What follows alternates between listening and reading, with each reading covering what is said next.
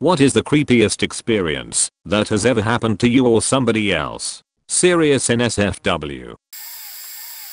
Rented a cabin for a week with my so. The first night there we had spent the day visiting her family. The actual reason for our trip, had dinner. She got pretty wasted.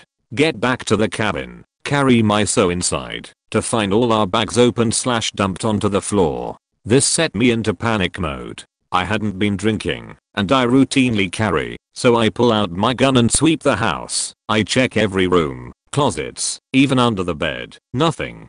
My so is still fast asleep, so I check our stuff over, and there's nothing missing.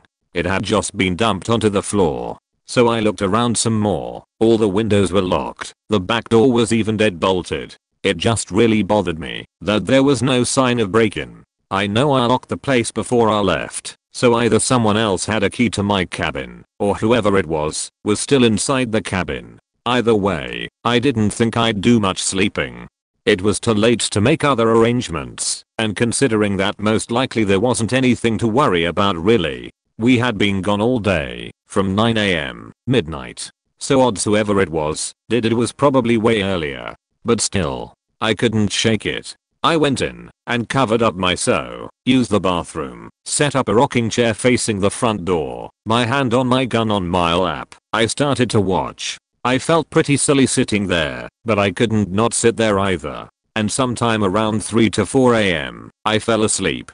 I woke up the next morning around 7 AM, sun shining through. I actually half scared myself, because I hadn't meant to fall asleep, which then scared me again, because I wasn't holding my gun. I start looking around, and on the couch is my gun. I'm like what? Then I look, the front door is wide open. I'm like, no faking way. I jumped up and started running to check on my so. Thank God she was still there, under shade. I go back out into the living room and pick up my gun. All my bullets are missing. I go outside and look around. The car and everything is still there. No signs of anybody. I walk back inside, look in the far corner of the living room and I see the corner of the main living room rug lifted up. I investigate. It's covering the opening to the crawl space. That means this guy was in my cabin the entire time. I must have pulled up and caught the guy in the act. He thought fast and hid in the crawl space. Then sometime during the night, crawled out, disarmed me, and walked right out the front door. TLDR entered a cabin, came back for the night, and found our stuff dumped on the floor. Put my so to bed, stayed in the living room with my gun in case they came back. Fell asleep. Woke up the next morning to my gun on the couch, a hidden crawl space door open, and the front door open. The person was hiding in the crawl space the entire time, and worse, came out while I was sleeping and disarmed me. I was walking home from a pub in the city when I saw a car pull up next to a very drunk girl who was sitting in the gutter. Something just didn't feel right about the situation, so I walked over just as she was getting into the car and asked her if she was okay. I was at the passenger side with the door open and the girl leaning in talking to the driver as he was telling her to get in the car. He kept saying he was a taxi, urging her to get in the car when he started reaching for her hand to pull her in. I looked at him and he was sweating and staring at me. He looked me in the eye and said I'm taxi. That's when I noticed that there were 2 other men in the backseat of his car all staring at me and the girl. The driver got a hold of the girl and started to pull her into the car when I grabbed her and told her he wasn't a taxi. All the while he's got this crazed look in his eyes and he just keeps saying I'm taxi over and over again. I took the girl away from the car and the men started to speak in a foreign language and then began to shout at me. I told the girl I will call her a taxi, but that car wasn't a taxi. It had no radio / meter / markings / license etc, plus there were 2 men in the back. The fact seemed to dawn on her and sober her up. The men in the car drove off when I took a picture of their license plate and tried to get a picture of them. Edit. Thank you for all your kind words. I was just doing the right thing. Edit 2. Thanks for breaking my gold virginity. My coworker told me this once, and thinking about it still sends shivers down my spine. One night she realizes that she's down to only 1 cigarette, so she decides to walk down to the little corner mart that was located just a few streets down from her apartment building. If I remember correctly, she said that the sun had just started to set, so by the time she got to the store, bought the cigarettes, and started walking back home it was dark out. The weather that week had been pretty shitty, and so it was somewhat foggy that night, but she wasn't too scared, because this was a place she was familiar with and felt safe.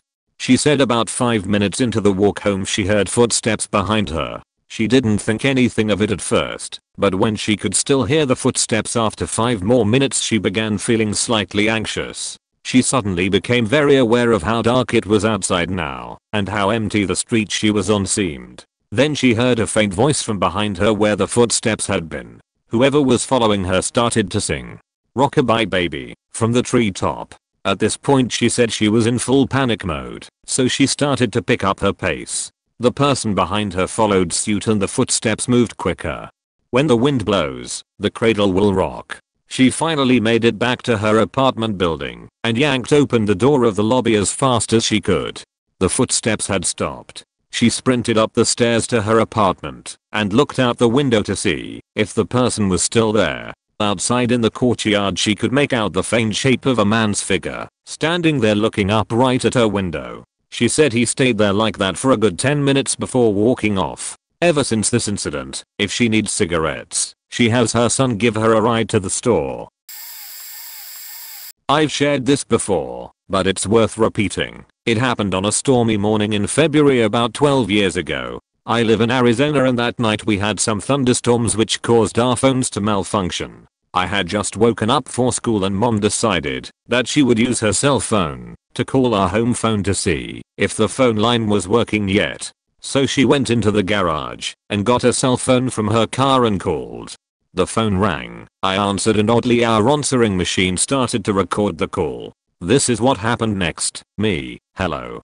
Typical phone recording. We are sorry your call could not go through. Would please hang up and try again. I knew the answering machine was recording because I could hear myself on it, so being a 13-year-old I thought it would be funny to act like I was mouthing off to the "we are sorry" recording. Me, no. Typical phone recording. We are sorry. Me, yeah, I'm sure you're sorry. It's all your fault. I hung up and decided to listen to the recording and this is what I heard. Keep in mind that I was talking to a typical audio recording for a failed call.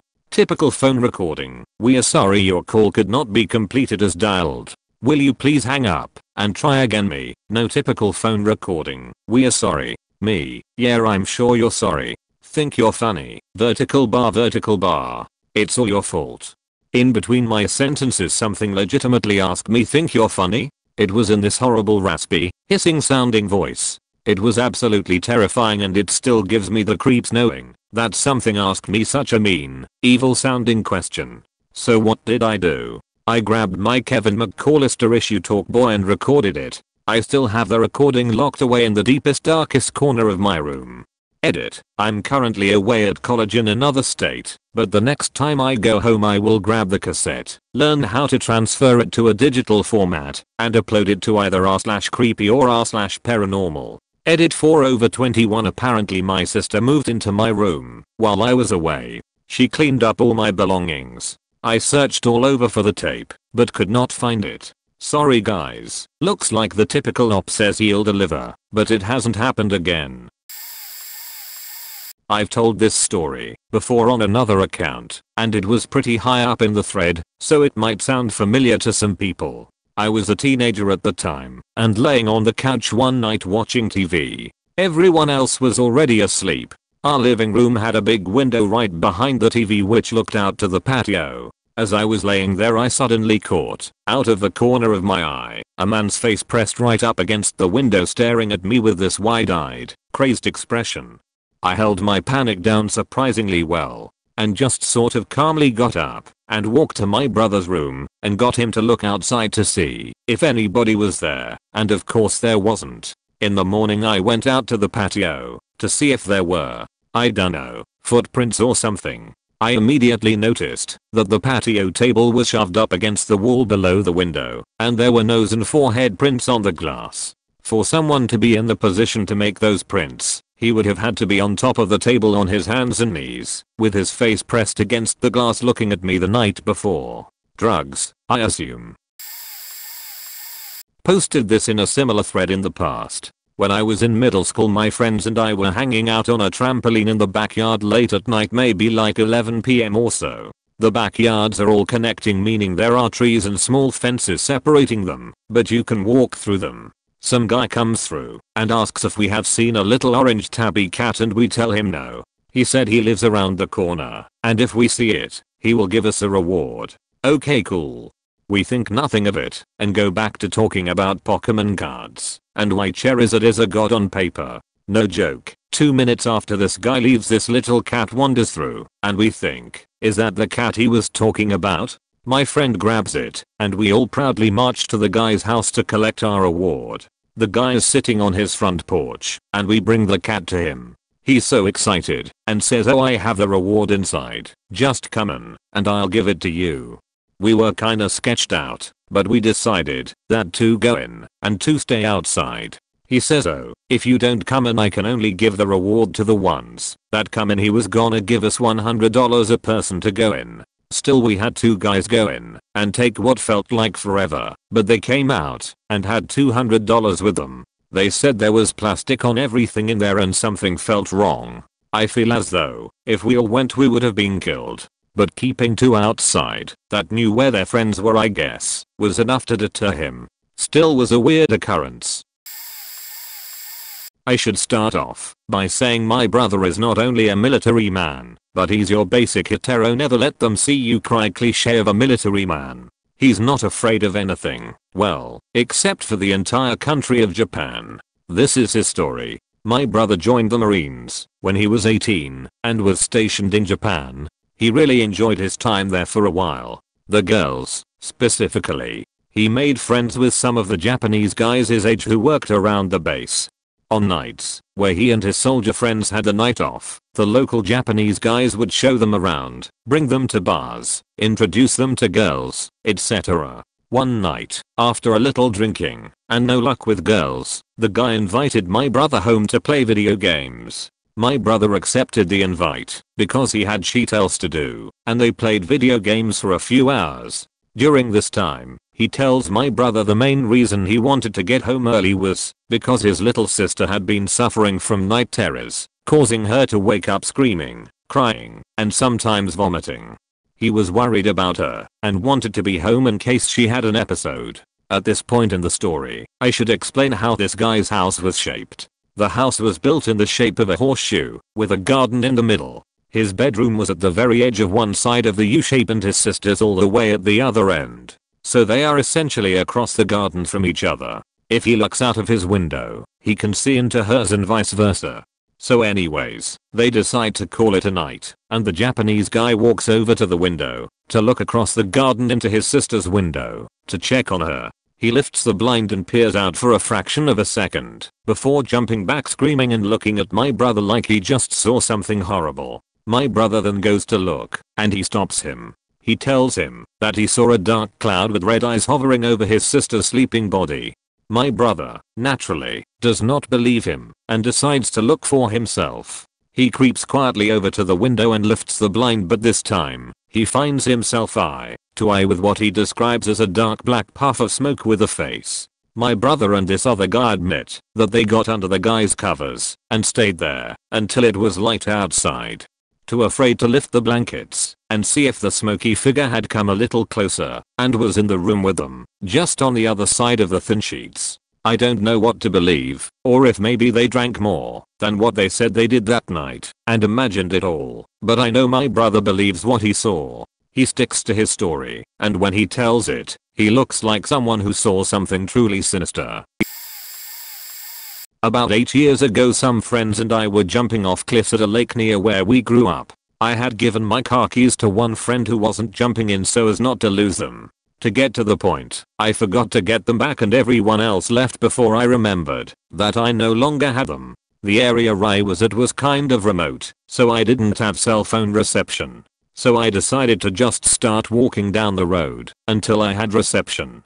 About a half mile down the road, a car pulls over with 2 guys. They ask me what I'm up to, which isn't exactly weird to ask, as I'm just walking down a somewhat rural road without a sidewalk. I tell them what is up, and they offer to let me use their phone that does have reception. I call my friend, who luckily picks up, and let him know that he still has my key. I hand the phone back. The two guys then ask me if I want a ride back to my car. Obviously, the thing to do is say, no thanks, I have time to kill, so I might as well walk back. But I'm a dude, so I say, yeah, that would be great. So I get in the back, and the two guys start to tell me that they are from New York City and staying at a nearby camp. That camp happens to be a nudist colony. Anyway, I tell them that I'm just visiting family as I'm back from college, which is a somewhat well-known liberal arts school with a reputation for having a higher than average gay student population even compared to other Northeast liberal arts colleges. At this point, the two guys ask if the friend who has my keys happens to be my boyfriend. I say, oh, no. They start asking about what I was up to earlier. I tell them about jumping into the lake. They say that sounds fun. Why don't you take us back into the woods to show us? I'm like, well, I've already gotten changed. They're like, no problem. You can just get changed again. At this point we pull into the parking area where my car is. I tell them that I think it would be best to wait for my friend. I get out of the car. They get out of the car. They continue to try to talk me into walking into the woods with them. I say thanks for the ride and get into my car. They hang around for a few minutes and then leave. It starts getting dark. 10 minutes later they drive by again. It turns out that my friend went to pick up another friend about 20 minutes away from where I was. So I sat there for a long time in the dark for a while hoping they wouldn't come back. It freaked me the fuck out. Don't get into strangers' cars. Even if you are a 20-year-old dude who is pretty fit. Posted previously in r/to/less from Thesquidka, but it's still my creepiest experience at work. Cop here. Anyone want a story? About 9 years ago we got a call from a payphone. There's a dead body in the abandoned building at corner 1st and Main. Street names made up for this story. An officer responds to the area and can't find anything that would be considered an abandoned building. The caller hung up without leaving any information. And the payphone that he called from was several miles from that area. So the officer clears out the call having no contact. The next day we got another phone call from another payphone. There's a dead body inside the abandoned building at the corner of 1st and Main. Again they hang up without offering any other information. This time I got dispatched to the report. I head up to the area of that intersection and start looking around. Now understand that I live and work in a fairly sizable metropolitan area and this was when the economy was still good. Booming even. Abandoned buildings were hard to come by at that time. I drive through all the shopping plazas that are little industrial complexes within the vicinity of that intersection and I can't come up with anything. So I start driving a little bit further in each direction. But I remember that there's some new construction that hasn't been finished yet. And I wonder if they think that those are considered abandoned. I get out of my car and walk through a bunch of businesses that are still in the framing stages. But I can't find anything. As I leave the area I'm now more than a mile from the original call location. As I pull out onto the major roadway I stop for traffic and look in front of me. There it is. A gigantic electrical component factory that has been vacant for probably the last 15 years. It has a 9-foot wall around the entire perimeter and the landscaping is still maintained. So it doesn't stick out like a sore thumb right away. That added to the fact that I'm pretty far away from where the caller said it should be. But then again, it's abandoned. It's definitely abandoned and has been for a very long time. So I call for another unit to back me up and we go check it out. We use a drainage pipe to climb up and over the 9-foot wall to get inside the perimeter. We start walking through the building checking every single door. When I say this place is big I mean it's fucking huge. It's over 100,000 feet. It's like an old abandoned Motorola or Freescale or Intel type building. It has gigantic coolers on the outside, pipes running all over which way, ductwork running down the sides of the buildings, loading docks, and a basement. Every door we come across is locked and secured. We continue walking around looking for anything out of place. As I get about 3/4 of the way around the building I pull on a door and it flings open. I called my backup who came over to me. We knock, announce, and enter the building. as we step into a hallway that leads about 100 yards down with doors on either side. The door we just stepped into closes. And it's black. Pitch black. Like can't see my faking nose on my face black. We start moving through the building, trying to clear each room the best of the two of us can. But this place is absolutely gigantic and each room is connected to what seems like 4 other rooms. We stepped into one room and the door closed behind us. It must have been some old clean room or something. It was the weirdest thing, because there was no sound. Nothing. I couldn't hear the traffic outside, or the grumble of electricity or air moving. All the sounds that we heard throughout the rest of the building were gone in this one room.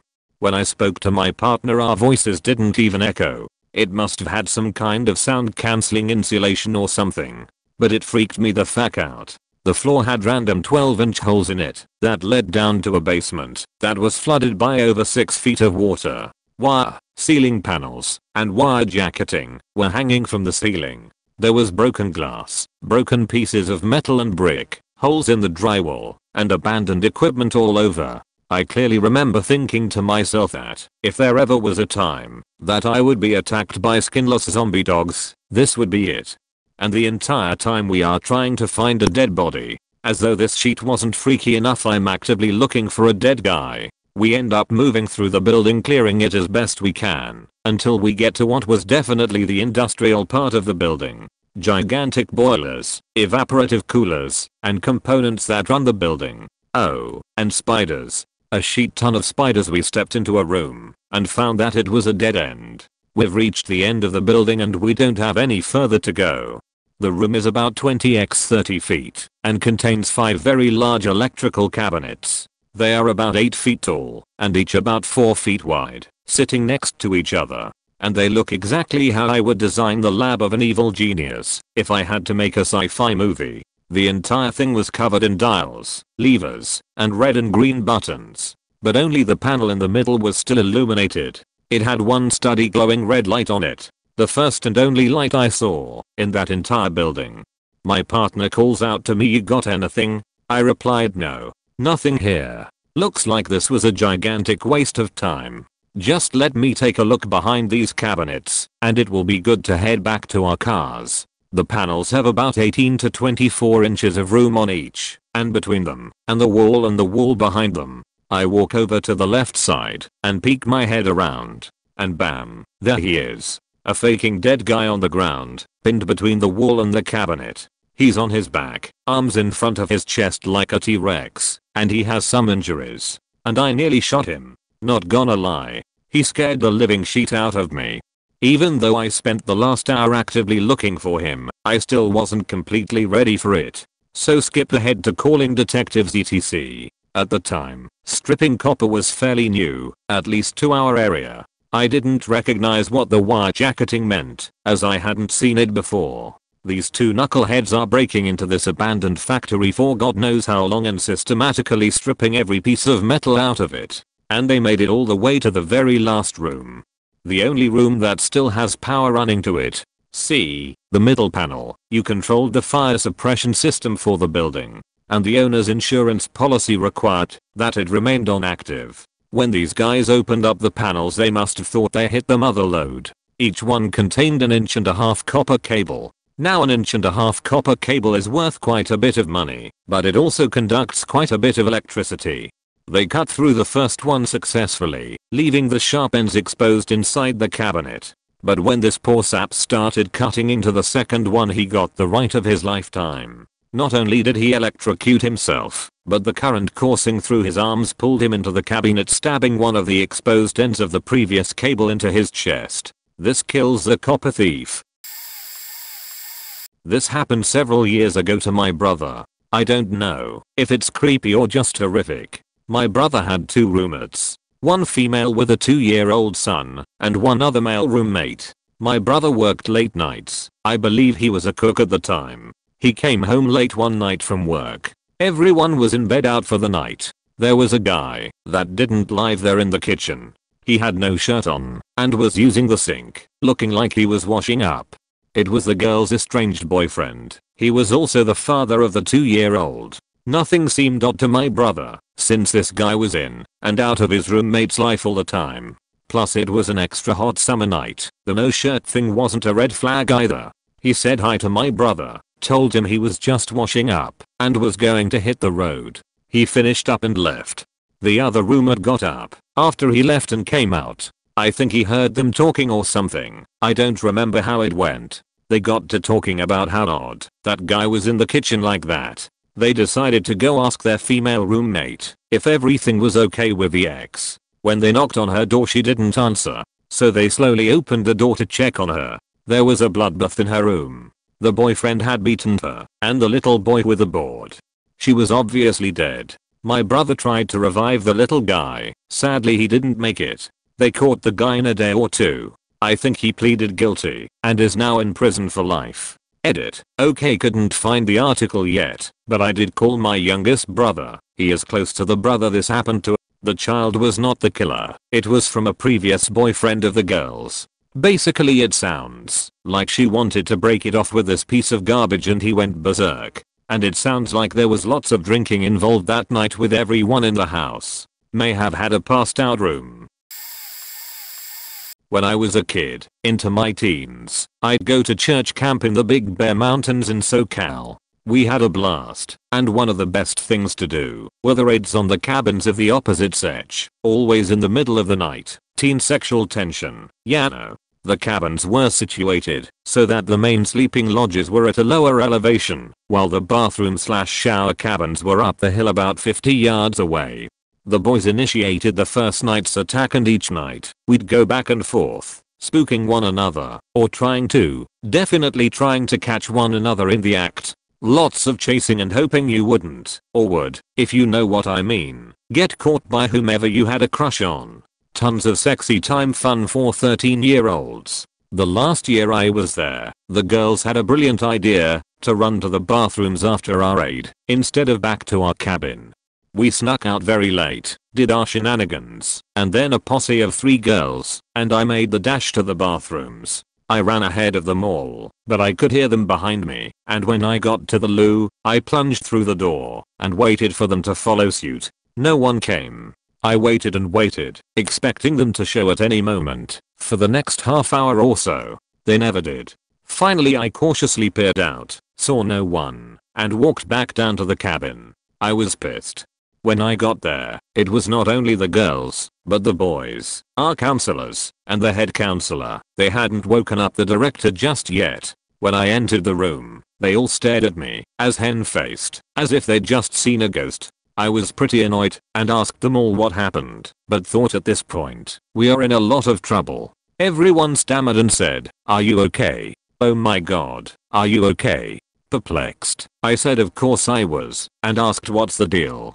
I heard them running behind me, but then they were no-shows. What gives? My BFF at the time said, "We didn't run up the hill after you. When you took off running, we saw you, and you were being chased by a bear. We thought you were dead." About 10 years earlier, 2 different girls were eaten by bears in Glacier National Park on the same night, and it was something we talked about often around the campfire. Edited to correct crappy grammar, then figured what the heck, and left it as is. Bear with me, I'm not insane. I woke up in the middle of the night and there was a shadowy figure standing at the foot of my bed just staring at me. This wasn't an intruder in the normal sense, it was made of something darker than shadow-like, and its form was outlined, because it seemed to absorb the tiny bit of light in the room. For some reason I knew it hated me, and wanted to hurt me, but I was completely unable to move, so we just stared at each other for who knows how long. Then it started moving on all fours kind of sideways over my feet and legs across my body. This was especially terrifying, because it was slow and deliberate and its limbs were grotesquely long on an otherwise emaciated body. When it got to my chest it thrust its face in front of mine, and started pressing down on my chest, like it was trying to stop my heart. All of a sudden, it was just gone, and I could move again, but I still felt a massive pressure on my chest, like I was having a heart attack. Go figure considering the circumstances. I didn't sleep the rest of the night. The next morning I tried to research this thing, and found out it was something called a shadow man or a shadow visitor, and people had been having encounters with them for years and years. But the logical explanation for this is sleep paralysis. I dreamed the whole thing, but I was dreaming that I was in my bed while physically in my bed, so I was not able to differentiate dream from reality or when the dream started/stopped. Of course, the horrifying demon shadow disappearing is a good indicator of when it stopped. The pressure I felt in my chest was just really intense fear, and because you sometimes get that tightness in extreme circumstances, the dream just kind of worked it in. The human brain is a real piece of shit sometimes. Little late, but I'll tell my story. I was bouncing for a local strip club in Missouri around 2008. Boss gave me some money and sent me to go get some things from Walmart around midnight. On the way to Walmart on a pretty empty Highway 50, I noticed a figure stumbling along the road. I stopped out of curiosity and rolled my window down when she approached. When I asked her if she needed a ride, she looked frightened and could barely speak. I unlocked the door and she got in. After she sat down, a van pulled over behind me. Thinking it might be someone she knew, I asked her who it was. She was starting to cry and couldn't make out any words. Just then a man from the van appeared at the window that was still down. He grabbed her through the window and started yelling at me to mind my own business. Told me not to believe a word she says. She's screaming and freaking out now. In the confusion, I lock the truck doors, and in my best tough guy voice I explain to the guy she's with me and I'm taking her wherever she wants to go. I told him if he wants he can follow me, but she's not getting out of my truck until she gets where she wants. He cusses some more and walks back to the van. I pull back onto 50 and she starts to tell me the story. That man and his friends had taken her to a field and had their way until she played dead. They tossed her in the back of the van when they were done. When they stopped at the gas station, she jumped out and ran across the highway, where I found her. I told her I was talking to the cops and she agreed at first, but she began to get nervous again and said no to the cops. So I explained that I can take her to the cops or the hospital, but that's it. I dropped her off at the emergency room. I'll never forget how she looked in the light. She was panicked but relieved. I watched her walk through the doors and the security guard began to help her. I left, got some shit for my boss, and went back to the club. Never saw the van or the girl again. I hope she's okay. Thank you for the gold. This has always been my most surreal experience, and I do think about her every now and then. I grew up in a little town in Colorado near the New Mexico border. In this area, there is a huge Navajo reservation. I don't know if any of you are familiar with Ute folklore, but it is some scary shit. I had several friends who lived on the res, and one family in particular was starting to get really worried about living in the small town on the reservation. As soon as you drive into the town, it just feels off. Like the hair on the back of your neck would stand up, and you just felt very unwelcome. I'm not a religious person, but the best way to describe the feeling of the overall town was demonic. Anyways, one day my friend called me all freaked out saying they've been having issues lately in their neighborhood with what were believed to be witch doctors. Most of the Ute people did not believe in these practices anymore, so people started getting freaked out when strange things started happening. Mainly animals started being killed. The aforementioned friend had a cage in her yard with several pet rabbits that her family had had for a long time. There was one for each of the 5 siblings.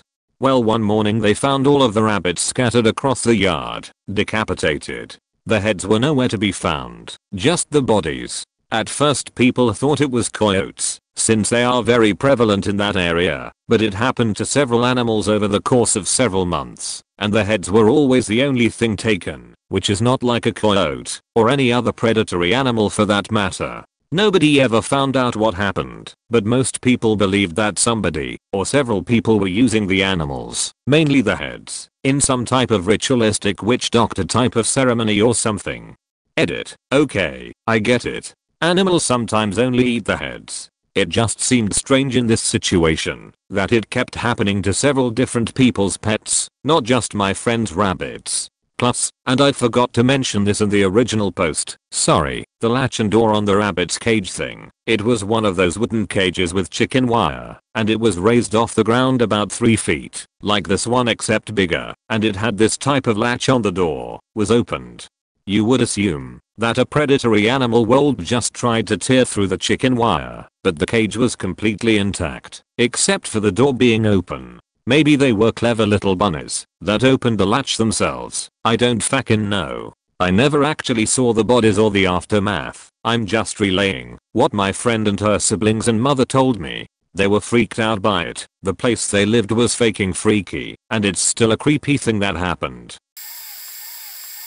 This is a comment I submitted to a thread a few months ago. When this happened, I was 15. My grandmother and I were both into the paranormal and would often go ghost hunting, either in areas that the locals would claim were haunted to nationally recognized landmarks, armed with only a Polaroid camera. Amateurs after all. One day we went into a very old graveyard dating to the 1700s. This was in her own neighborhood, which had several gated areas devoted to the original families who had settled into the region.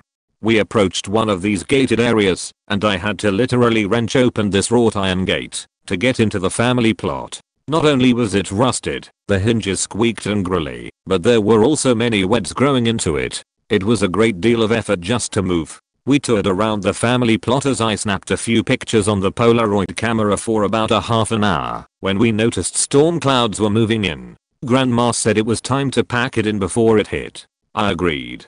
As we finished up and turned to that wrought iron gate again, we noticed that it was no longer open, but had closed to its original position. We stood for a moment registering this, and before we could comment on it, the gate, which was a beach, to open in the first place, soundlessly opened up, allowing passage. We wordlessly walked to the car and started driving home. Once we were free and clear of the graveyard, we started talking about what had just happened. We couldn't decide if the gate opening was a friendly "have a nice day" or GTFO.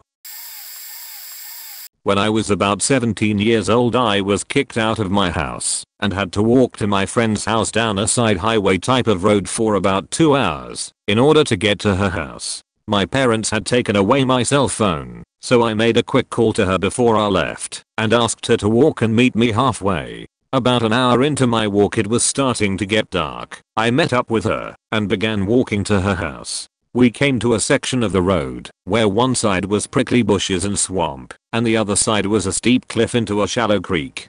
By this time it was completely dark, and there were no street lights. On the opposite side of the road, we noticed a semi-truck who was driving extremely slow past us, slower than the rest of the cars that had previously driven past us. All of a sudden this semi-truck makes a sharp turn to block us in and cuts off both lanes of traffic. With complete darkness surrounding us, a swamp and a cliff on either side, I got a feeling. I'll never forget it. I knew that was it. That man stopped for a reason, and he was going to try and do something horrible, and I could feel it in my gut. My first instinct was to run into oncoming traffic, which was scarce, and start flailing my arms. All of a sudden a police officer who was patrolling on the road with his headlights off stopped immediately and asked us if we were okay. It was as if he came out of nowhere. We explained what had happened, and as we explained what was happening, the semi-truck driver was trying to leave, reversing and pulling forward several times to make the turn. The officer put us in the car and pulled him over. It turned out the driver was high on methamphetamine and had rope and a gag hidden under the passenger side seat of the car and a machete under his seat. He was arrested, and the police officer drove me and my friend to her house. True story. I have never been so happy to see an officer in my life. Posted this a while back, but it was buried. A little late to the game here, but this is one I wanted to share. I'm definitely a skeptic, but one experience I had house sitting for my aunt and uncle definitely raises some questions for me. They were going out of town for a weekend and asked if I would keep an eye on the house and take care of their dogs while they were away. I was staying with my grandparents for the summer as I usually did, and being a 16 years old with a brand new driver's license, I jumped at the chance for a few days of freedom with the house to myself during my summer vacation. I packed up my PlayStation, rented some games and movies, stocked up on some snacks and headed over to their house. The first night there was uneventful, but I remember feeling slightly uneasy being in the house. Nothing out of the ordinary was going on. I just attributed the uneasiness to being in the house alone for the first time, without my aunt and uncle there. Around 1 AM I decided to go to bed and let the dogs out in the backyard to relieve themselves before bed. After they were done, I made sure everything was locked, doing the deadbolt and the chain locks on the doors. I woke up the next morning, put some coffee on, and got the dogs up to let them out. The uneasiness remained. I couldn't help but feel like I was being watched, even though I knew no one else was around. After breakfast I decided I was going to go for a bike ride and meet up with some friends. I put the dogs in their crates, locked up, and headed out. I was gone for maybe 4 hours until mid-afternoon, when I decided to head back to the house. When I walked in, the dogs were freaking the fuck out. Not your normal happy to see you, let me out of this crate. Excitement, full-blown panic, shaking, foaming at the mouth, howling, the works. These dogs are normally very calm and are perfectly content to spend most of the day in their crates sleeping. They go in on their own for naps, so this was really out of the ordinary. I opened the doors to their crates, but neither of them wanted to come out. Being a little freaked out myself at this point, I decided to check the house to make sure nothing had happened. All the windows were fine, everything was still locked, and the house was completely empty. At this point I should mention how the house is laid out a bit. It's an old house, late 1800s, and prior to my aunt and uncle owning it was divided up as a duplex. The upstairs was a separate apartment. They mentioned that an older woman had rented the upstairs, while the previous owners lived downstairs. My aunt and uncle didn't rent the upstairs, but didn't really do anything to convert the house back into a single family dwelling. My uncle used the upstairs apartment as his home office, with several computers and a couple of modems, early 2000s dial-up, and most of the time the door to the upstairs, in the enclosed porch off of the kitchen, just stayed closed and locked. There really wasn't any reason to go up there. I decided, in an abundance of caution, since the dogs were so freaked out, that I should check the whole house. I unlocked the door to the upstairs, and went up to check. I noticed that one of the computers was on. This was odd, as my uncle had said in his note that he'd shut off everything upstairs and unplugged the surge protectors. Maybe he meant to do so, but got into a rush to get out the door and forgot. No big deal. We were expecting storms later, so I shut the computer down, unplugged everything and went back downstairs, locking the door behind me. By this point, the dogs had calmed down and had taken their usual spots on the couch, where I joined them to play some PlayStation. After dinner, around 8 PM at this point, the dogs and I were still on the couch watching movies and just chilling out. All of a sudden one of the dogs stands up on the couch, with all of the fur on his back sitting on end, and begins growling towards the direction of the door to the stairs. He continued this for the next 5 to 10 minutes, and nothing I did would distract him from whatever he was sensing. He eventually calmed down and laid beside me again. A few hours later, around 11 PM, he started again, and the other dog joined in this time too. That's when I began to hear creaking coming from upstairs, like someone stepping on a loose floorboard. It didn't sound like footsteps, just like someone rocking back and forth on the loose board. Properly freaked out now, I went to investigate. This time I noticed that the door to the upstairs was now unlocked. I had locked it when I went up there earlier. Oh fuck. Someone might be in the house. I took a few steps back into the kitchen and grabbed a knife, you know, like a horror movie cliche. I checked the porch door to the backyard, which would be where someone would come in, to get to the upstairs apartment. It was still locked. Okay, weird. The creaking upstairs was still happening. I opened the door to the stairs and it immediately stopped. I turned the lights on and went upstairs. Nothing. I was freaking out over nothing. It was probably just the house settling or something. It was, after all, an old house. These things creak and groan all the time. A little embarrassed with myself for getting so freaked out, I went back downstairs, again locking the door behind me. I decided to get some sleep, popped in another movie, curled up on the couch and passed out. I was woken up a few hours later, 2 AM, to the dogs again in full-blown panic mode. This time I could hear the creaking again, and then something else happened. I heard a dial tone. I heard a modem upstairs dial some numbers. I heard it try to connect. What the fuck? Was I still asleep? No, I'm definitely awake. I again grabbed the knife, went to the upstairs door, again unlocked. I opened the door and the noise again immediately cut off. I went upstairs to check. Again, nothing, and everything was still off and unplugged just as I had left it. I went back downstairs, locked everything up, and went to try and calm the dogs down. About 10 minutes later, I heard the modem start up again. It would dial, try to connect, stop, and then dial again, and again, and again. The creaking was back too, and this time it did sound like someone was walking around up there, even though I knew I was alone, and had checked every conceivable place in the house an intruder could hide. I put up with this for another half an hour or so, and it didn't let up. The dogs wouldn't calm down either. Eventually I had enough. I grabbed the dogs, loaded them in my car, locked them up, and got the hell out of there. I went back to my grandparents' place and stayed there for the rest of the night with the dogs.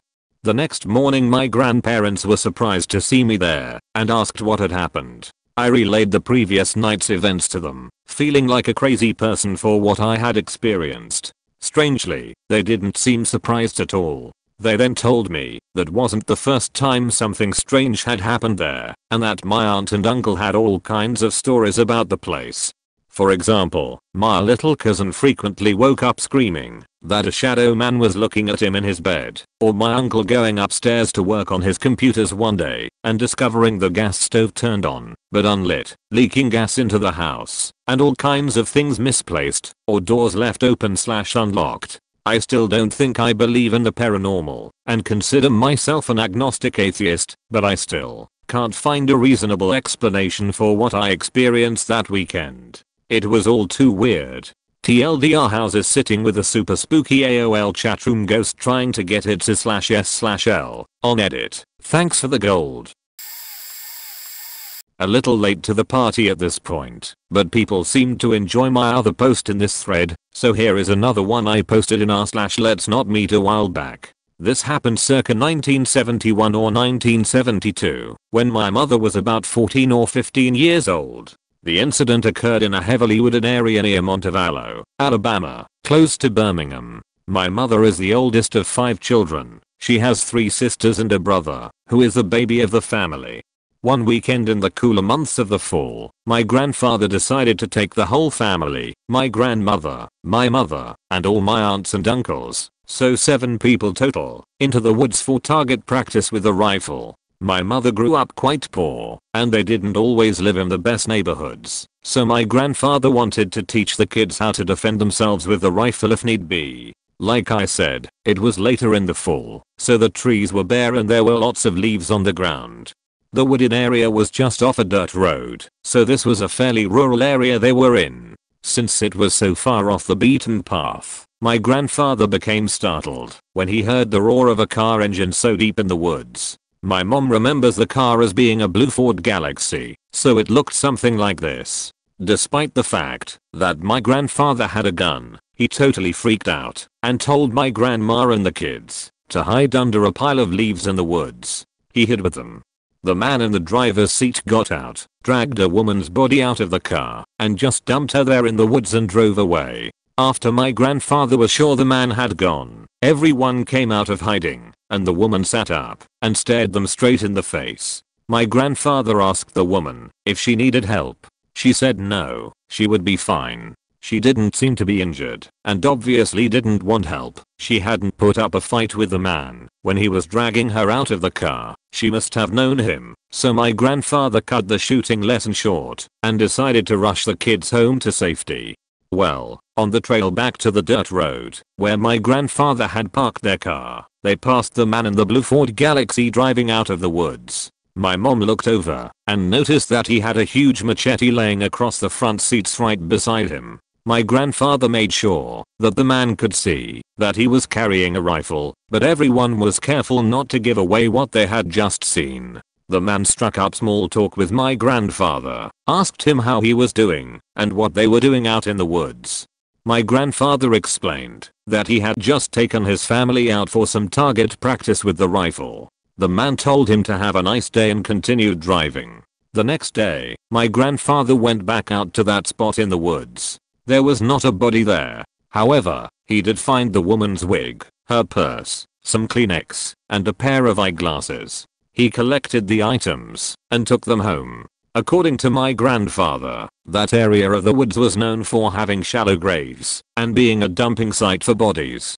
My mother became hysterical when he walked in the door carrying that stuff. She started screaming, "He killed that lady. He killed that lady." My grandfather ended up taking the items to the police station, but my mom doesn't think anything ever came of it. She never heard anything else about it after that. Well, she did hear one other thing about it, I guess. Early the next morning, my grandmother called my mom when she arrived at work, just before the kids left for school. She told them not to take the bus that day, that she would come home and pick them up and drive them to school. When my mom asked why, my grandmother said, "Because that car is waiting for you at the bus stop." Edit. A word edit too. Since this post is picking up some traction, I forgot to add that this town is sort of on the outskirts of a metro area, and the woods where this happened had a reputation for being a dumping ground for dead bodies. Rumor has it there were a lot of shallow graves out there. My father told my family this story a few years ago and refuses to talk further about it since. So my dad recently got out of the army, the Vietnam War ended, and he never shipped out. He's driving eastbound late one night on some FACL interstate, can't remember which one, and he's the only car for miles around. Suddenly out of nowhere a timed DC speeds from behind him, pulls around his left side, and merges in front of him, with 4 black trucks in tow. This was back when civilian band, CB, radios were still in wide usage, so my dad gets on his CB tuned to channel 19, pretty much the /B/ of CB radio channels, in terms of it was used for idle sheet-shooting, and hails a semi once. "How about that time DC truck? What are ya hauling and where to?" Normally the trucker would respond to this question with an appropriate answer. It's not unusual to get asked what you're hauling if you're the second only truck out at FACL hours of the night. Anyway, dad hails the truck once. "Yeah." No answer. Hails twice. No answer. Hails third time, and midway gets cut off by some creepy voice modulator affected speaker saying something along the lines of, "You leave that time DC truck alone. Remember how there were black trucks escorting that semi? Yeah, that was them." Needless to say, this spooked my dad pretty good, and he shut up for the rest of the night and let them go about their business. This happened about 13 years ago. It was October or November and there were no leaves left on the trees around our neighborhood. I was in elementary school and my brother, 6 years older, had just got a new camera to take with him on a trip to Europe with People to People. That night he and I walked down the block to a convenience store to grab a drink. On the way back we noticed one of the neighbor's trees looked like it had a ton of leaves and was rustling despite it being a windless evening. Once we returned home we grabbed that new camera to use the flash to see the tree better because we couldn't find any bright lights and walked back to that tree. We stood across the street from it and listened to the rustling for a moment before my brother raised the viewfinder to his eye and snapped a picture with the flash on. At the instant the flash went off, all I saw was what seemed like 1,000 glowing red eyes staring right at us, then a horrid amount of squeaking and flapping of wings. We ran back to the house as fast as we could while whatever was in the tree swooped at us. We ended up sporting a few scrapes. A few minutes later we ventured back out to find the ground where we had stood was covered in bad dropping and a few feathers. Evidently that tree was full of murder of crows. I gotta ask my brother about that picture tomorrow. My mum told me this story a couple of times, and it always creeped me out. It's a long one. Many years ago, after my mum graduated high school in Hong Kong, her family decided to immigrate to Australia. She was to go first, and her dad and siblings would follow afterwards. She ended up moving in with her uncle and cousins in a small town, where she helped out as a waitress at their restaurant. Being an impressionable young adult made her a little more trusting and naive than most, and the locals found her charming and lavished attention upon her. Her cousins teased her constantly for her lack of street smarts, which probably made her think twice about trusting everyone she met. One day, she finished her morning shift at the restaurant and was walking home, dawdling along after a long day on her feet. Suddenly she heard the sound of a car motor humming just behind her, and she turned to see someone slowly following her in an old grey station wagon. The driver pulled up alongside her, leaned over to wind down the squeaky passenger window, and called out to her from inside. Gdaj, love. At this point, she hesitated. Maybe it was her cousin's cheesing that got to her, but something nagged at her, suggesting that this stranger wasn't like the usual cheerful locals she had met. There was just something off about him. She didn't respond and avoided eye contact as she kept walking, hoping he would go away. "How are you doing, Daryl? Do you need a lift somewhere?"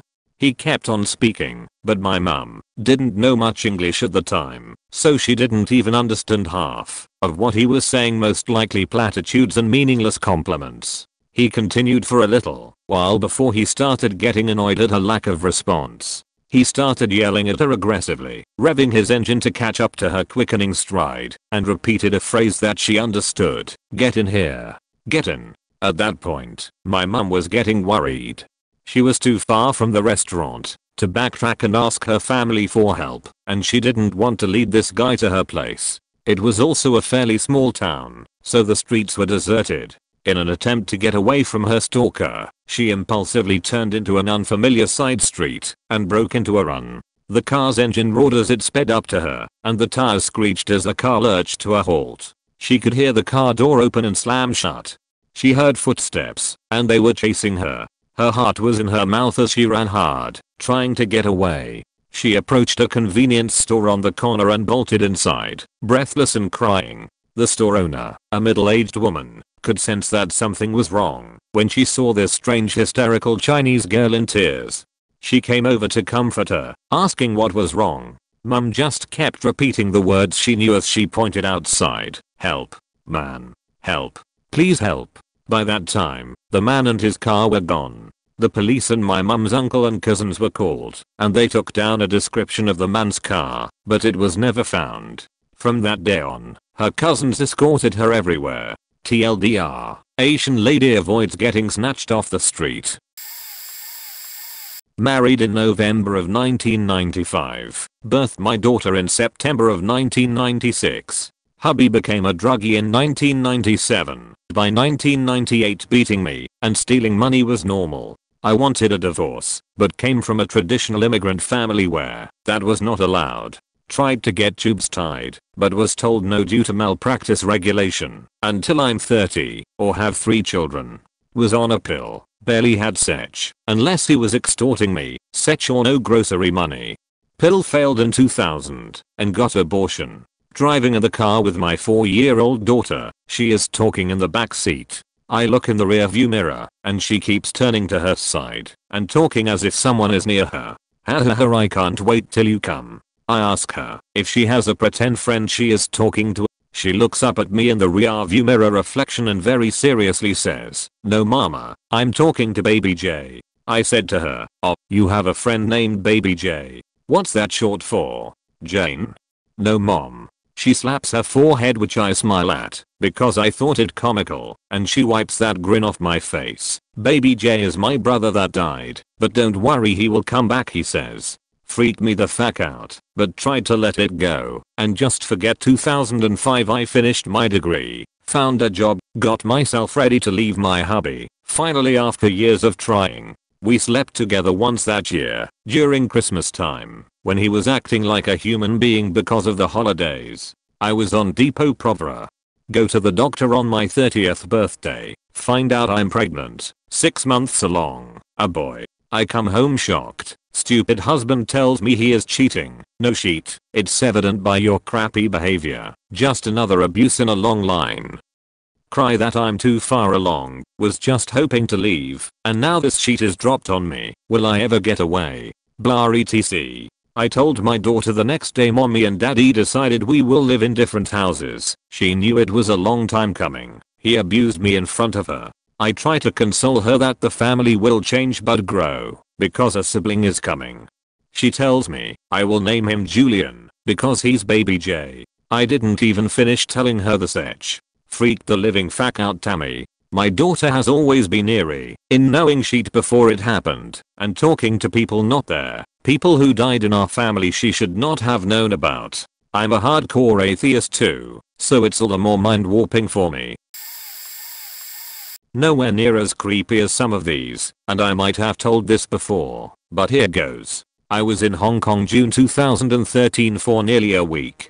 had an okay time, and at about 6 o'clock on the final day of my trip I got on the metro towards the border checkpoint with mainland China. At 6 o'clock on a Sunday there was literally nobody on the subway, besides me. At the very first stop a uniformed police officer wielding a pistol grip 12 gauge enters the same car I'm in, and I immediately freeze. I was already looking at the base of the seats across from me, and did not move. The cop slowly walked past me, and I thought I was going to burst into flames as I felt his stare. It wasn't far to the next station, and as he got to the next door, he got off, just as quickly and quietly as he got on. Fast forward nearly an hour, and I'm at the checkpoint.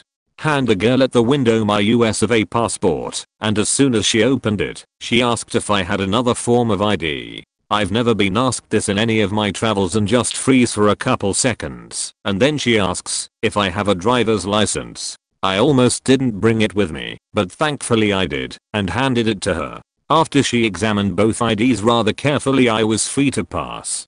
I had known he was there, but obviously didn't know then that I had been staying about a block from where Edward Snowden was, and our time overlapped. Only a few years apart in age, American, kinda skinny/average height, brown hair, short well-trimmed goatee. Yep. He headed to Russia a few days later, and shortly after more details of his escape came to light. Edit, grammar and adding TLDR in Hong Kong, while Edward Snowden was suspected of being him trying to leave the country by a scary shotgun-toting cop and later the immigration officer at the border. My dad is one of those people that just gets a bad feeling and listens to them. So one night we are all sound asleep, and my dad wakes up in the middle of the night with a bad feeling in his gut. He gets out of bed and decides to check on us kids. My house has a split floor plan, with the master bedroom on the complete opposite side of the house. So my dad gets out of bed and checks my room. Everything's fine, but the feeling is getting worse.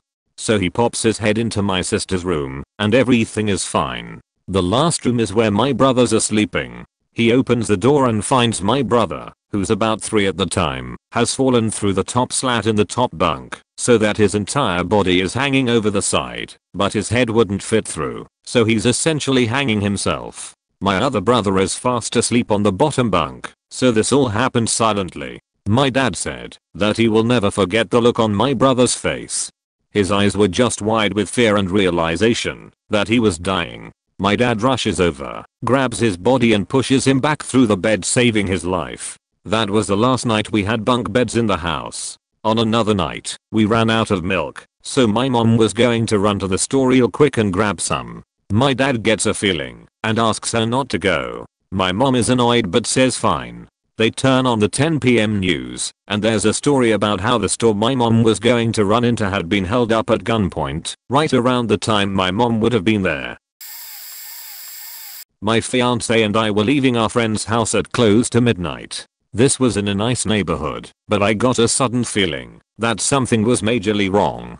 Just as we were putting our stuff into my car I heard a car engine start up the street a ways. I tell my fiance to hurry up and get in, trusting my instincts. At that moment a pickup truck peels out and speeds towards us, cutting off my car from the front. This was in a cul-de-sac. We could see the face of someone deranged. I wasted no time slamming my car into reverse and backing towards the exit, then flipping around and trying to drive off. He raced and partially blocked the exit, but I managed to get through. We raced through several residential streets as he tried to shove us off the road and corner us. We finally got away after getting to a main road and going 115 miles per hour towards the police station, while my fiance was frantically trying to get the police to us. We found out later that the guy was a local meth head with a sizable rap sheet whose girlfriend lived next door. Apparently my fiance looked a little like her, and he thought I was picking up his girlfriend. This experience caused us to get our concealed carry permits. 10/10 thrill ride though, would do again. TLDR, got chased in my car by a local meth head that thought I was stealing his girlfriend.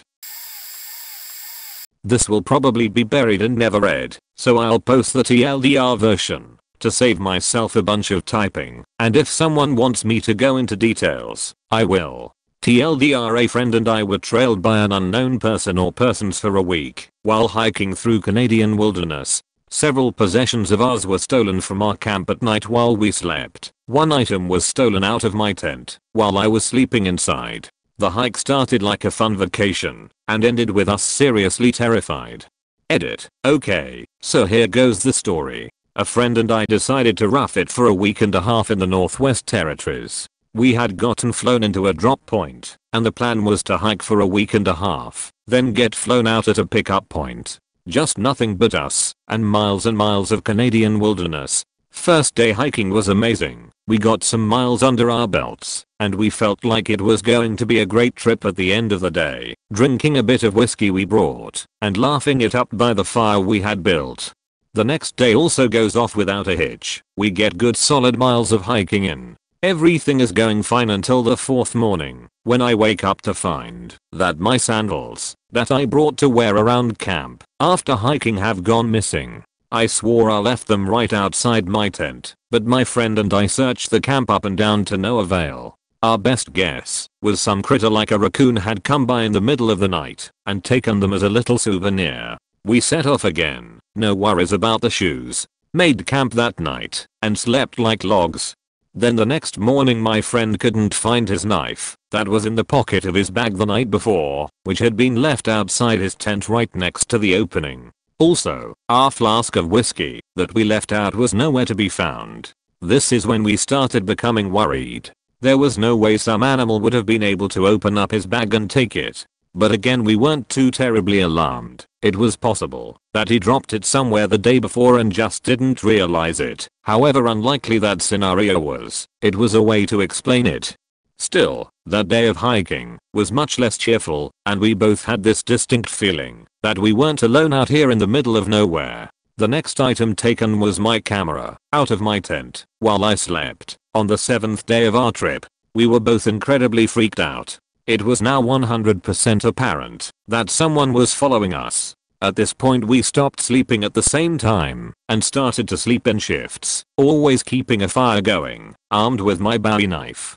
The theft stopped after that, but that did not ease our minds at all. See, there was no way out of this except to keep on hiking towards the pickup point. We couldn't contact anyone. It was us and whoever was following us, alone. And we still had 3 more nights of this. Nighttime turned into a constant feeling of being on guard. Every little snap of a twig or rustle of a bush out in the darkness brought both of us to our feet. We barely slept at all. And the days didn't help either, constantly looking over our shoulders, peering out into the trees to see if we could catch any sight of our unwanted traveling companion or companions. But we never saw anyone. Still, we knew they were out there, always watching, always following, always just out of our sight. Once we reached the pickup point and got flown out, we both breathed a giant sigh of relief. We talked to our bush pilot about it, and he said his best guess was that we were being trailed by people of native tribes that still live in the remote northern wilderness of Canada. 100% nope. Was 17 and working as a grill chef in Manchester city centre. Restaurant was called Starvin' Marvin's, and it was an American-themed diner. We stayed open stupidly late to serve ridiculously expensive burgers to drunk people. After a few weeks we hired a new waitress, a B. A B was really easy to get on with, if not really that easy on the eyes. Had a way with customers, was very open, and after a few of these late shifts we were the only two there locking up. She tells me that she has an ability and I get goosebumps thinking that I'm stuck in a restaurant with a crazy lady. I just nod and go oh yeah, like trying to make small talk rather than encourage full disclosure. She goes on that since she was young she could see these things that would follow her around. They were always around and only she could see them. I stay aloof, polite and wondering if all the kitchen knives are accounted for. She walks over to me and says she can show me if I want. Being too polite to say no and wanting to be a good sport I let her take my arms. She takes both arms, turns both my wrists up, and holds them in her hands, firmly but not too hard. Just relax she says, and I'm standing there feeling awkward as fuck when suddenly in the corner of my eye I see some faking huge thing covered in legs run across the wall behind her. It looked like a fur-covered basketball that had all the mouth and legs and mean little eyes. I freeze up She can feel me tense and says, in the same calm voice, don't worry about him, relax, and breaks contact. I ran over to see what it was, fuck all there. A few years later I saw the TV movie version of Langoliers, SP. And have to turn it off before freaking out. TLDR, weird waitress touches me up after hours. When my brother and I were in college still living with my mother, my brother would always come home at odd hours of the night from his girlfriends. Well, my mom had just decided that we needed to be more careful and start locking the door and carrying a house key with us. One night around 2 or 3 in the morning there was knocking on the door. I looked out the window and saw a tall, skinny guy with long dark brown hair. I figured it was my brother who had forgotten his key again. I go to open the door just barely when I see that it isn't my brother, but a foreign guy who dressed and looked like my brother. I had the door just barely cracked when he tried to convince me to let him in. Instead, I woke up my mom, who called the cops before going to the door. He was trying to tell us that he was driving around the University of North Texas when he broke down and walked to the first house he could find. I hardly believe we were the first house he could find, since we lived a 3-hour drive away from it. Anyways, the cops got there, and this guy had several warrants for his arrest. When I asked my mom why he had warrants, she refused to tell me. Edit, I asked my mom. Apparently he didn't show up for a court date for possession. My mom said she wanted to freak me out, which she did. When we were really young we weren't allowed in the trunk of the car because she was hiding our older brother's dead body, and if we ever misbehaved in the grocery store the same would happen to us. My coworker told me this story. In high school she went to babysit for this boy, 3 years old, for the first time. The parents said he was sleeping and would probably sleep through the night. The only rule they told her was, don't let him play with his books. She thought this was a bit weird, but didn't think much of it at the time. After they leave, she goes upstairs to check on the boy. She sees him sound asleep in his bed. She also sees a bookshelf full of books in his room. She goes downstairs and starts watching TV. A couple of hours later she hears a huge bang from upstairs. She runs up to the boy's room and opens the door. She sees his bed is covered in books. Every book from the bookshelf is now spread out on the boy's bed. The boy's not there. The closet door is open. It's a walk-in closet, but the light is out, so it's completely dark inside. Out of the closet walks the boy. Doesn't say a word, but his eyes are open, like he's in a trance. He walks over to the bed and lays on top of the book and closes his eyes. My coworker shuts the door and waits downstairs till the parents come home.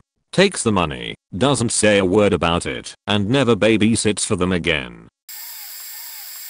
When I was a kid, my brother and I would get stuck with babysitting the neighbor's kid. His name was Alex. Alex was really fond of my Lego set that I had in the corner of my room facing the window. He would play for hours, staying preoccupied, while my brother and I would play video games in the living room. So one night, when I fell asleep on the couch while babysitting, my brother came to me and said, "Alex is under your bed and shaking." I asked, "What's wrong with him?" My brother told me to follow him into the room and try to talk him back out from under the bed.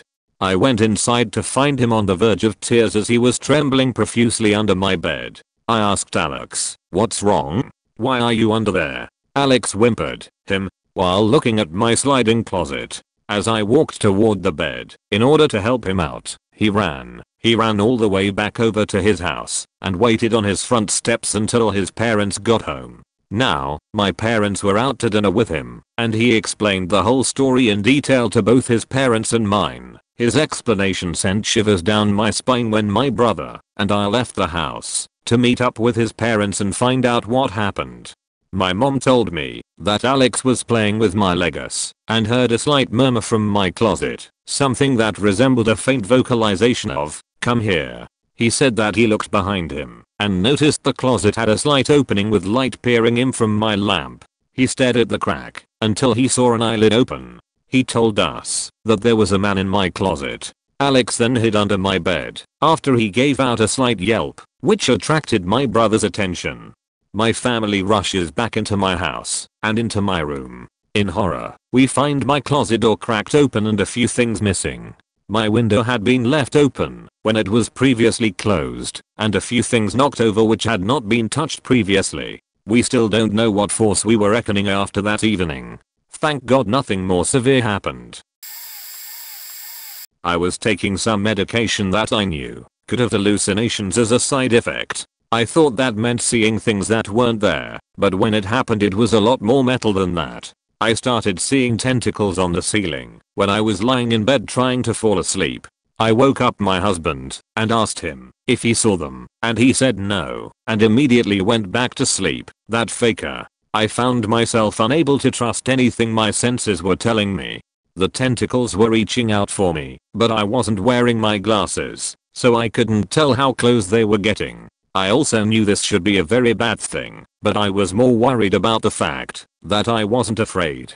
I was also sure that it wasn't because of the medicine. It was because I was crazy, and it was never going to go away. It was only going to get worse. I was going to lose connection with reality until I really believed in the tentacles, and that was when they were going to become real, and then they would reach out and carry me away.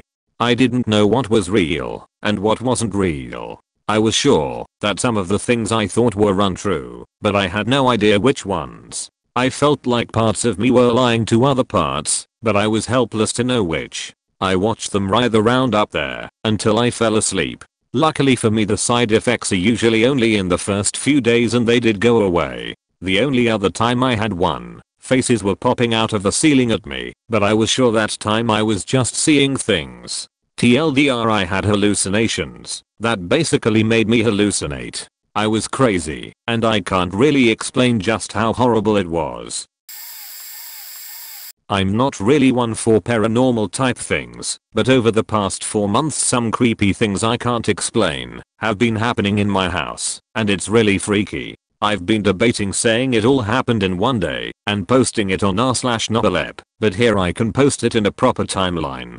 So it started about 4 months ago, later in October. I'm currently living at home while I go to college, which is how family is in the story.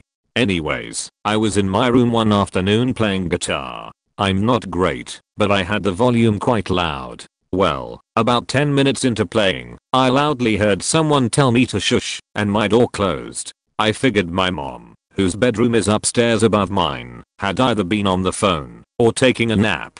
I turned my guitar down, played a few more minutes, then went upstairs to apologize to my mom. She was sitting on the couch, and when I told her sorry for being loud, she said she had no idea what I was talking about. She had been on Facebook and ML in the kitchen for the past hour or so, and was enjoying hearing me play.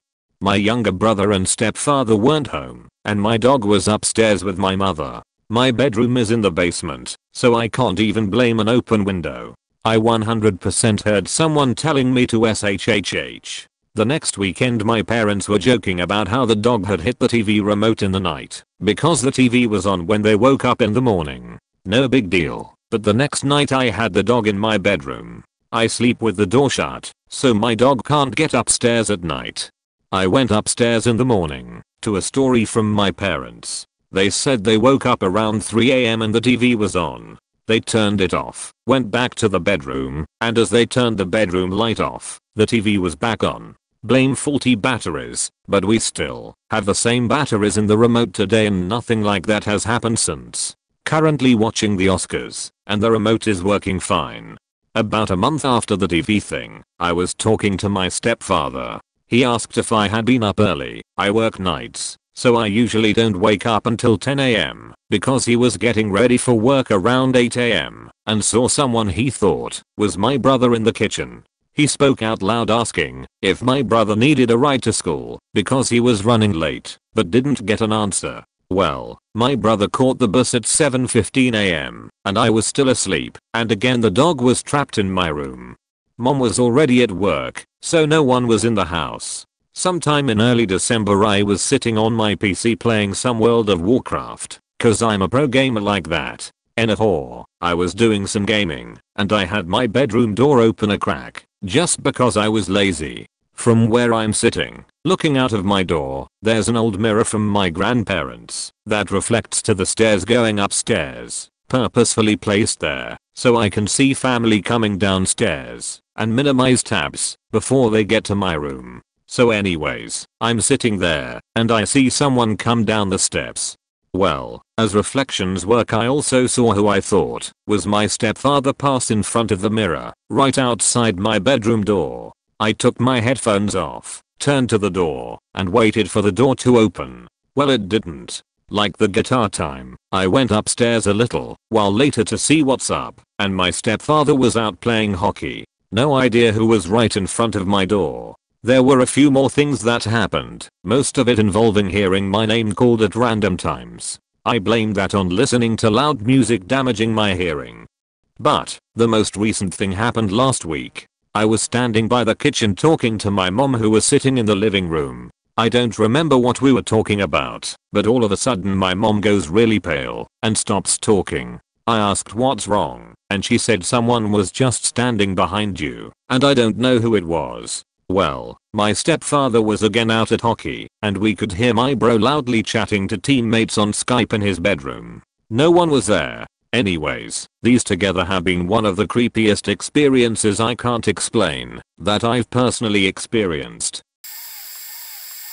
Names have been changed. When I was about 24 or so, I moved to California with one of my college roommates. We scraped by with low-paying jobs. I got a job working for a cabinet maker. There were about 10 guys who worked at the shop, and I got paired up to mainly work with Richie. I essentially became his apprentice. I learned all kinds of woodworking stuff for about 3 years under his wing.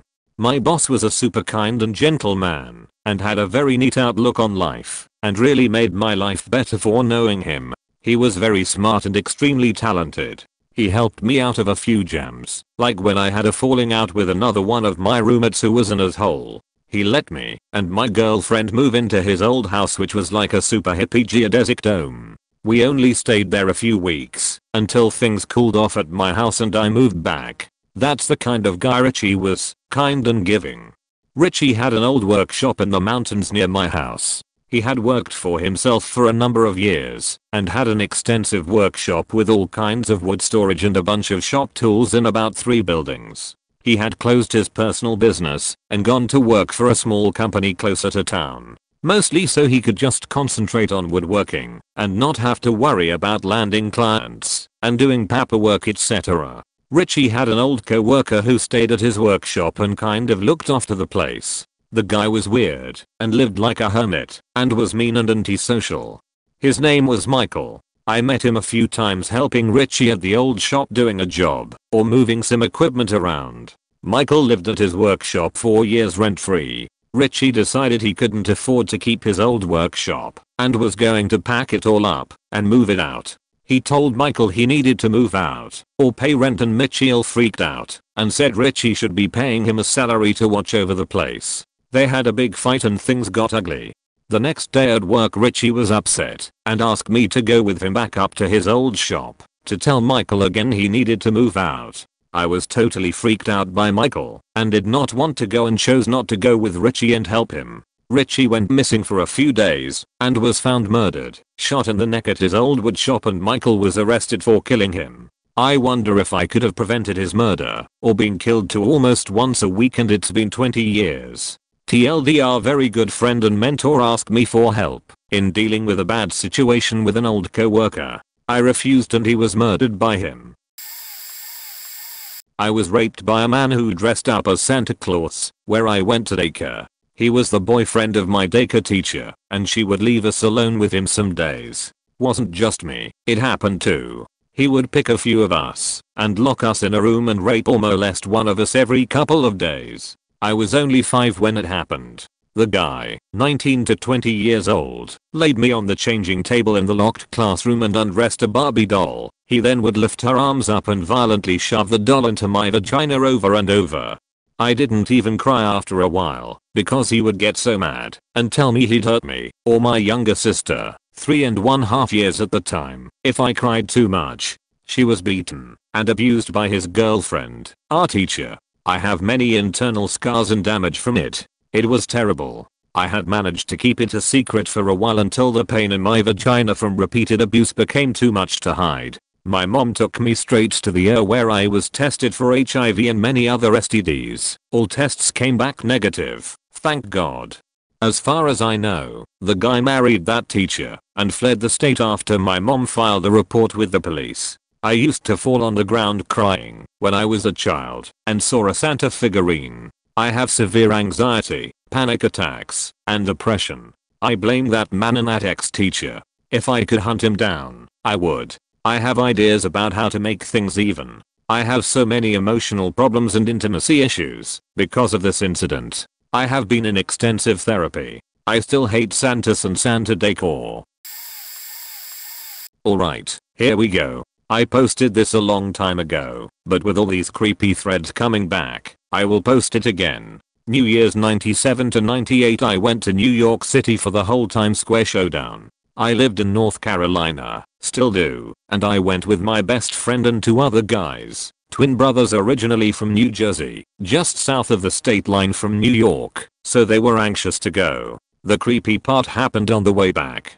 We were driving on I-95 South and had just passed through the Washington DC area. After a while, I saw a sign. We made the trip in my car, and I drove the whole way as I had a stick shift and they didn't know how to drive it. That said, DC was about 30 miles away from where we were. I thought this was strange, as we had just passed through DC a while back. I figured there was maybe some switch back ahead that would take us back there or something, as it made no sense to see a sign like that after already passing through. Anyways, we travel a little further and see another sign for DC even closer. Now I start paying attention. The twin brothers were sitting in the back seat and my other friend was asleep in the front passenger seat, but apparently one of the guys in the back was paying attention as well and asked, "Are we headed back to DC?" I said I don't see how we could be, but before long we passed a sign that said we were headed on I-95 going north. Well, I took an exit, turned around and started heading south again. At this point the front passenger woke up and we were all a little confused as to how we got turned around, and I was determined to make sure that I didn't get turned back around again, so I made sure to pay really close attention to make sure I did not veer off somewhere. Before long I passed a rest stop that I remembered passing before, and the same guy in the back even commented that he remembered passing here earlier too, so I made a comment that we obviously got turned around somewhere after here. We went on for about 40 miles or so after that point until finally going far enough that it was apparent that we did not make it this far before, and I made a point to note every exit on the way or anything that I possibly could have taken to get off the I-95 South route, and there was nothing that I could have taken without me realizing it. So, somehow, somewhere just south of DC we went from going south on 95 to going north with no way to explain it, and there were 2 other conscious witnesses to back it up. I have no idea how to explain this to this day. It's just one of those things that my mind has no choice but to file away in the what the fuck drawer. One night at around 3 AM I'm sitting in my living room watching TV when suddenly someone knocks on my door. I'm pretty freaked out by it because they knock again, but even louder this time. It's obvious I'm home and awake because all the lights and the TV are on. When they knock the 3rd time I get up and look to see who it is. It's this guy, and when I turn the porch light on to get a better look at him, he starts to talk to me. He says that he doesn't want to come in, he just wants me to call the police for him. I ask him what's wrong, and he proceeds to tell me the following, and the events begin to unfold. He says, "I just robbed a 7-Eleven and shot up the place. I'm high on meth, and I want to turn myself in. I'm no longer armed, because I threw the gun away near the freeway. I'm on probation and some guys made me do it. I'm really scared, and will you please call the police?" I lived in a big apartment complex at the very back corner, so it seemed strange that of all the houses he would find mine. But then again the lights were on, so I said whatever and called the cops for him. What happened next is the cops began trying to make sure I kept him there. So I started talking to him and telling him that they were on their way. Then the cops had me ask him questions and instruct him to do things. They had me ask him to step away from the door and put anything he was carrying on the ground. The guy walks like 10 feet away and puts all this stuff on the sidewalk, then sits down. He starts getting fidgety and looks kind of like he's going to leave, so I opened my door and sat on a chair that was on the porch. I talked to him for a little bit trying to calm him down because the dude was freaking out. It worked and he just sat there quietly for the next few minutes. The next thing I know, 2 cops come rushing around the backside of my apartment, guns and flashlights drawn, with a huge German shepherd barking at us both as they yelled to get down on the ground. On the other side, where the parking lot is, 2 cruisers with their lights on speed up and come to a screeching halt. They have their guns pointed at both the suspect and myself, and I throw my hands in the air.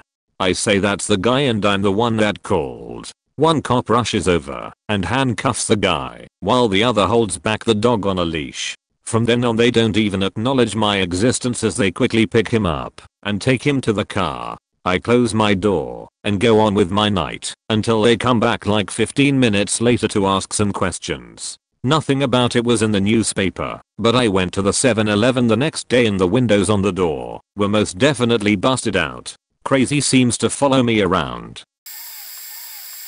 My sister and I used to spend the summers at my dad's house. We had a wonderful, very protective dog. Myself, my sister, and my 3 cousins were all asleep in the living room, and I woke up to go to the bathroom. As I come out of the bathroom and lay back down, I hear the doorknob jiggling. I froze where I was and then looked to see where Bella was sleeping. She was by my cousin on the floor, so I reached over her with my foot and nudged her so she would wake up.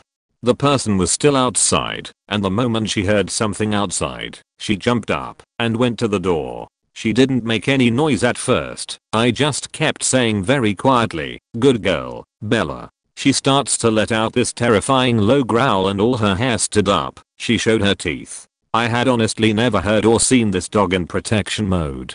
Suddenly I hear the noise stop. She picks up the volume a bit. He must have been listening. I heard footsteps running away outside, and I got her leash and opened the door in case he was still out there. I didn't see anyone. I had never been so happy to own a pit bull in my life. I gave her some treats and told her she did a good job, etc., and laid her down next to me because I was terrified. She didn't go to sleep for the rest of the night. She just laid there staring at the door like, "Come at my humans bro, I got this." Fast forward to a few days later, a man was arrested for breaking into houses, and one of the people interfered and was stabbed to death 3 houses down from ours. 1 year in college, I moved into campus early for training in a first-year program that I was helping to run. The college owned some of the town's houses adjacent to campus and spruced them up for students to live in. So junior year, I was in a single-family house living in the single bedroom on the 2nd floor. The other 2 rooms were doubles. As I was early for training, I was the first one in the house, but I knew a couple of my housemates would be moving in soon for the same program. A couple of days after I moved in, I came home and saw some shopping bags in the kitchen, signaling to me that one of my roommates was in the process of moving in and was probably out shopping with her parents. So I go upstairs to just relax in my room, closing the door and turning on my computer. After a bit, I hear the door downstairs open and close, so I figure, to be funny, I'll wait until the housemate comes up the stairs and fling my door open to scare her. I hear footsteps walking through the kitchen and living room, and then finally up the stairs. Please note that these houses were old, and all hardwood floors, except the carpeting in the bedrooms, so you could hear all movements in the house. I crouch by my door and wait for the footsteps to get up to the 2nd floor landing by our bedrooms. At that moment, I fling open my bedroom door and find no one there. I slowly close my door and just continue hiding in my room until my roommate comes home a couple of hours later. As a side note, my college was known for being haunted, but it was still a weird experience for me. Baghdad, Iraq. Summer 2007. About 0200 hours, 2 AM, we were conducting a hit on a house for a HVT, a raid for a high value target. We kicked the door at 0215 hours. Site secure at 0217 hours. HVT nowhere on site. We produce photos and start asking the occupants if they knew who this chap was. They didn't know. As it turns out, we hit the wrong house. It's the place next door. A 12-story apartment building. Once of 4 that make up the intersection. Wouldn't it be funny if, say, we were to search all of these buildings? Because this op was a gold fact from the start. I didn't like the briefing we got. It sounded shady, and this was only the 3rd month into my 18-month deployment. Second, we 4, yes, only 4, search the building bottom to top. No ID on our target facul. It's also approaching 100° F motherfuck hot. The 4 of us get to building number 3. We, again, search bottom to top. No HVT. All the locals, obviously, are now up and at M and wondering what all the door knocking / kicking is about. One of my privates, as we're leaving, notices a door we didn't hit on the way up. It's a very old looking door with an old school padlock. The building manager finds us looking at it and knocking on the door. "Mister, why do you want to see inside there?" he asks. He's a youthful looking old guy, well maintained hair, clean, his teeth, that's one of the things that stood out the most, were impeccable. He's also slender, fit, like he eats well and works out. His English was very good, almost like schooled in the UK. I notified the gent that we are looking for an HVT and that we hadn't seen the inside of this room yet. He smiled and took a quick breath. "Mister, you do not need to be there. You don't want to go in there. This man is not there," said the gent. I told him I need to see what is in there, to be sure. I also noticed my section, my soldiers, started looking a bit tense, wound up. "Mister, no one goes in there. It is always locked." One of my privates tugged on the padlock. "Y'all can bring a key, or we open it with this," indicating his Mossberg 500 series 12 gauge shotgun with tack light forward grip assembly. I asked the gent to please open the door. "Mister, I do not want to open the door." I grabbed the padlock, beginning to indicate to my soldier blast it off, but the padlock just fell open in my hand. Not as if I'm a hulk of man and just yanked the thing open. It opened on its own. I cocked my head, looked at the private that held it before me, and he looked confused. We both shrugged our shoulders and smirked. So, reader, try and follow me here.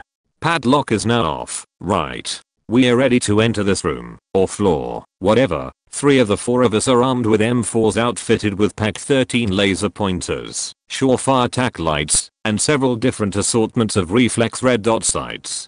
Surefires, they break often, but when they work, you're essentially pointing the sun at whatever you're pointing at. That lamp in your bedroom? That gives a warm luminous glow to your surroundings. A Surefire? The illumination it gives can be described as deliberate, aggressive. The Surefire helps not only to light the way, but to also properly ID the target or targets you may be firing upon at any moment. So, we stack on the door, count of 3, 1, 2, 3, we enter. We take up our positions. We can't see shit. Surefires are lighting only the first few feet into the room. Light from the hallway is filling into the room, but not too far. We are unable to see anything. Or the room didn't want us to see anything.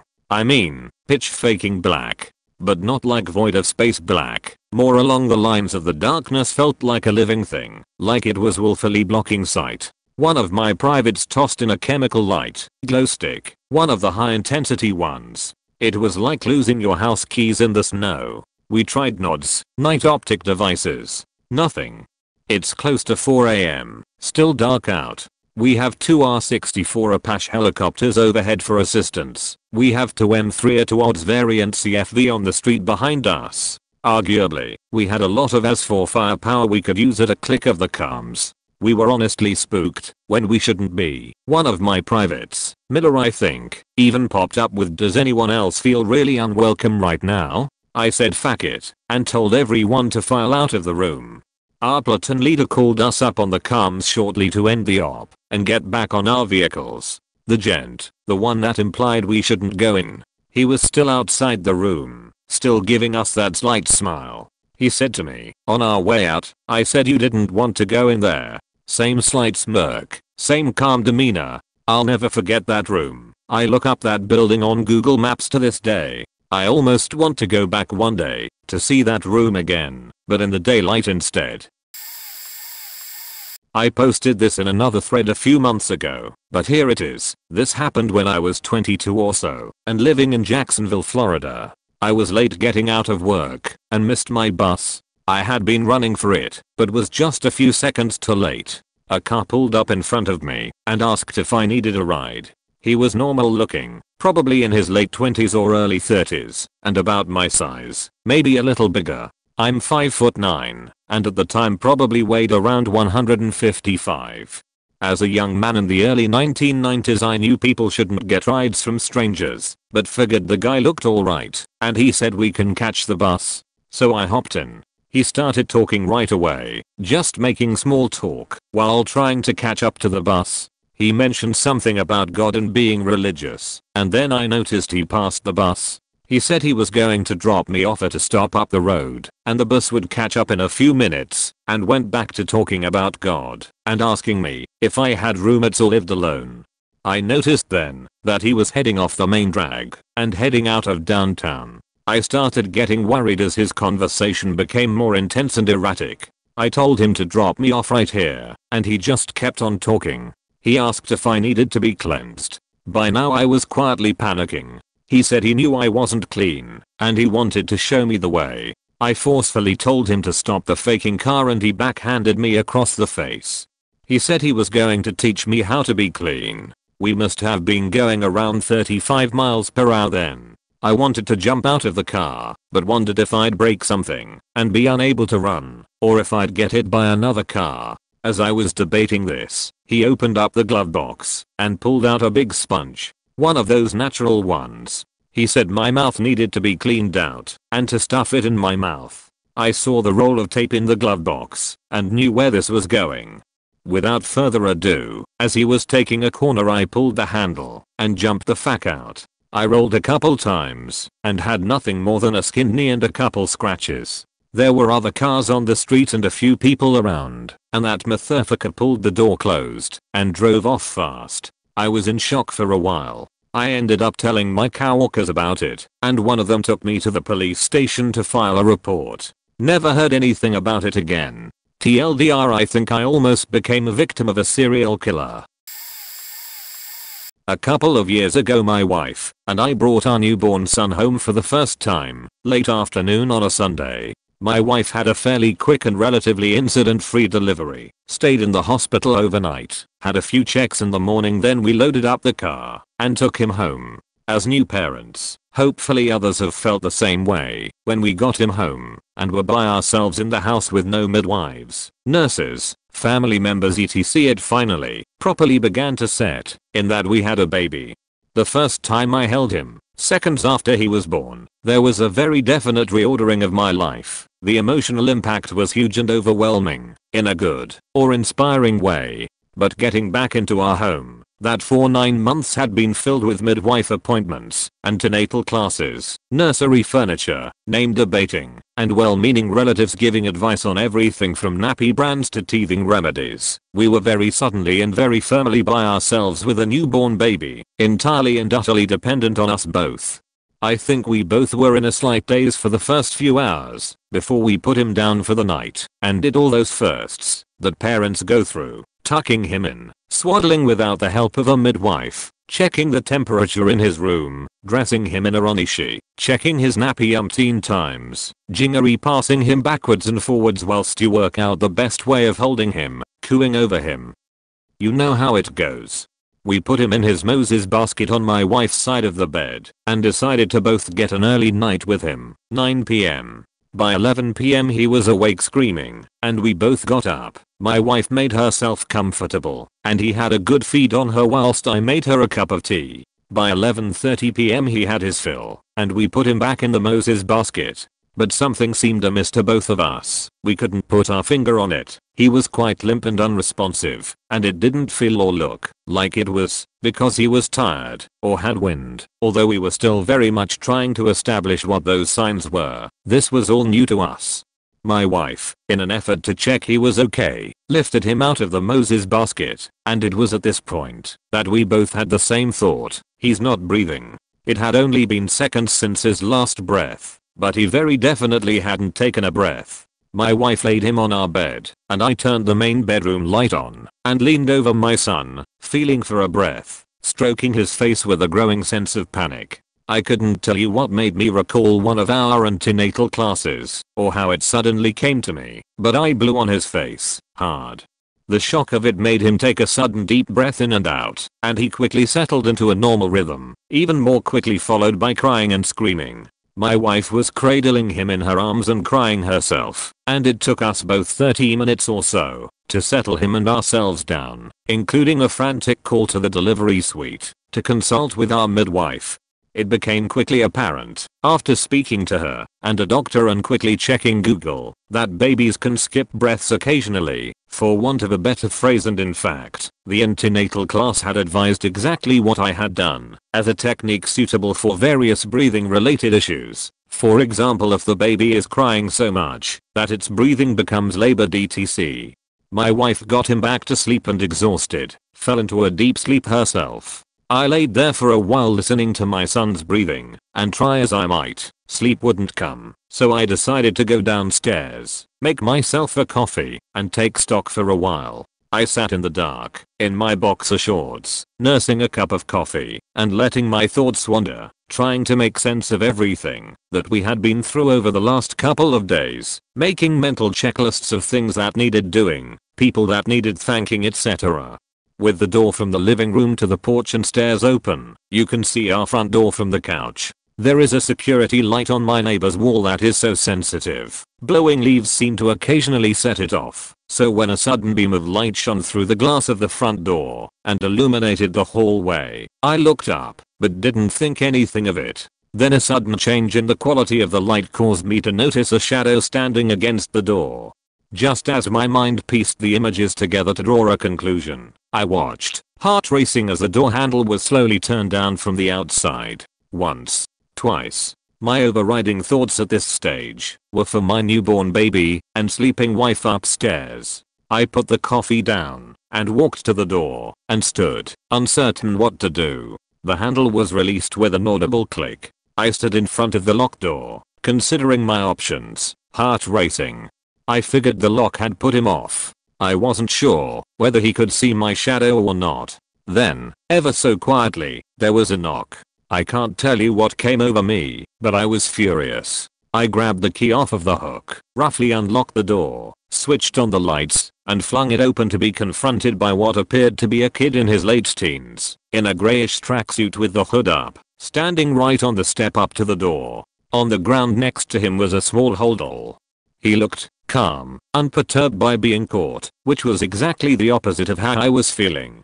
The last thing he must have been expecting at 2 AM whilst he was trying to break into someone's house was a 6 feet 2 inches 20 stone terrified, ginger-bearded man in his boxer shorts angrily waving a set of keys in his face. His whole demeanor changed, and he was suddenly very clearly, to my mind, pretending to be high or drunk as his eyes glazed over. He asked me for directions to a local petrol station. I looked at him, hoping he didn't have a weapon, desperately trying to decide whether to give him a slap or try to talk to him rationally. I opted to tell him to do one. In the most menacing voice I could muster, I told him if he didn't get off my doorstep I was going to break his legs, and that the police were on their way. They weren't. It didn't even seem to faze him. He swayed a bit and slurred another question at me, this time telling me that my house was too noisy and that I had to keep the noise down.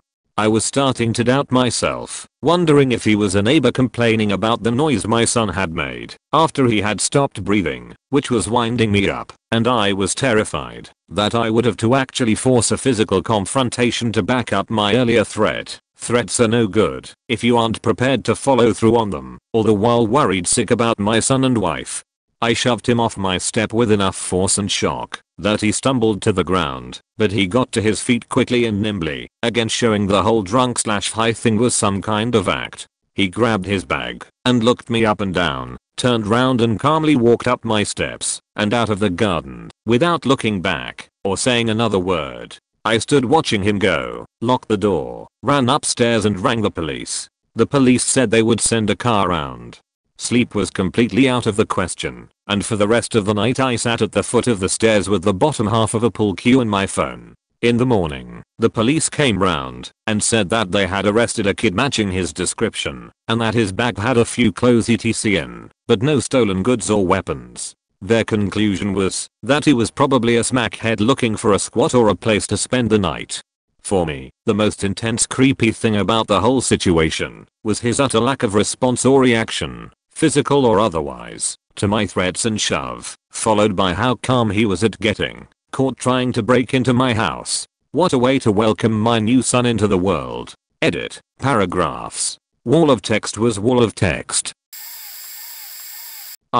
This is going to get buried, but what the hell, why not? This happened when I was around 8 or 9. My grandma had a whirlpool bathtub with the jets that bubbled. I loved putting bubble bath in it. That thing made the best bubble baths. I would stay there for over an hour just playing. The bathroom door lock was broken because a couple years earlier my little brother locked himself in and freaked out and couldn't unlock it. My grandma freaked out and called the police because he wouldn't listen on how to unlock it.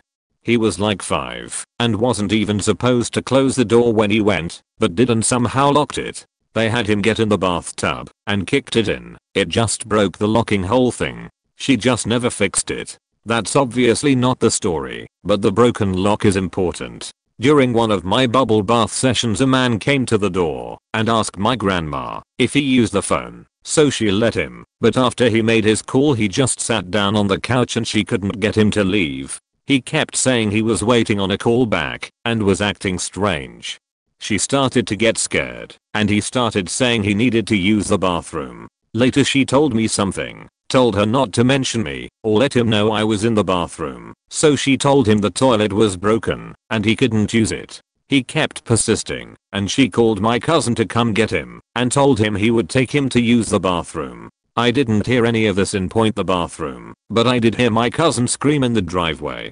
By the time I got dressed, the police and paramedics were there. The guy stabbed my cousin for no reason. He got the guy in his car and he got in the driver's seat and the guy pulled out a pocket knife and stabbed him 3 times in the stomach.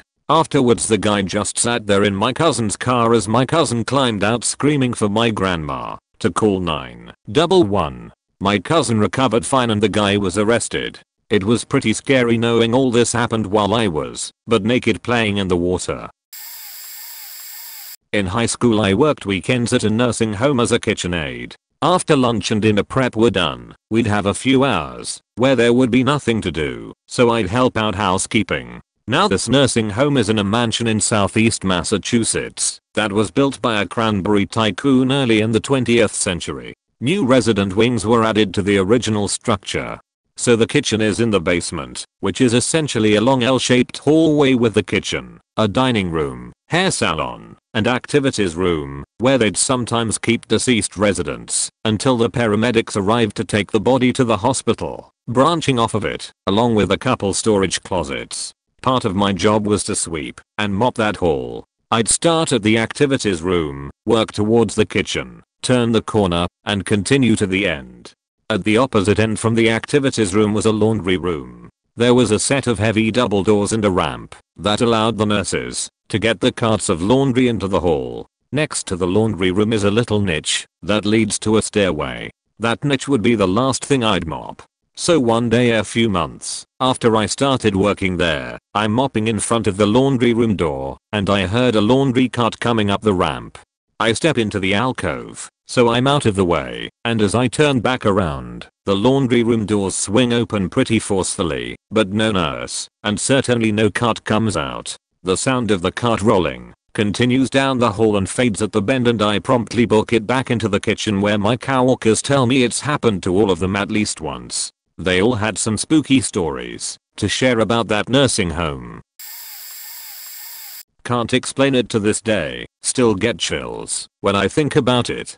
Hanging out at my girlfriend's house, just the two of us and her dog, summertime Saturday night, watching TV. She had a Chow, a very loyal dog, but not at all affectionate. We're on the couch, dog asleep at our feet. The house starts to feel really cold, not so odd, since she liked to keep the AC cranked up really high. But it started to get uncomfortably cold, so I checked the thermostat, which read normal, but obviously not right, as the temp inside the house was clearly plummeting. Felt like it was in the low 40s/high 30s, rather than the 70 or so it should have been. Around that time, as we are trying to figure out the drop in temperature, the dog gets up from being asleep, walks around the room, and then faces the wall, fur blown out, and standing up along her back, snarling at absolutely nothing. Girlfriend tries to calm the dog down, with no success. Full blown growling now. At a blank white wall. We hear a car in the driveway, which we figure is her roommate arriving home from work. If anything, the house is getting even colder. Dog still going apeshit. We hear the car door slam shut, then a moment later it opens and closes again, and the car drives away. At this point, my girlfriend and I start discussing how we are both having these intense feelings of sadness, fear, and foreboding, like something horrible is about to happen. The dog goes into retreat mode, whimpering and trying to crawl up onto the couch between us, something she had never ever done before. These feelings of dread only seem to be intensifying, and we agree that we absolutely must not spend another moment in this house. I pick up the dog, who by this point is trembling and whining, and we make a break for the front door. Step outside and it's like walking into a furnace, relative to the cold inside. Jump in my truck and drive, like it's an ASCA race to my apartment. By the time we arrived at my place, the fear had completely dissipated. The dog was acting normally, all was well. Spent an uneventful night, went back the next morning and everything was normal. Spoke to her roommate, who told us she arrived home from work and started up the sidewalk to the house and was overcome by this feeling of terror and knew she couldn't enter the house. Didn't know why, just knew she had to get away. She spent the night at a friend's house. We were visited that night by something none of us can explain. All I know is that I've never been so terrified or creeped out in my entire life. When I was 11, I lived by the woods. My family and I had lived in this old house on the outskirts of a small rundown town for a couple years at this point, but I never got used to the woods at night. It was the sounds. There were plenty of things about that area that were genuinely creepy, like, just across the gravel from a house was a small family cemetery with graves that date back before America was officially America. There was a bog that often swallowed entire deer my German Shepherd would bring back. So many death trophies, and my stepdad nearly died from pneumonia when he fell in and got stuck up to his waist. There were only 2 other houses for miles and one was a hog confinement. Their screams at night sound almost human. All these things and more were reason enough to be a little spooked at night outside, but it was this one incident in particular that still gives me chills. Since I lived out in the country, I had to get up really early to commute to school. We had some animals, but I wouldn't say we were farmers. We had horses, dogs, cats, and chickens. More chores as a kid were to feed and water the animals before and after school. After school was fine, but before school, I dreaded it. Since it was always really early, it was still very dark out, especially in the winter. The chicken hutches were kept several yards away from the house and were right on the edge of the woods that surrounded our house. I would put on a headlamp and grab a bucket for water and another for feed from the shed. I remember vividly that it was on a particularly still winter morning. Pitch black and not a thing stirring. And as I got closer to the hutches, to the woods, I realized something. It was too quiet. Every morning, or any time of day for that matter, you could hear the chickens clucking or softly cooing. Not this time. It was dead quiet. As I got closer, I felt very unnerved, and my young mind would always race with the thoughts of what could be in the woods. I grew up loving those scary stories books. The illustrations were so faked up. It was always a battle to push those thoughts and images from my mind. I came around the corner slowly, hearing only the soft crunch of the snow beneath my boots. And that's when I saw them. The chickens were still, face down, silent. The beam of light cast from my headlamp passed over each and every one of them. I could see small flecks of blood on some of the wood frames. Only a little though. And this is the weird part. When I got closer to get a better look, I could see that each chicken had a hole in their back, and they were completely hollowed out. Clean. There was no sign of a struggle. Hardly any blood, which is incredible considering they were opened and emptied. And the strangest thing of all was all the latches were still locked. There were no holes in the chicken wire, and no other points of entry. It would have been easier to point blame at some animal if there was a hole in the hutches or something. There are foxes and coyotes in the area, but there was nothing. Not a trace. I was petrified, or at least I definitely was, when I heard something shift in the woods behind me, and I mean right behind me. But it must have been my own boots, because when I had the courage to turn around, there was nothing. I still think about it every once and a while and wonder. It's the sounds from those woods that I can't identify that worry me. This is 100% true, I assure you. Not that it's particularly unbelievable. Just saying. I'm really late, but here's my story. Posted before in other threads. I'm a bit late, but here's something I have posted elsewhere. This story takes place in August of 2013, in the mountains of southern Oregon. I'm a USAF Security Forces airman, military policeman. My girlfriend was at work, and as a swelteringly hot day began to turn into thunderstorms, my buddy Nick, another military cop, and I decided to go explore some back roads and get out of the heat in town. Southern Oregon is crisscrossed with logging roads, some actively used, and many totally forgotten and grown over. Nick and I spent many of our days off starting on roads that we knew, finding roads we didn't know, driving for hours into the mountains, eventually navigating back to paved roads. On this particular day, with storm clouds building over the mountains, we set off on a road we had never been on, and began the drive into the mountains. After driving for around an hour, we hadn't seen, nor heard any signs of other people in the woods. We rounded a bend in the thick fir woods, and emerged in a meadow that was totally surrounded by thick aspen groves. The meadow was perfectly flat and eerily still. We both noticed the strange stillness almost immediately. No birds, hardly any insect noise, no squirrels, and certainly no other people. On the far side of the meadow, right at the edge of the tree line, there was a picnic table. The table was very odd, however. It was painted a bright orange and was much larger than a typical picnic table in a park. Remarking on this, Nick drove through the meadow to get a closer look. I remember being apprehensive as we approached. The whole scenario was exceptionally strange. The overall silence of the aspen grove was unsettling. Also, it was nearly impossible to see far into the trees as aspens grow extremely close together. When we parked by the table, I hopped out of the passenger seat of the truck to check it out. I'm not very tall, only about 5 feet 5 inches. Regardless, the table was ridiculously oversized and practically unusable.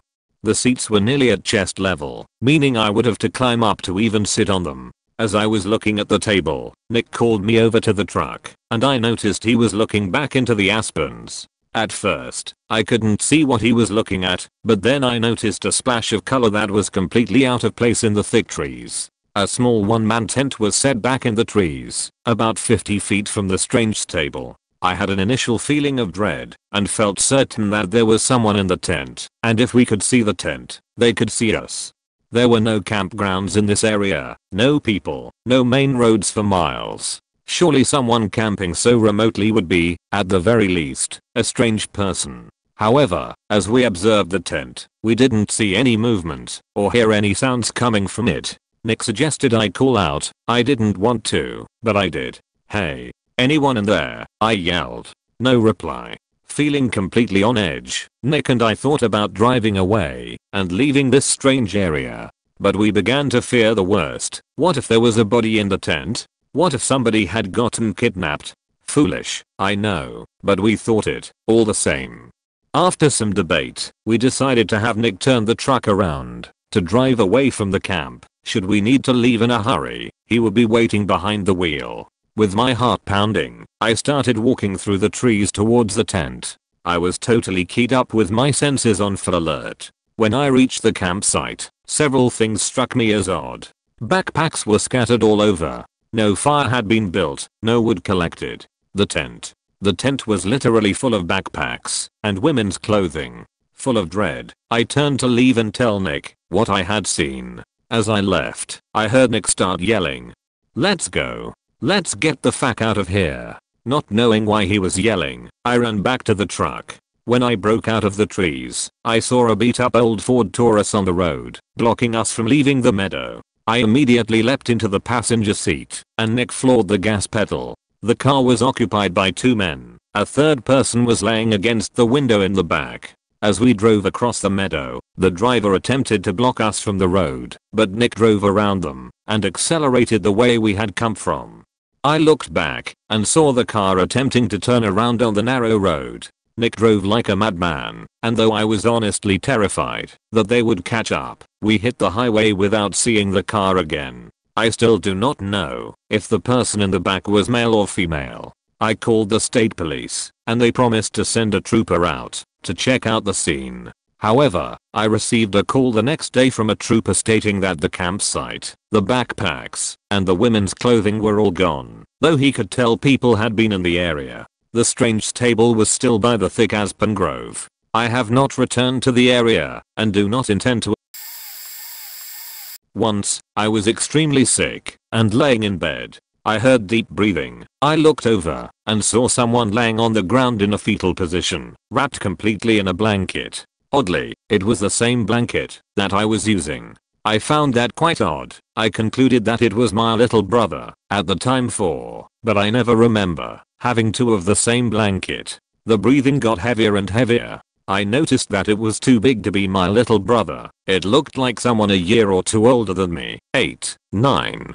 I thought nothing of it, but it wasn't usually for anyone to do this, especially on a hardwood floor. After about 5 minutes the breathing got quiet enough for me to hear the TV in the other room. I heard a few giggles from the TV room. I wonder what my dad's watching. Then suddenly it hit me. Those were my brother's giggles from the other room, not mine. It took a while for me to process it, but I knew that whatever laying 2 feet away from me wasn't my brother. I immediately jumped up and ran to another room to see my brother jumping up and down on a pillow with my dad next to him. I asked dad who was in the other room laying next to me. Instead of laughing it off as any normal parent, my dad got very alerted. He told me to show them where they were. I went back to the room. It was gone, but it left the blanket there. I said it was hiding under the blanket. My dad searched the entire house. He looked like he believed me 100% and sounded like he did. I showed him the blanket. He threw it away. To this day, whenever I ask him why he took it seriously, he says I'll tell you when you're ready, and to this day, I don't know what it is. Edit. I asked him today, after looking at the comments section. He said that there were weird things going on in the house after my mother's death. I don't remember him doing anything out of the ordinary during that time, but I'm guessing he was hiding something bigger from me. That's the only hint he gave me, and said that he will give me another one on the anniversary of my mother's death, which is the 3rd of November 15. I promise to update it when he says, but I doubt anyone will be here to read it. Edit 2. It's the 3rd of November 15. Me and some relatives went to my dad's house to mourn. After a while when everybody left I asked him. He said that my mother was acting odd at the last few weeks of her life. She did unusual things and described events that would take place many years after her death according to her. He says he's not going into all the details, but my mother would say that my lost son will revisit this house. I was supposed to have an older brother who would be about a year or two older than me. He died at birth.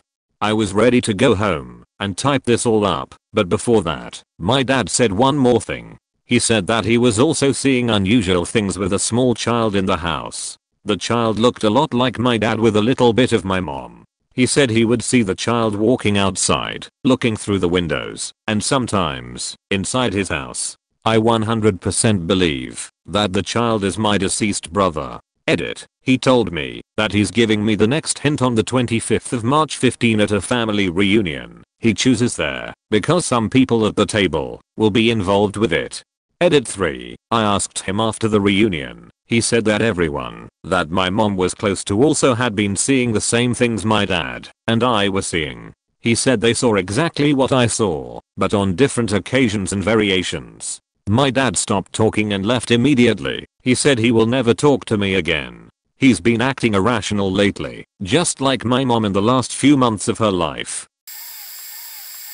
This is kinda weird and long. It's more something I looked back on and said oh shit rather than something that really freaked me out at the time. When I was younger, I had trouble remembering faces. I'm much better at it now, probably due to being less stressed and anxious and not constantly on the defensive. Anyway, there was a guy who ran this stall that I bought stuff from a lot or just went to browse because it seemed cool to me at the time, even though a lot of it was old and dusty. So the man always acted happy to see me, and once he even pulled me into a bear hug and kissed me on the lips. I was like 12, 13 at the time. I didn't have a healthy sense of boundaries. One time I was walking back from school and was near my home, and he appeared on a push bike. Something in my brain told me he was familiar. I assumed one of my dad's friends due to age and said hi, kinda circled and then fell down. He lifted his arms up as if to get me to help him up, but I just asked if he was okay. He seemed possibly drunk and eventually got back on his bike, muttering something in some language I didn't understand. I stopped going to his stall for about a year, and when I checked it had closed. One time I had just got off the bus, again in school uniform, and saw he'd opened another stall close to the bus stop, selling stripy socks, very fashionable around 2005, and so it became a sort of everyday, rather than weekend thing, that I'd see him, although again, at the time I didn't place his face. I bought socks from him, then he started giving me free socks, and then getting me to sit on a chair drinking a juice carton, while he went inside the internet cafe behind the stall. He also often said he'd like to take me out to lunch and give me a phone, which I shyly declined. He also followed me part of the way home once, but halfway there my instincts kicked in, and I told him I didn't want him to follow me home. And then one time he asked me for a kiss on the cheek for socks, which I did, and then a kiss on the lips, at which point I shouted at him that I was going to tell the police. He apologized the next day. I did tell my parents though, and eventually just began passing by without a glance, or getting off the bus a stop later. Of course I now recognize it as grooming, although I dread to think what happened in other universes where I wasn't as reserved. TLDR, groomed and possibly stalked by a weird middle-aged man who knew I was in school over the course of years without actually consciously realizing it was the same man. One morning I was getting gas. It was about 4 AM at a 24-hour station. Music was blaring over the loudspeaker. I had seen the guy when I pulled in. He was loitering outside the building, just hanging out, not doing anything. I figured he was going to ask me for money. Where I live, grifters who hang out at gas stations and supermarket parking lots with a made-up sob story are pretty common. I'm stranded and need bus fare is the most popular, so I brace myself. Sure enough, as soon as I put the nozzle in the gas tank he approaches. He asks if I have any money. I tell him no. He then tells me he's stranded and he needs to get to work, but his battery is dead. Then he asks if I can call his girlfriend to give him a ride as he doesn't have a phone. I call the number he gives me, and I get a recording that says the mailbox is full. He gives me another number which I get the same recording. Then he asks if I can just give him a jump. I was early for work so I agreed. I should also note that there was a big van he was hanging out next to, so I assumed this was his vehicle. Then he tells me the thing that freaks me out. He says his vehicle is actually at a gas station half a mile up the road. A station I happen to know is closed and in a poorly lit, secluded area. He tells me that he borrowed a bike from someone to get to the station we were at. He tells me he's going to go into the gas station to ask the employee if he can leave the bike there. At that point, I put 2 and 2 together. Keep in mind, this was at 4 AM, and I imagine those voicemail boxes filled with messages similar to mine. He needed to get to work, which meant he couldn't have left home that long ago, and he pulled into a closed gas station and got stranded. Then, he borrowed a bike in the middle of the night so he could go to another gas station to get a jump. As you likely gathered, these things just don't add up. Thankfully I hadn't pumped any gas, so I put the nozzle back on the pump, got in my car, and got the hell out of there. I've posted about this before, and I'm lazy, so I don't feel like typing it out again. I was told this story once. My dad isn't a bullshitter or a liar, so I know the story is true. So, this was the very early 80s, and my sister, who lived in Toronto, came down to visit our parents for a weekend. She was staying at a friend's house, who loaned her a car, so she could come out. After her visit, she left a little after 9 PM. She got maybe 7 to 8 miles away when the car broke down. Thankfully, she broke down in front of a friend of the family's house. They let her in to call dad, and dad came to get her. The family said she could leave the car in their driveway for the night, and my sister decided to just stay with my parents for the night. It was now a little after 10 p.m. and pitch black, late November, while my sister and dad were driving back to the house and they passed through a heavily wooded area. Out of nowhere they hear this incredibly faking loud and human scream that was heard over the engine, them talking in the radio. Dad slammed on the brakes and they both started freaking out, when suddenly a 6-foot-tall coyote walking on two legs with a black/white striped tail appeared on the side of the road and proceeded to walk in front of the car. As soon as it passed, that same scream played again, only this time 10x louder. Dad slammed on the accelerator, and they got the fuck out of there. It was never seen again. When I was a kid, I had this wonderful yellow lab who was completely loyal to me. We did everything together. However, he liked chasing the neighbor's cats, and it became an annoyance, so I would try to leave him at home when I went out to visit or go for bike rides. He would always figure it out, and usually howl until someone let him out, at which point he would track me down, no matter how far away I was. One day when I was about 10, I snuck out. For once, the dog didn't notice. I was riding my bike about a mile from my house when suddenly a large man on a bike appeared. I think he was actually hiding by the road in the woods. "Jim, your bike," he said, and he was grinning. I was terrified. Even if I biked as hard as I could, I knew he would catch up to me. And I instinctively knew that he didn't just want to steal my bike. He just had a vibe about him. His eyes were weird. He was smiling, but his voice was threatening, and I remember feeling the back of my neck prickle. Out of nowhere my dog appeared. He was running so fast that his paws weren't even hitting the ground. He began barking at the man, growling and snapping, placing his body in front of me.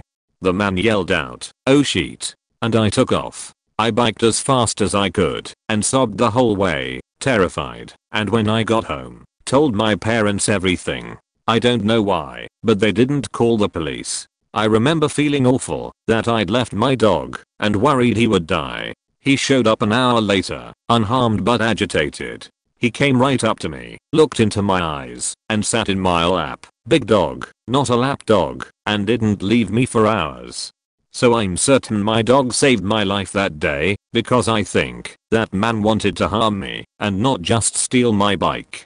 From an adult perspective, I also realize that my dog was so protective of me because I needed it. I was undergoing a lot of abuse at home and really wasn't being looked after. Like parents who would know you were almost abducted but wouldn't call the police. Not normal. TLDR, I was probably almost abducted by a bad man, and my dog showed up out of nowhere and saved me. Edit, that dog also helped me survive Hurricane Katrina. He and I huddled on the floor together, scared shitless. Fun fact, hurricanes spawn tornadoes, so you can be unlucky enough to actually endure a tornado during a hurricane, but we all survived. He died a year after the hurricane, and I think the stress of it really took a toll. Think I've posted this story to Reddit before, but will always consider this the most scared I've ever been in my life. 21 years old and me and my buddies have been amateur spelunkers for about a year now. We've visited dozens of caves in the area at this point. Never have maps, but my buddy has the craziest directional sense of anyone I've ever met in my life, so at no point did anything even remotely ever scary come up. So the four of us decide to try looking for an entrance to this cave we found on an old geological survey and finally find a barred up entrance about 6 feet up a limestone face. We're all skinny though, so a few minutes later we've all squeezed through the bars and are exploring the cave. Fast forward 5 hours, and we are still exploring the cave. This thing is massive, one of the best caves we've ever explored. We know we must be close to an exit, because the air's different, and so we light up a spliff, kill the lights, and are passing it around when, after about 4 minutes we hear a blood-curdling woman scream from within the cave, followed by an old man yelling unintelligibly, then the fire of a chainsaw. Still sitting in pitch blackness in the spooky cave here, before we even have time to fumble for a flashlight, suddenly a bright ass torch is shining into our eyes and we see in a pretty large rough looking guy dressed in overalls spattered in blood carrying a big heavy flashlight in one hand, a freaking axe in the other. stumbling towards us quickly yelling like a madman and not responding to anything we say to him. Madman throws down the axe and lunges for my buddy and starts shaking him violently while yelling incoherently at him as we once again hear a woman scream come from where we know the entrance is. Sounds made up, right? Completely 100% true. Next thing I know, the navigator of our group, who is somehow surprisingly cool about all this, turns a flashlight towards his face and slowly says, "I believe you are deaf." I know sign language.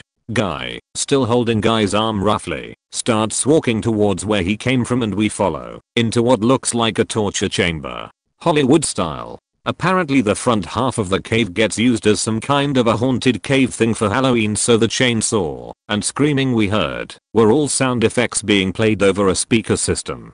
The blood spatter, as we found out later, was fake, where he'd been using a paintbrush to fling it at props and spattered on himself or whatever. So now that we are in the well-lit front of the cave, which still looks like a horror scene, but much less scary than what came before this, since everything now makes sense largely now that we are in the light. For some reason Jude doesn't seem agitated at all anymore and starts to converse with my friend that knows sign language while he translates for us.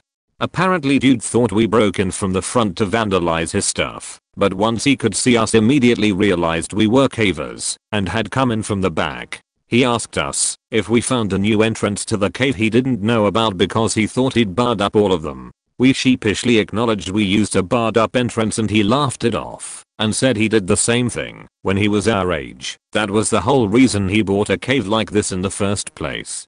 He asked us if we went down to the 3rd level and saw the lake, and we said we had, and showed him some pictures of the stalactite garden we'd taken. In the end he told us to come back anytime, just call him, and he'd let us in the front. So yeah, cool dude and not scary at all after the initial encounter, but faking that initial encounter. Thought I was going to shit my pants. 10,000 plus comments in. This will be buried, but it still freaks me out to this day. In the summer of 1992, we used to hang out at night at the abandoned airport hangar at Republic Airport, Farmingdale, New York. We would explore every part of this giant complex. One time we were far below ground and would be in pitch black with our flashlights. Suddenly we'd come upon a room with all the lights on, asbestos hanging from the ceiling. That was creepy. One time our flashlights went out and we all panicked. There was no light. Somehow we found our way back outside, but damn, that was scary. Anyhow, the real creepy part. One night a pickup truck pulls into the area we were hanging out in, outside the hangar. We run away and leave. A few days later we go back to hang out, and everything is roped off as a toxic waste dump site. Great. But that's not the creepy part. Soon after this, Joel Rufkin, the serial killer, was caught with dead bodies in the trunk of his pickup truck. Where was he going to dump the bodies? Yup, Republic Airport. I don't know if he had dumped any previous victims there, but if he did, we might have spent the summer easily within 50 to 100 feet of dead bodies. We really think that a close encounter with a pickup truck might have been the serial killer. TLDR, we might have almost bumped into a serial killer dumping bodies. Sorry for the length, but aside from my creepiest experience, it's also my favorite story to tell. I'm by no means a religious man. I like to believe in things that can be proven and or observed. However, I have experienced some things that prevent me from throwing the idea of ghosts out the window completely. The following is the creepiest example I have of such experiences. Several years ago, a friend of mine was out of town and asked another friend, Kenny, to watch his place while he was gone. Kenny is a large guy. I'm talking big. He was around 450 pounds at this time, quite strong, and surprisingly mobile to go with it. But still, 450 pounds, and a bit of a redneck. He invites me, and our friend we call Squeak, puberty was not kind to his vocal cords, to stay there with him. Squeak is a kind of scrawny guy that was raised in the hood, but his family moved to a rural area. The three of us get out there and everything is going fine. Well, Kenny's parents were out of town as well, and after a while Kenny decides he wants to go home instead of doing what was asked of him. When we got back to Kenny's house, For reasons I don't remember, this was like 13 to 15 years ago, we couldn't go in through the front door, so we went in through the garage. We enter, it's getting kind of late, so Kenny turns on the overhead light, so we can see. We get in the house just fine. Once we are settled in, we start playing D&D. After a few hours, Kenny goes to the bathroom. While he's in there, Squeak decides to go too. Kenny lives out in the country and it's now night, so Squeak just goes out the back door to go into the yard. Kenny comes back, I tell him where Squeak is, and then Squeak suddenly bursts back in through the back door, slams it, locks it, and turns around with his back against the door out of breath. A bit alarmed, we ask what's going on. Squeak says, I saw someone in the backyard. I saw a silhouette moving around. So we went out to investigate. We poke around the backyard for a bit, don't see anything, and go back in. Kenny goes on to tell us about a time another friend of ours was there, and they saw something similar. The silhouette walked around the house, through the front yard, started down the road, and vanished. I'm pretty skeptical, but we decided to go out the front door and look around. It's at this time that things start happening that we didn't notice at the time, but looking back were actually pretty strange. Over the garage they had a motion sensor light, but its range stopped short of the front porch. When we walked outside the light was already on. We proceeded to sit on the front porch for a good 20 minutes just looking around and talking. We don't see anything, but also, that motion light never turns off. We go back in and finish up our game. It's getting late now, and we decide to pack up and go to bed. Right about time we start back towards the bedrooms. The air compressor in the garage kicks on. It hasn't ever kicked on by itself like this before. We all instantly go into panic mode. Someone is in the garage right now. The first instinct is to go into the garage to look, but if there is an intruder, it's hardly the ideal direction to approach them from. There's a long narrow hallway. So we decided to grab some knives and instead approach from the outside garage door. That way all three of us can be side by side. Guess we were still using party tactics. We go outside and line up in front of the garage door. We were so distracted by the thought of someone in the garage that we didn't even notice at this time that the motion light isn't coming on at all, even though we are not standing directly below it. Kenny grabs the garage door and throws it open while Squeak and I are ready in case someone jumps out. As he's opening the door, the compressor kicks off. Since the motion light isn't coming on, all we see is darkness and some moonlight cast into the garage. We can only see about halfway in, but that half is empty. Kenny begins to slowly walk into the garage, looking for movement, until he's under the overhead light we used earlier. He reaches up for the string to turn it on. 1 swipe, 2 swipes, 3 swipes. Finally, he looks up to find it. He gets a very puzzled look on his face, points up, and says, now why, is that in a knot? I look up to see the pull string bundled into a huge knot, enough to raise the entire string out of arm's reach. I barely have time to notice it though. There was a long work table to the left of Kenny.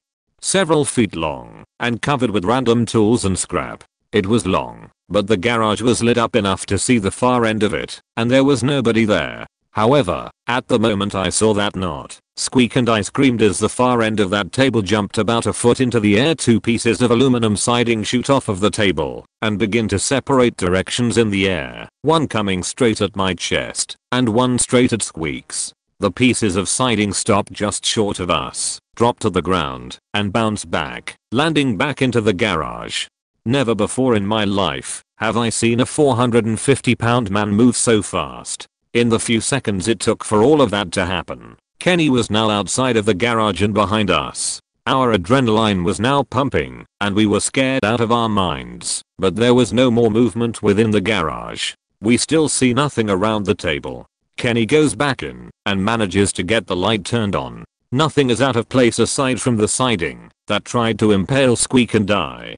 At this time, we are on full alert mode, and I realize something. In a hurry to check the garage, we left all the doors unlocked. We begin systematically searching the house. We check every crevice. There's nothing. We even gave Squeak a knife and made him climb up into the attic access. There was nobody else there. At this point, it's getting very late, and we can't find any evidence of someone being there. Squeak and I wanted to go back to the house we were supposed to be watching, but Kenny says, nothing is going to run me out of my house. So we decided to lock the place down and try to go to bed again. However, this time, we decided to all sleep in the same room. We go into Ken's room, and Squeak and I make beds on his floor, and we lock the door to his room. We lay there for a little bit, none of us able to sleep, talking about how weird all of this was. About that time the heater kicks on. The heater happens to be in the wall between his room and his parents' room. Now I have been at Ken's house a lot. Squeak was there more than me. None of us had ever witnessed the heater shake like it was this time. It was rattling things Kenny had hanging on his wall, and we were having to actually speak up over the sound of it. After a couple minutes, I just can't help the absurdity of everything that's happened anymore, and decide to look on the bright side. I say, well hey, at least as long as it's doing that, we can't hear anything else faked up that happens. As if on cue, the heater kicks off and all is silent again. There was some general cursing in my direction at this time as we all lay there awake. Fortunately, this was the last issue of the night. We all managed to eventually fall asleep and nothing else happened for the rest of the night. I was never completely comfortable over there again though. So I always thought my friend's house was haunted. This was around 12 or 13 years ago, when I was around 6 or 7, and many times have I seen a cowboy-like shadow around their house. But one time the three of us were playing hide and seek in their house. It was a big 3-story house, and our parents were at the store. Well, I decided to hide downstairs in the basement, and on my way down, I saw the figure in the hallway to my right, so I ran left into the master bedroom. I looked again and saw it closer, so I hid in the closet which was right below the stairs. The closet was about 6 feet deep and pitch black, and I was just behind the clothes on the rack. Anyway, I waited there, nearly pissing myself from fear, hoping for one of them to find me. I waited about 10 minutes, but since the moment I went in that closet I could just feel a presence back behind me, and like a breeze. I was too scared to do anything, so I just waited. Finally I hear somebody coming down the stairs and into the room. They stopped right in front of the closet and my intention was to just give myself up, but when I moved the clothes to come out, nobody was there. I freaked the fuck out and ran upstairs. I never went anywhere in that house alone again. The girls and I had always seen weird stuff in that house, but our parents never believed us. Later I found out that the previous owners of that house had been really obsessed with demonic shit and tried to open a portal to hell or summon a demon or something in that closet. Our parents finally believed us after that. TLDR, I lost a game of hide and seek with a demon. I was about 16 and my good friend was staying the night. My parents decided to take a drive a few hours away to a party at a relative's house, but they asked us to watch over my grandmother who had Alzheimer's pretty bad at the time. They helped her into bed and then left. A few hours later we were just hanging out in the kitchen talking when I heard my grandmother calling my name. I go down into her room and can't find her, so I start searching the whole house. First it starts with rooms, and then I start getting desperate and start searching in closets, under beds, etc. Meanwhile we both can hear her calling my name every few minutes. We can't find her anywhere inside, so we thought that maybe she went outside, country home, surrounded by woods, and got lost because of the Alzheimer's. We grab flashlights and start running around the woods near the house and calling her name. We can hear her calling for me every few minutes, but she never sounds like she is in the same area. At this point it's been like 15 minutes and I'm nearly in tears. My sick grandmother is lost out in the woods, in the dark, and I can't find her. My friend stays out searching, and I run inside to call my father. He answers and I start immediately telling him that she is missing, and that he needs to call people to come to the house and help us search the woods. It turns out they decided at the last minute to take her with them, and they didn't bother to tell us. We sat outside for another hour, listened, and we could still hear it. I remember that sound and I remember how it sounded so much like an old lady calling my name. It convinced me so completely and upset me so much that I felt guilty around my grandmother for weeks that I had allowed her to get lost out in the woods, even though it never actually happened. I miss my grandmother faking Alzheimer's. She didn't deserve that. It happened when I was a little kid. roughly 7/8 years old. I'm 24 now. It was getting late, but I wanted a drink of water before bed. As I walked into the kitchen, everything seemed normal. I got my water and started drinking. As I gulped down my water, I heard a commotion in our garage. I went out to check what the commotion was, but I couldn't see anything, just our empty garage. I went to get my mom and let her know what I heard. As I started to walk out of the kitchen, I heard something I shouldn't have. I started hearing voices. Looking back, I'd estimate around 5 voices at the time. They were arguing about being quiet and not knocking stuff over in my garage. I was scared out of my mind, but for some reason, I couldn't help open the garage door to take another look. I opened it as quietly as I could. As I peeked in, nothing. Nobody there. I closed the door, and sure enough, I heard the voices again. This time talking about how close I came to finding them. I ran and told my mom everything. I was expecting her to tell me that I was imagining things and to go back to back, but no, she just kept staring at me, terror in her eyes. She told me, hurry, run to your room and pack a bag. I did just that, no idea why or for what. She grabbed me by the hand and practically dragged me out of the house. As we pulled out of the driveway, there were no cars in my cul-de-sac. It seemed like everyone was gone. We drove down to the local shopping mall, I guess because it was a public place. We dropped our bags in a secret place and then, we ran. From what, or who, I don't know, but we ran. As my mom pulled me by my arm, my slippers fell off, and I was running through a muddy field in my bare feet. We ran through sticker bushes and brush, until we reached the other side of the field at a hotel. My mother told me to stay low and hide in the brush as she ran in to make a call. Several minutes passed, and we gathered our things.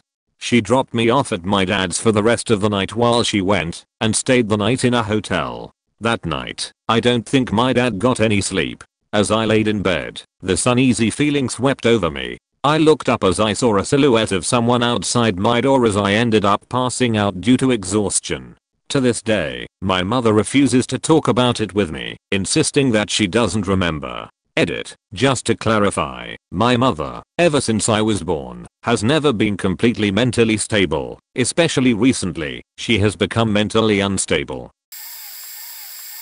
Only actually told one person this story ever, because it makes me feel like a huge sketchy sleazeball. It's sort of the outskirts of a northeastern college town. I was driving home pretty late from band practice. I stopped at a gas station to grab a Gatorade, and there's this woman chatting up the clock. I think just small talking or something. The woman, like mid-20s, around my age, follows me out of the store to my car. I get in my car, and she asks me to roll down my window. I do, and she asks for a ride home, very politely. I really don't want to. It's late, I'm tired, I'm a little sketched out, and I have a girlfriend, and I felt super weird about it. I say sorry, then she begs, and I finally give in. Her house is nearby, and I actually used to live near where she lived, so I guess it wasn't a huge deal, just a mile or two, in fairly familiar territory. She starts smoking. I tell her not to, or to open the window. She keeps smoking, windows closed. Then she pulls out a bottle of whiskey, starts chugging, and offers me some. Put that away.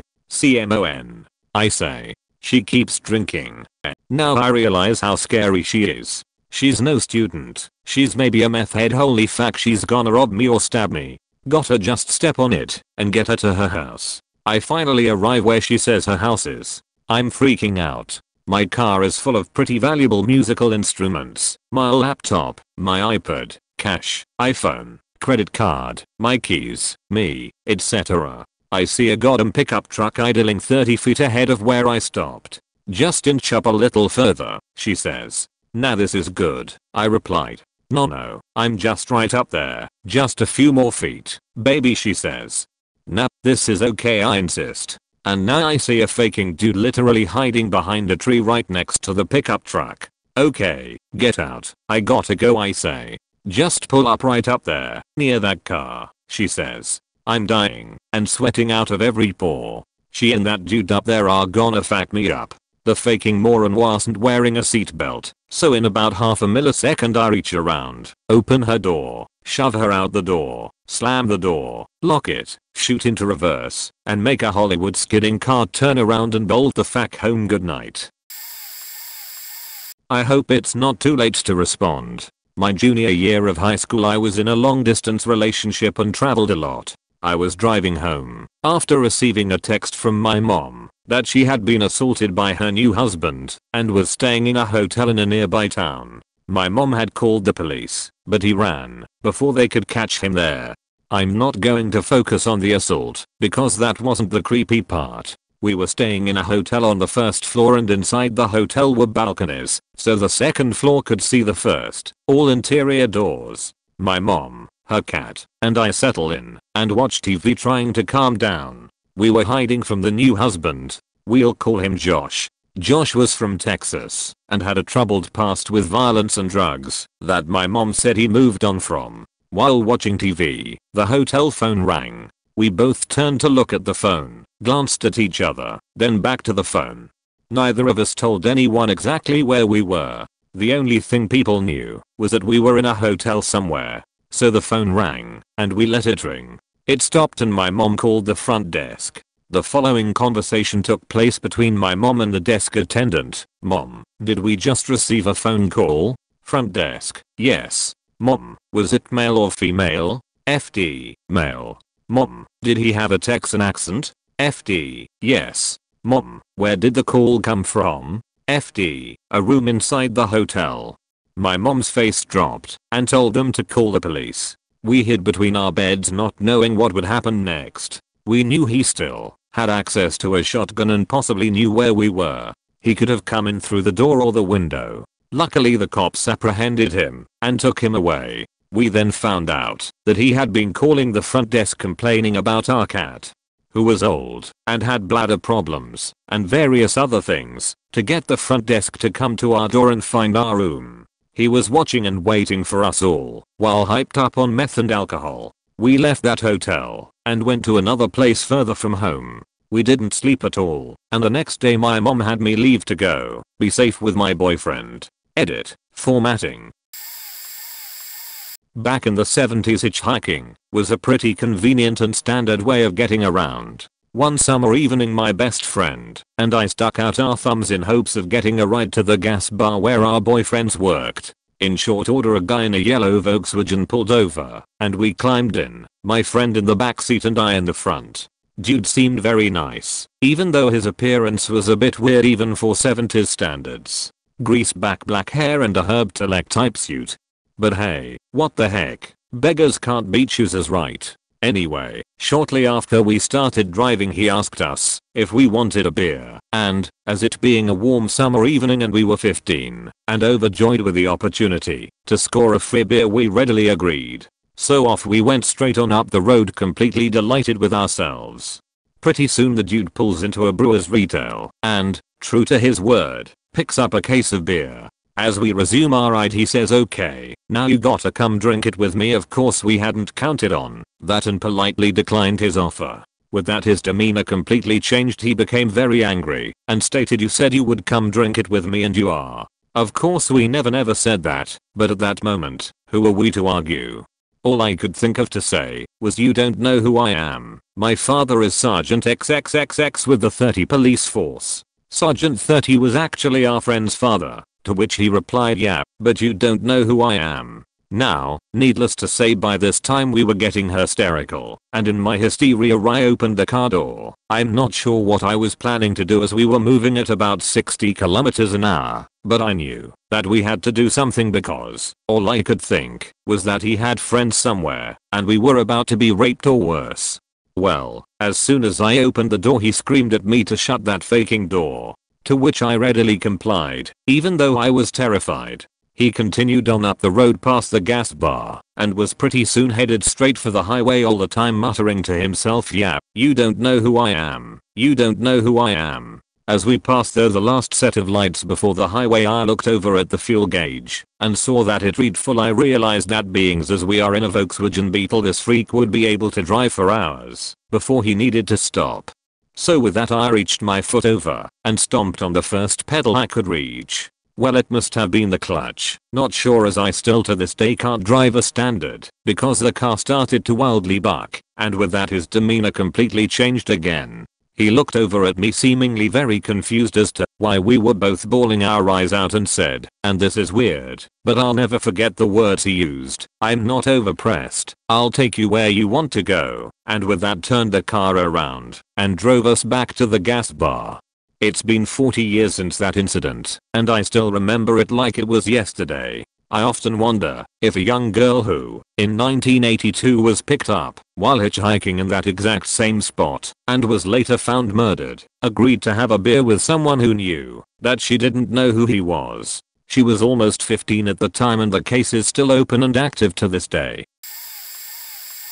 So one day I was in my basement playing video games while my parents were out grocery shopping. So as I'm playing some COD, I hear a door slam open and close upstairs, and a bunch of commotion starting. Think like people walking around steps, things moving etc. So me thinking it's my parents, I run upstairs to help them with their groceries and say hi, but when I went upstairs everything was dead silent. No one was there, nothing. Before this incident until this day there are occasional footsteps and noises in my house, but don't creep me out. So I get really scared and think it's the footsteps that I've been hearing or robbers. So I grab 2 knives and a couple in my pockets and quickly run around the house storming every room. Was a young teen, inspired to be a badass by video games, so I ran around checking every room and no one was there. So me being super scared I ran back and checked to see if the door was locked, maybe the left, and it was locked both locks. You need a key to lock the other one. I check outside and my neighbor is watering his grass or something and everything seems normal. So I get chills, but go back to playing video games, and like 5 minutes later the faking commotion starts. Me thinking it's my parents, I call out a salam or hi several times but no one replies, and the commotion is still there. I say who's there but no one answering, and the commotion still occurring. I arm myself again and rush upstairs, and it's dead quiet. So I'm scared AF. I call my parents and ask them where they are at, and they tell me they are still shopping. So I go back to playing video games with my knife ready to kill any ghost or djinn or demon or whatever. So then it happens again, but this time even louder, and I yell out an autistic roar and said something along the lines, "Get the fuck out of my house now," and everything got quiet and stayed quiet for the rest of the day. Crazy shit. I don't know how to explain it. The apartment that my husband and I used to live in had previously belonged to an elderly woman named Janet. She died in the apartment from natural causes. When we moved in we weren't too worried about ghosts or anything of the like. I was super pregnant at the time, and we were preoccupied with getting the place ready for the baby. It was probably about 3 or 4 months after our son was born that some creepy things, mildly creepy, began to happen. One night I had put our son down for the night in his room, which was located directly next to ours. I had a baby monitor plugged in and right next to my head on my nightstand. At some point in the night, our son woke up crying. I waited a few minutes before starting to get up because we were doing the Ferber method, which freaking works, by the way, and I swear by it. So basically, I'm laying there somewhat groggy but awake, listening to my young son cry in the next room, when I hear a woman's soft whisper. SHHHHHHH. SHHHHHHHHHH. My heart stopped beating, my eyes snapped open, and I was instantly awake. My son, however, stopped crying almost immediately. I got up and snuck into his room, but there was, of course, no one there and he was sleeping. When I told my husband about it, he told me I was being paranoid. Don't worry about it. That's like his catchphrase for everything that is worrisome. Anyway, it was probably 2 months later that the next incident occurred, and this time, it happened to him. We go to bed late a lot. We are night owls. And one night I passed out with the lights on, reading a book, while my husband was in the other room watching a movie. The movie ends, and he puts around the house, flipping off the lights, and getting ready for bed. In our bedroom, at the time, on top of a tall dresser we had one of those touch lamps. It wasn't beside the bed. The dresser was directly across from the bed, so if you wanted to turn the light on or off, you had to stand up and walk over there. Well, my husband taps the light off and crawls into bed. According to him, a few minutes later, right as he's about to fall asleep, the light turns back on. Weird, right? Well, he doesn't think anything of it. He gets out of bed, crosses the room, taps the light off, and gets back in bed. A minute goes by, and the light turns back on. My husband is a tech guy, so he's thinking there's something wrong with the lamp. So he just gets up, repeats the process, and goes back to bed. Well, as soon as he sits down the light is on again. At this point he's getting a little freaked out. Well, whatever, he's going to just nip this whole thing in the bud, right? He walks over to the lamp and unplugs it. Take the cord right out of the electrical socket. Satisfied, he turns around, gets back in bed, and pulls up the covers. A minute later, and the light turns on. At that point he's starting to freak out. He tries to wake me up, which I vaguely recall, but no dice. I'm a determined sleeper. Being the type of guy he is, he says fuck it, and eventually just turns over and goes back to bed with the light on. Other things happened in that apartment. Things going missing. Objects being moved right in front of us, like centimeters at a time. But hey, it was never anything malicious, so we just kinda dealt with it. I used to live in a slumlord apartment. Terrible electrics, no insulation, heater/cooler never worked. Landlord didn't care about problems, only wanted money. It was cheap, no background check, and I wasn't on a lease, so I wasn't too concerned. I'm male, my roommate is female. The apartment right next to us stayed vacant for quite a while, but every time I went by it, the door was open. Place was empty, but the landlord never came by to check for stuff like that, I guess. Anyways, eventually I notice that the door is shut all the time and assume someone moved in. Couple days later, I knocked at my door. Open it, a guy in a chef coat is there claiming to be my neighbor, wants to come inside and chat, fawns over the cat, says he works at a nice restaurant nearby. He had an East European accent and gave off a really creepy vibe, so I made an excuse to not let him in. Stuff got weird. The way the windows were set up, his apartment could look into my roommate's room, which she didn't notice until I pointed it out and closed the blinds. I guess he memorized her work schedule, because every time she came home, she could see his face looking out his window while she walked up the steps. Once I came home and his door was open, I couldn't help but peek inside, and the guy had nothing in there. No furniture, no dirty dishes, no knickknacks. Just a bunch of various sized knives on a blanket on the floor. One day I was hanging out in my roommate's room with her, and he had some friends over, and through the way their voices carried, I looked in her closet and found that there was a hole drilled into the wall at crotch level and I could see into his living room. There were a few other things that were really weird, but it came to a head when the cat went missing and I came home with blood on the door. I went to the landlord and said that the neighbor was creeping me out, and she said no, that unit is vacant. Never saw him again. I had a stalker last year in college. This will probably be buried, but it's worth a share because I posted about it in a thread earlier. In the beginning of my senior year, last year, of college, I brought this girl home and decided in the morning she wasn't for me. I got a weird feeling about her, like something was off. Well, it turns out she was very crazy, and I don't mean like whoa that's crazy man, I mean holy shit this person is scaring me crazy. She did a lot of things that were not okay, but probably the scariest was this. There was one night, in mid-October, when I was getting ready to go to sleep. When I say getting ready to go to sleep, I mean I would get into bed and watch something on Twitch.tv until 3 in the morning, and then fall asleep. So I was in bed watching some Pro League player streams when I heard something outside my window. I looked up from my bed and I swear I saw the branches in the tree outside of my window shake a little bit. I had my bed up against my window. It was a full wall window so that the sun would wake me up in the morning for early classes and the warmth felt really good, so I was able to peek my head up right off my pillow.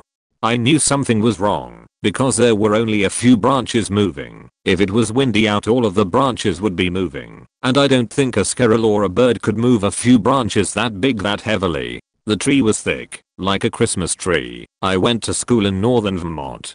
Getting back to the story, I had this really weird feeling that somebody was in the tree. I knew that obviously I was being paranoid because it was dark and I was just scaring myself.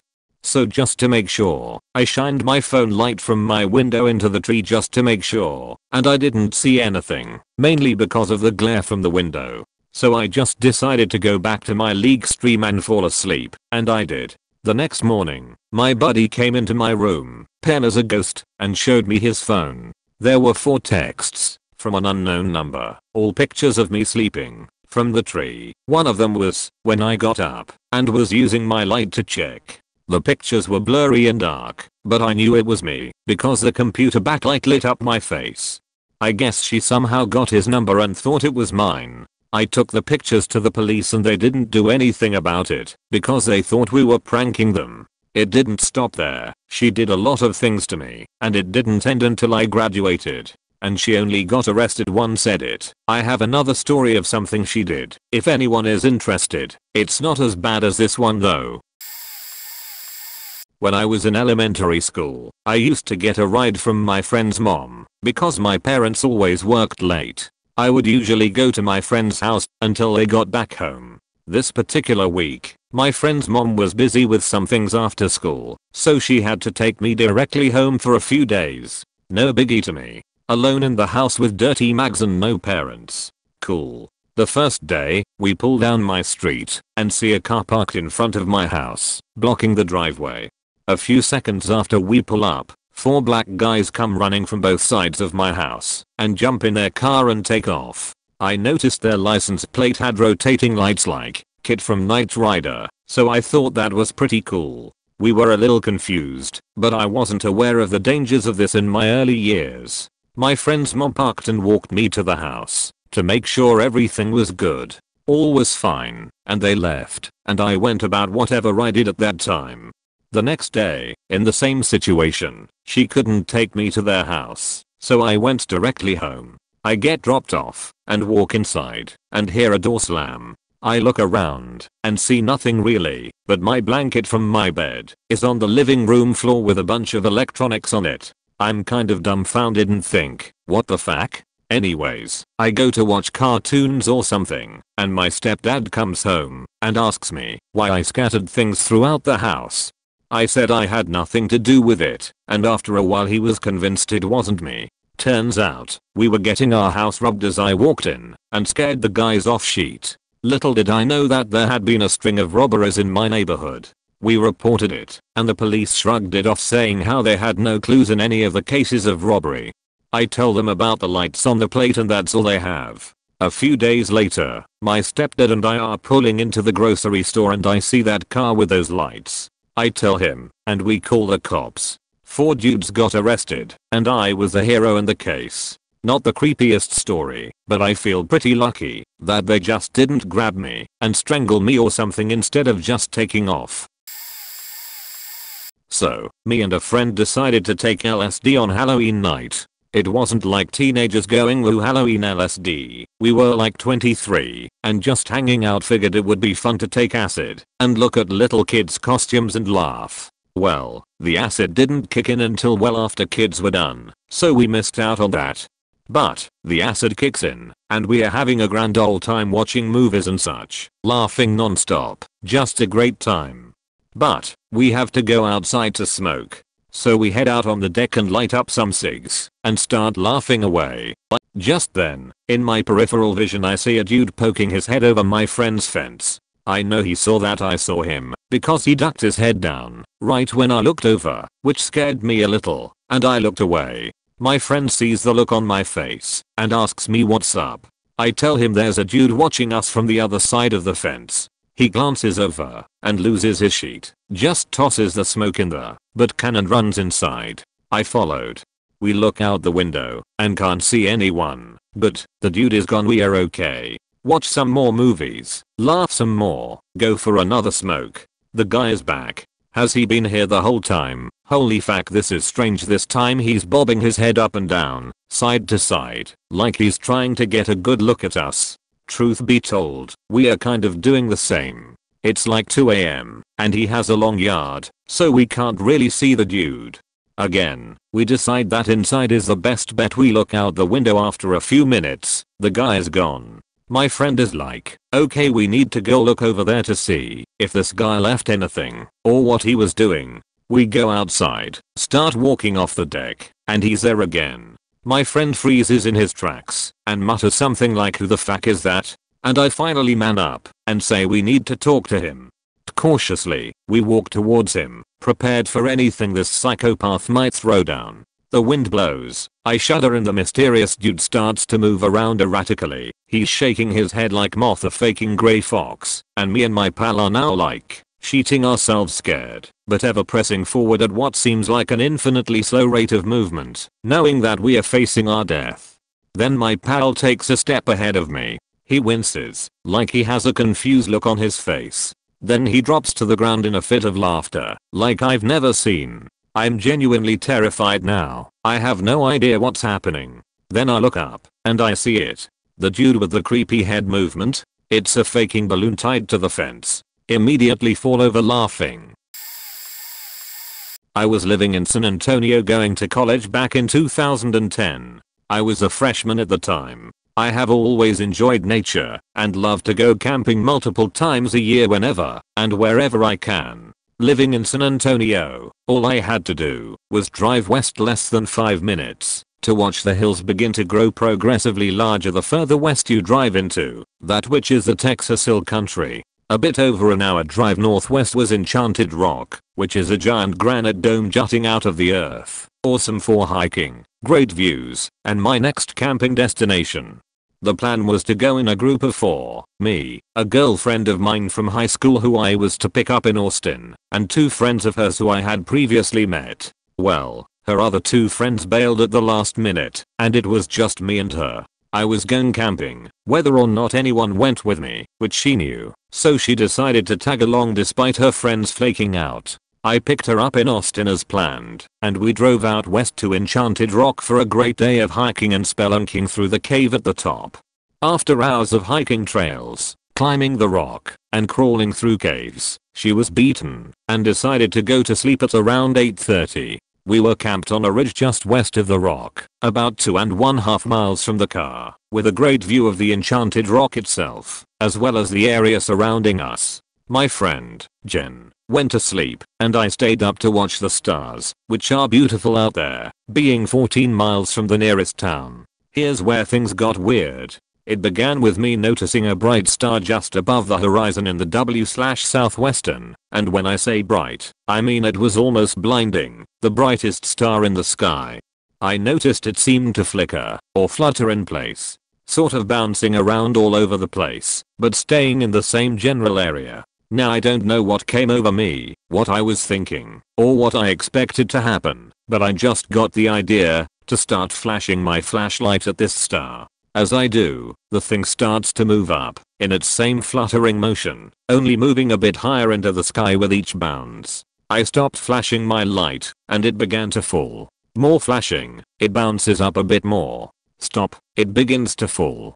It also seemed to be flashing back at me. I did this for a few minutes as my interest peaked, eventually waking up Jen to check it out. We sat there for over 30 minutes flashing that flashlight at the star, to the point where it had bounced its way from just above the horizon to almost directly above our heads. Eventually, we stopped flashing altogether, and it sank consistently until it fell below the horizon, not returning. A couple hours went by after the star disappeared below the horizon, with nothing peculiar happening, until we noticed a light slowly, almost unnoticeably, coming up over the other side of the rock from the east.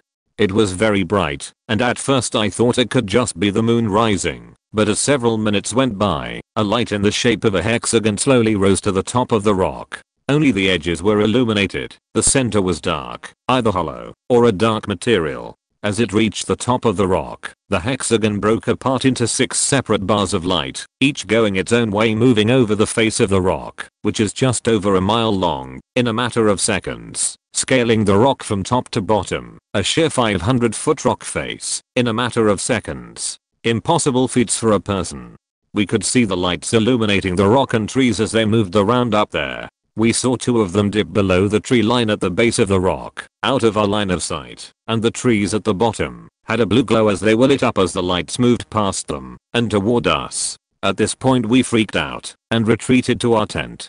We began hearing noises in the woods surrounding us, something heavy moving around in the brush, a motor type sound moving through the woods in the near distance. It's after midnight, and no motor vehicles are allowed in this state park, and lights started flickering against the outside of our tent, shining directly at our campsite. Both of us were terrified, and honestly didn't fully grasp what was happening outside, and the fear of the unknown took over. It could have been anything out there. People could have just been walking by and accidentally shown their flashlights our way. Trust me, I've taken all of this into consideration. The story isn't over yet. The mystery lights disappeared after about 30 minutes or so, and the noises soon after. Both myself and Jen were exhausted from being so scared, not to mention hiking and climbing miles of country the day before. The clock was nearing 1 AM, so we fell asleep. I woke up at 3:30 AM in a daze, the kind of wake up where you lift your head off the pillow, open your eyes, then bury your face back down, and pass out again. Only when I opened my eyes, I saw a light in the sky through the opaque silk of the tent. I unzipped the zipper of the tent to get a better view, and before me, hovering only about 500 feet above Enchanted Rock, was a disc. It made little to no sound, maybe a faint hum if anything. It had 12 circular lights around the edge of the craft, and it spun counterclockwise at varying speeds, at times so fast, the 12 lights merged into a solid white line, and at other times so slow, I had the time to count the lights. It was about 150 to 200 feet long, but the most interesting thing about it was the way it moved. It was unlike anything I had ever seen, except for maybe a few hours earlier, and from much farther away. It tilted and whirled and bounced around in the air, but stayed in the same area. It tilted side to side, would move diagonally so, then would level out, and move directly up and down, then maybe side to side, and then spin like a top again. The best I can describe it was erratic, but controlled. I watched, slack-jawed and in awe for a few minutes, until I turned around and woke up Jen, who was sleeping behind me. I told her to stay calm and just to sit up and look. She did, and freaked out at first, wanting to leave right then, only retracting her idea after I pointed out we would have to pack up all our gear and hike over 2 miles back to the car, also having to walk directly under the faking thing. I wasn't leaving the tent. She and I sat there and watched the UFO for over 3 hours. It stayed there directly above Enchanted Rock until the light started seeping over the horizon, and as the sun slowly rose, the UFO slowly rose higher into the sky in its bouncing motions, over the course of 15 to 20 minutes, until it had risen above the morning clouds and out of sight. I told myself then that I would never let myself believe what I saw that night was anything other than a UFO, man-made or out of this world. It was real.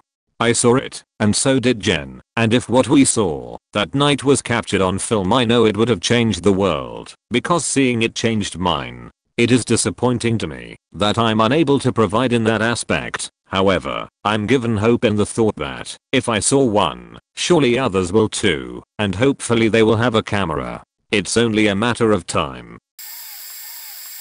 So late to the thread, but I've got a good one. TLDR, my friend and I almost became sacrificial murder victims to crazy mountain people on the Appalachian Trail. A buddy and I were hiking the Appalachian Trail, only the NC2SC portion. It was summer, and the weather was great, blah blah blah. We cross into South Carolina, and meet a super nice elderly couple, and talk with them, and eat a late lunch with them. We made camp about half a mile from them, after we parted ways.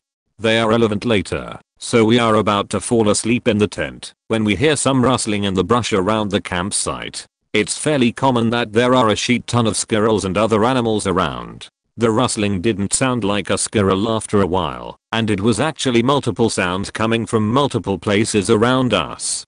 My first thought, being a southerner who hunts, was oh shit, a pack of coyotes is here, time to man up. All I have is a .45 with 10 rounds, so I was really hoping it was a pack of skidding coyotes. I was so wrong. We started hearing what sounded like low-level incantations. So after a few minutes I'm fairly relieved that I don't have to fight coyotes, but then I remember that Carolina mountain folk can be some weird people. The chanting was getting closer, and we could audibly hear what appeared to be about 10 men clearly and repeatedly chanting Lord help us, Lord save us. It was similar to low-level and slow rhythmic monk chanting, if that helps. Well, that's creepy as shit, so I decide to let anyone near our tent know that we are armed inside. I take out the magazine, because I don't want to eject a round, and pull the slide back, and let go to clearly make the sound of a gun being racked.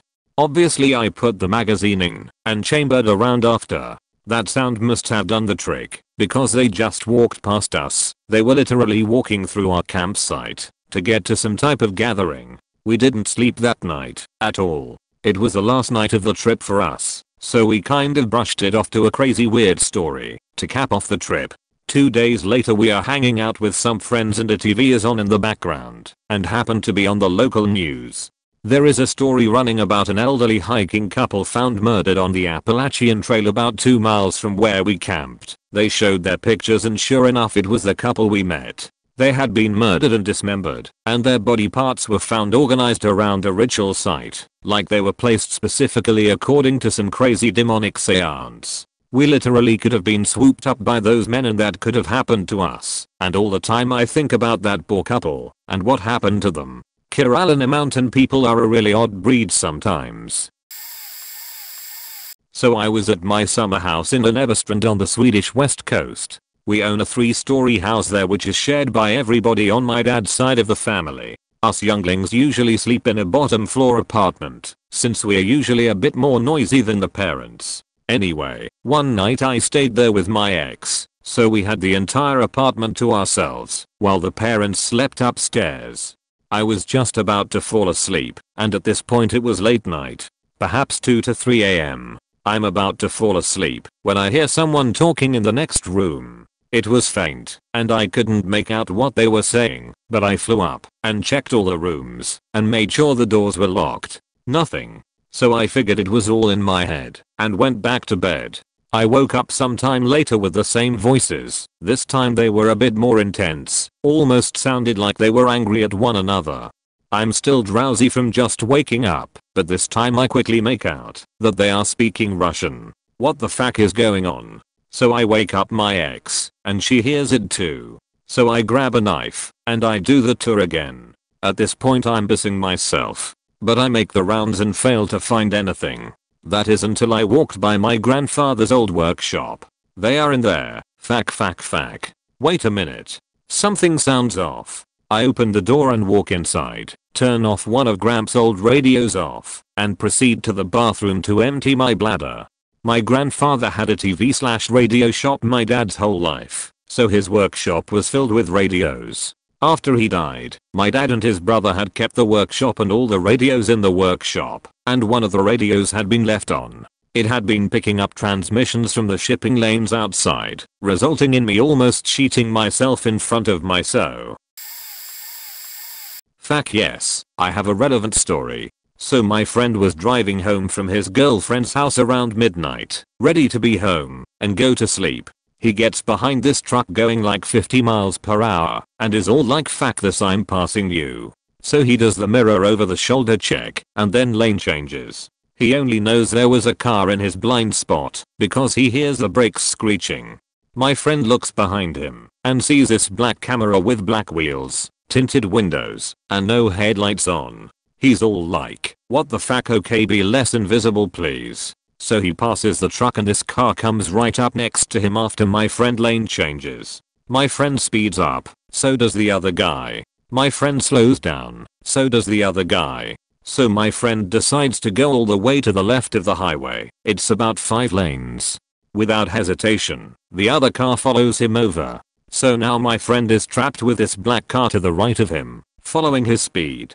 Now my friend is freaking out. He keeps looking over occasionally and eventually the guy in the car turns on the light inside his car and my friend sees him. Huge Mexican dude. My friend said he was like 6 feet 6 inches, 300 pounds, shaved head and covered in tattoos. And this dude is just staring my friend down, not even looking at the road at this point. So after about a little bit, this guy pulls out a gun. Like a pistol or handgun. Doesn't point it at my friend, but just shows it to him and this drops it on the floor of his car. My friend is in a cold sweat now. What the fuck is he supposed to do? Can't call 911. The guy will shoot him. He can't escape because the guy's right next to him. So he remembers that the car was bought used from CarMax or whatever and the previous owner of the car put some crazy good brakes in this Ford SUV. So my friend floors the brakes, makes a nearly 90-degree turn, and exits the freeway. The guy with the gun tried to do the same, but couldn't make it. My friend was freaking out at the light at the freeway exit though, making sure the guy didn't follow him or anything. Then, thankfully, he got home, safe and sound. When I was a kid, our house was burglarized one summer during the daytime, when we had gone to the little general store, about a mile away. We lived in a very rural area. Called the cops, etc. Eventually, we learned from a cop friend of the family that a small group of people were arrested for a string of burglaries in the area and sent to jail. Years go by, and I'm in high school. We learned from the same cop friend that these folks have recently gotten out of jail. One day, I stayed homesick all by my lonesome. High fever, so I'm in bed all day. At one point, I had a dream that a stranger was standing at my bedroom door looking at me. Later, feeling better, I go downstairs to watch some TV. Note, we had a big brick fireplace at the far end of the room, and built into the brick wall is a little cubby that holds firewood. This cubby has a door on the front, as well as a door on the back end, that can be opened from outside the house, and firewood can be fed into it from the wood pile my dad keeps behind the house. Note that on occasion, when we would lock ourselves out of the house, we would use this cubby to get in. I notice that I can see light coming in from the front door of the cubby, and assume that my dad has not fully closed the outside door that morning, when he loaded up the day's wood. Didn't think anything more of it, and sat down to watch TV. When my mother comes home from work, she goes to check the wood burning stove in the fireplace, and asks why I was outside, and tracked mud all over the floor. I told her that I hadn't been outside at all. A few days later, our neighbor states that he saw a couple of weird people hanging out at the end of our long driveway. A few days after that, a cop friend states that those same people that robbed our house years ago were arrested for burglary. Long story short, my dream of someone watching me sleep from my bedroom doorway was no dream. It was those same people attempting to burglarize us again. Figure I'll tell this one again, since it actually happened to me. TLDR, I saw a will-o'-the-wisp. The low country and sea islands of South Carolina are pretty well drenched in spooky folklore. My mom grew up in Beaufort and went several times to nearby St. Helena Island to see the light at Land's End. The light is a rather erratic ghost light that prowls, for lack of a better word, a marshy stretch of Land's End Road on the southern part of the island. I say erratic because the thing manifests itself differently. Sometimes it approaches people, other times it appears fixed in the distance. When we were younger, mom would tell my siblings and me about the time she saw the light, how eerie it was, and the impression it made on her. So of course, when we started to spend summer vacations at Hilton Head, another nearby island in Port Royal Sound, I began pestering my parents to make a night drive out to Land's End. The first several years we didn't make it out for whatever reason. Probably because the light doesn't appear every night and my dad didn't relish the idea of ferrying a bunch of disappointed kids back to the resort if it didn't show.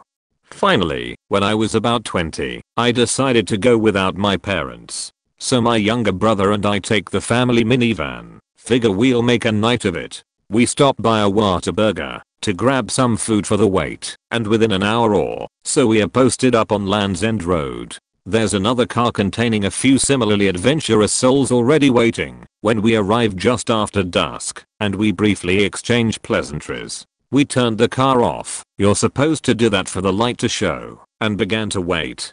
Now, for purposes of dramatic pacing, I wish I could say that my brother and I waited for several hours and were just about to give up hope when the light appeared, but the damn thing showed up about half an hour later while I'm still stuffing my face with fries. My brother noticed it when it was about 50 yards away and elbows me excitedly. At that distance it looks like a car headlight. We both stare at it and it draws closer. It probably got to about 30 to 40 feet away from us. At that distance it was about as bright as a motorcycle lamp, and it's just floating there. We had the windows cracked for ventilation. Remember, the car is off and this is humid South Carolina in the summer, and we hear nothing. I lost track of the time, but at some point the light receded to its previous distance from us. I can't really describe how it felt, other than something akin to that numinous sense the Romans had about les and genii loci.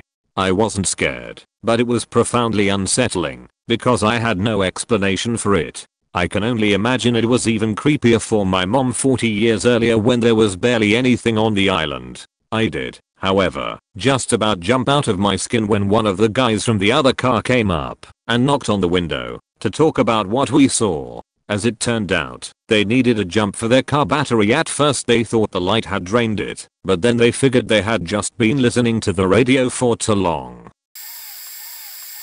Late, but I feel that this is an important story to tell. Don't be an idiot like me. Point a little background before the story. Last winter my sister needed a new set of tires for her car, and the only day that my dad could get them installed was also the day that my sister was working. Since it's my day off, I offer to drive it over to dad's house, and in return I can use the car for the day for my errands. She agrees and I go get the tires installed and spend the day running my errands. The story takes place as I pull into the doctor's office at the end of the day to switch back cars. I'm about to make a right into the doctor's office when there is a tap on the window. It was a man dressed up like he just got out of work. Maybe he was a factory worker. I roll down my window just enough to hear his voice, and he begins to explain that his truck broke down and he doesn't have enough money for a taxi in Nome to call. I offer him a couple bucks, but he refuses the offer and instead asks if I can give him a ride. He offers to give me his remaining cash as payment for the ride. Super sketchy, but for some reason I say okay. I tell him that this car is not mine, but my sister's, and that I will be right back with my car. Fast forward a few minutes, and I'm back at the corner with my car, and the dude smiles and gets in the passenger seat. He's really grateful and shakes my hand. We start driving, and he directs me toward the expressway, explaining that he lives several towns over and that we should stop by a gas station so he can give me some gas on the way. Once there he steps out and goes inside for several minutes. I'm sitting in my car wondering what the hell is wrong with me and asking myself why I don't just turn the car on and drive off. I don't faking need gas anyway. Before I make the decision to leave, he comes back out with a bag in his hand and a smile on his face. The dude bought a 6-pack of beer and $5 worth of gas. What the fuck? We're on our way again on the expressway heading east, and exits are just passing by. 61, 0.62, 0.63, 0.64. We're chit-chatting, and he told me about himself. How he's divorced his cheating wife, that he has one kid, a son who is about my age, how religious he is, and how grateful he is that I'm so kind to have helped him. I'm also talking about myself. I give him enough information to seem like I'm friendly, but nothing too personal. 21-year-old college student with hobbies, friends, and a girlfriend. What seems like ages later, he finally points at the next exit, that's the one, and says we're almost to his house. I take the off-ramp and head north at the light. I live on Long Island, and for those of you who don't know, the eastern part of Long Island has large swaths of land, pine barrens, that can't be fully developed due to environmental reasons. It's pretty sparse out here, and seeing a house every few miles is the norm. Anyway, we are driving north along this road with moderately dense woods and a few street lights on either side of the road, and it's been miles since I've seen another road.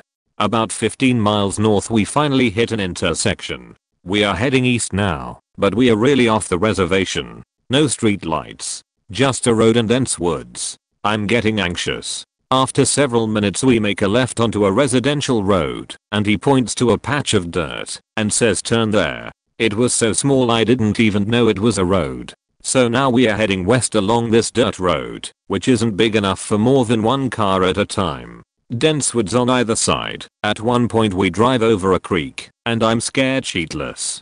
There's no way he didn't notice. I try to casually look at my phone and call my sister, but when she answers she can tell something is wrong. In the most casual way I explain to her that I'm driving this buddy home and give her the road I'm on and try to calm myself down by asking her about dinner and anything to keep her on the phone. The guy next to me is silent, but after a minute or so says, "Okay, we are just about here, I can walk the rest of the way." I stop the car, phone in hand, sister on the other end. He explains that his house is 2 houses down, but he can walk the rest of the way, and that he really appreciated the ride. He says goodnight and steps out of the car and walks further down the road with his 6-pack in hand, and disappears at the bend. I'm so scared and terrified and relieved that I bump into a mailbox while turning the car around. I have a really good eye for distances and landmarks. If I go somewhere once I can make my way back there. I drove down that dirt road a few days later with my girlfriend to get a look at the guy's house, but when I got to the end of the road I found myself at the rear entrance to a golf course. I don't know why I ever let that man into my car. I don't know why I didn't just leave at the gas station, and I don't know why he didn't kill me. Maybe he began to get nervous once I called my sister, or maybe our conversation made him feel bad and realize that I was a good kid, but either way I'm alive. Don't be an idiot like me. Hi everyone, what I'm about to tell you has haunted me for years and I have yet to tell anyone this other than my family. This happened to me when I just moved to North Carolina from California at around the age of 4. It was a new house on the side of the main road. I may leave some details out because it has become a little blurry, seeing as I don't like thinking about it. Also, the scary thing is, I brought this story up recently to my family and they still remember the day I told them about it. So here it goes. It was like any other normal day for me as a child, playing outside and around the house with my 2 sisters. The day ended as it normally would. I would have a bath, change into my pajamas, brush my teeth, and my parents would tell me goodnight. Well, I remember laying in bed, on my side staring at the window, the moon usually shine through being my only source of light, just waiting to doze off, and I eventually did. But then I woke up in the middle of the night and was scared out of my mind. I didn't move because at the age I was still afraid of everything at night time. As I was looking around the room I saw the scariest thing that anyone could see when they wake up at night, a big dark figure. The reason this was so scary was because I have never seen anything like this before, and usually people are scared of things they've never experienced before. So I sit there looking at it, not moving because I don't want to let it know that I was awake. I didn't know what to do other than just act like I was asleep, so I laid there, and the figure just stayed there. I needed to do something else to try to get my mind away from it. I grabbed my toy dog. Most kids have a little stuffed toy their parents have given them when they were a child, and covered my face. Eventually I fell asleep, which was good, because whatever it was, it couldn't hurt me when I was hidden and asleep. Phew. I don't remember much else from the night, but the scary part for me is the next morning. I wake up, and my parents are scared because my window was open. This confused me, because that wasn't a big deal considering there is the screen. Oh my, the screen was torn out and thrown on the ground. Now thinking about that today just scares the absolute shit out of me, thinking someone had broken into our new home and had been watching me while I slept. The good thing is over the next year nothing else happened, and we had moved into a new place inside a neighborhood. I felt safe and my parents felt that I was safe along with my sisters, so that's all that matters, and hey, I'm here now, so that's another good thing. Male massage therapist here. One day, nearing the end of my shift, the receptionist comes up to me and says, "Hey Oppa, I booked you an appointment for 5, but he might not show up. Even if he does, he might not get the message. If it is who I think it is, he won't show up." I was a little thrown off by that, but decided to go along with it. Appointment time rolls around, and he's not here. I start heading back to the break room, and the guy walks in at 5:15. I walk to the lobby to greet him and tell him that I'll be his therapist for the day. He chews his gum, says okay, and we head towards the room. Before we get to the room, he turns around and gives me a rather confused look, but continues on. We get into the room, and I ask him what areas he once worked on. He gives me the confused look again, and says, "You're the therapist?" "Yes, I am." He scratches his head and chews his gum some more, then asks if there are any girls available. I tell him no, so he asks if he can wait for one to be available. Again, I tell him no, and that this is the last available appointment of the day. I subtly glance down at his hands, because I notice he's holding something. He has his packet of gum, and underneath it is an unopened package of crazy glue. I try not to make it known that I see the package, and I tell him that I'm the only one available, and ask if he's okay with that, and he says no, and walks out of the place. I told the receptionist, and she was visibly uncomfortable, then informed me that he tries to book appointments all the time, but under different names. Same last name, different first name. She wasn't expecting it to be that creepy, though, and apologized to me for that. I just told her I was glad it was me, and not one of the girls. TLDR, guy comes in to spar with crazy glue, probably wanting crazy ending. My fiance and I were out camping on our first great adventure 7 years ago at Governor Dodge State Park in Wisconsin. We saw wild turkeys. I saw the largest shooting star in my life, and we were about halfway through the trip, having a great time. The second night, I awoke to find him completely silent, crouching over me. I'm a heavy sleeper, and it took me a moment to regain consciousness, but he immediately pressed his finger to my lips and gestured out beyond the walls of our tent. We could hear coyotes howling further away from us, but the terrifying noises were the scuffling, yipping, growling, and scrabbling coming from less than 50 feet away. I then realized he was protecting me from these suddenly frightening creatures, along with just how thin nylon walls really are compared to the entire rest of the world outside of them. The yips and snarls danced ever closer, and we listened carefully to see if we could make a run to the van at any time. It was one of those car camping campgrounds you find at most state parks I've been to at least. While we waited in silent terror, trying to judge the best moment of action, we had enough time to remember that we'd forgotten to pick up some half-eaten food we'd left on the ground last night. We don't do that anymore.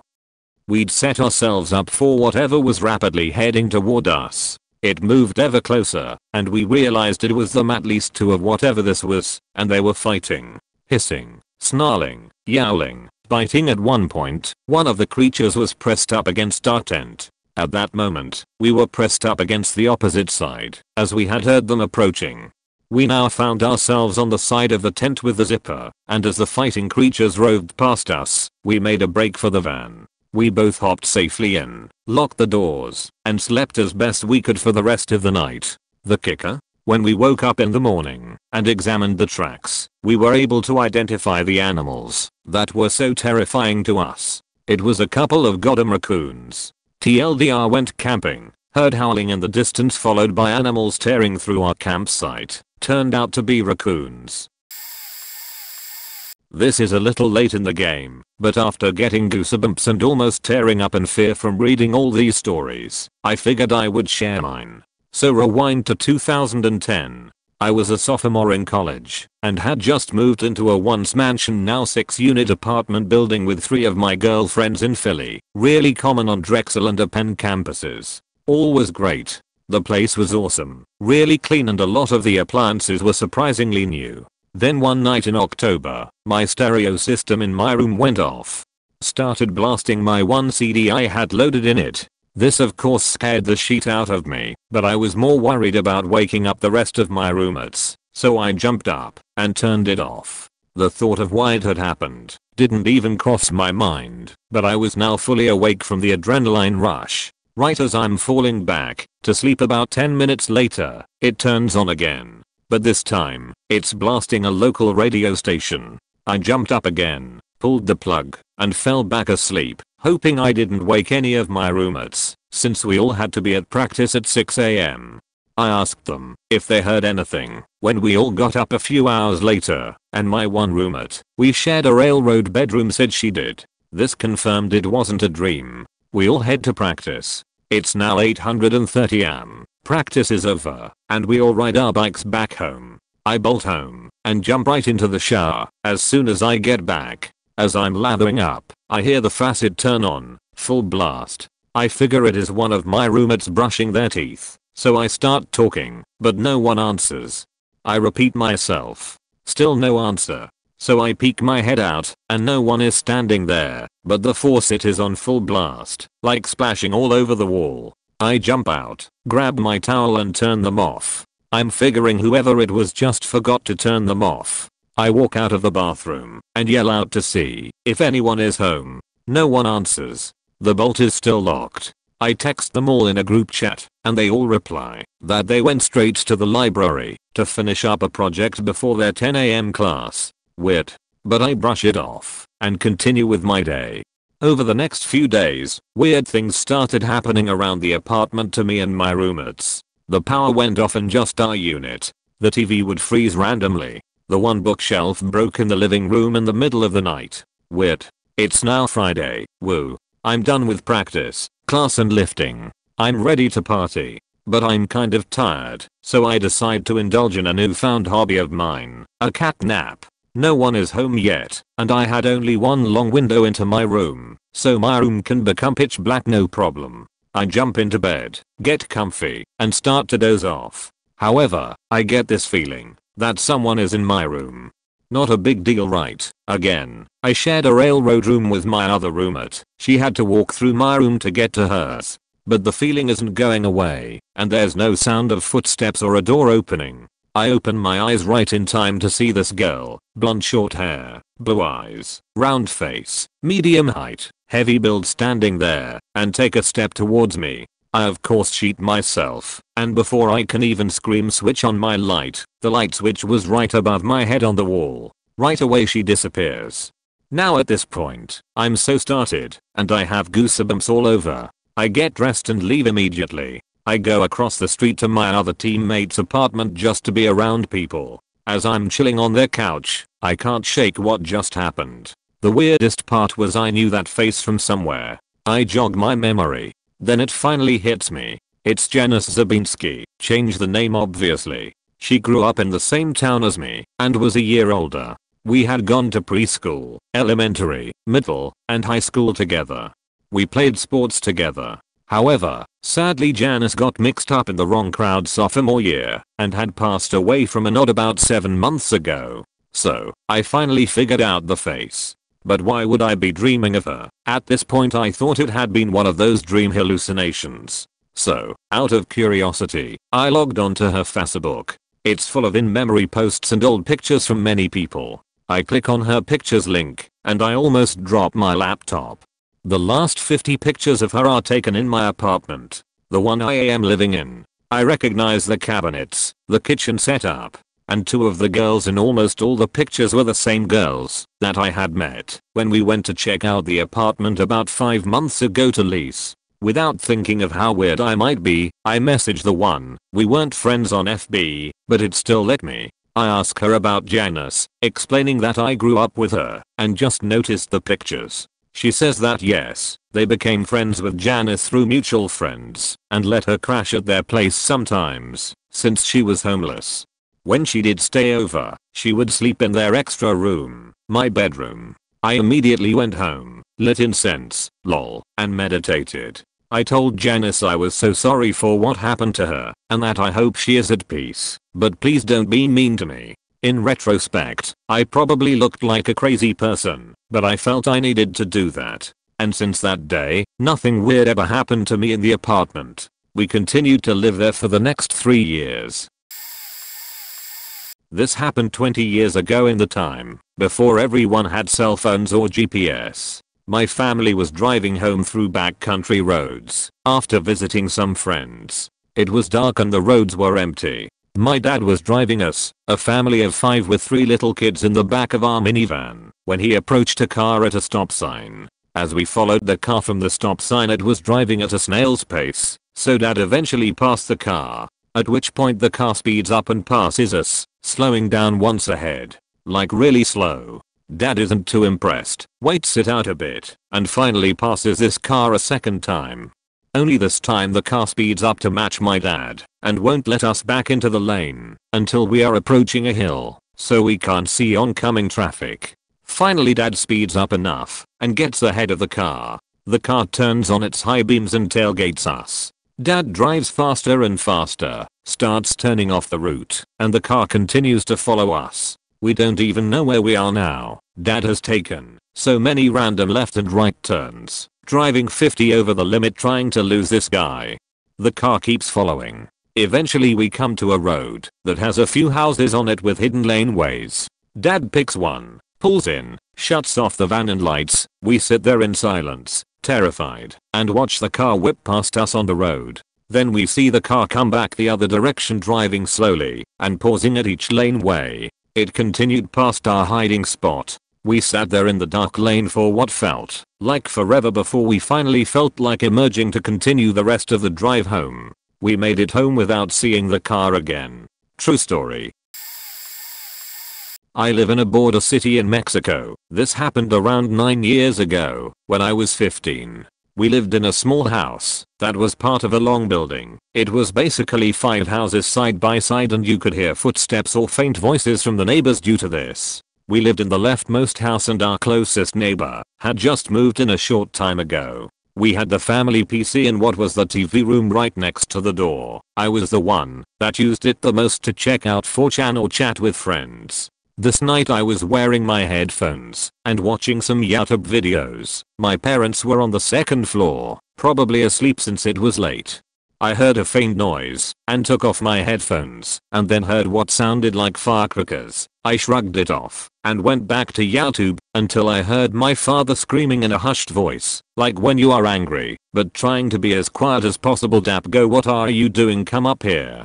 I was like, what's going on? I just heard some firecrackers on the street, he said, still very shaken. Those aren't firecrackers, they're gunshots from next door. Come here now. It then dawned on me how dumb I was. We live in a violent town, but stuff like that never happened this close.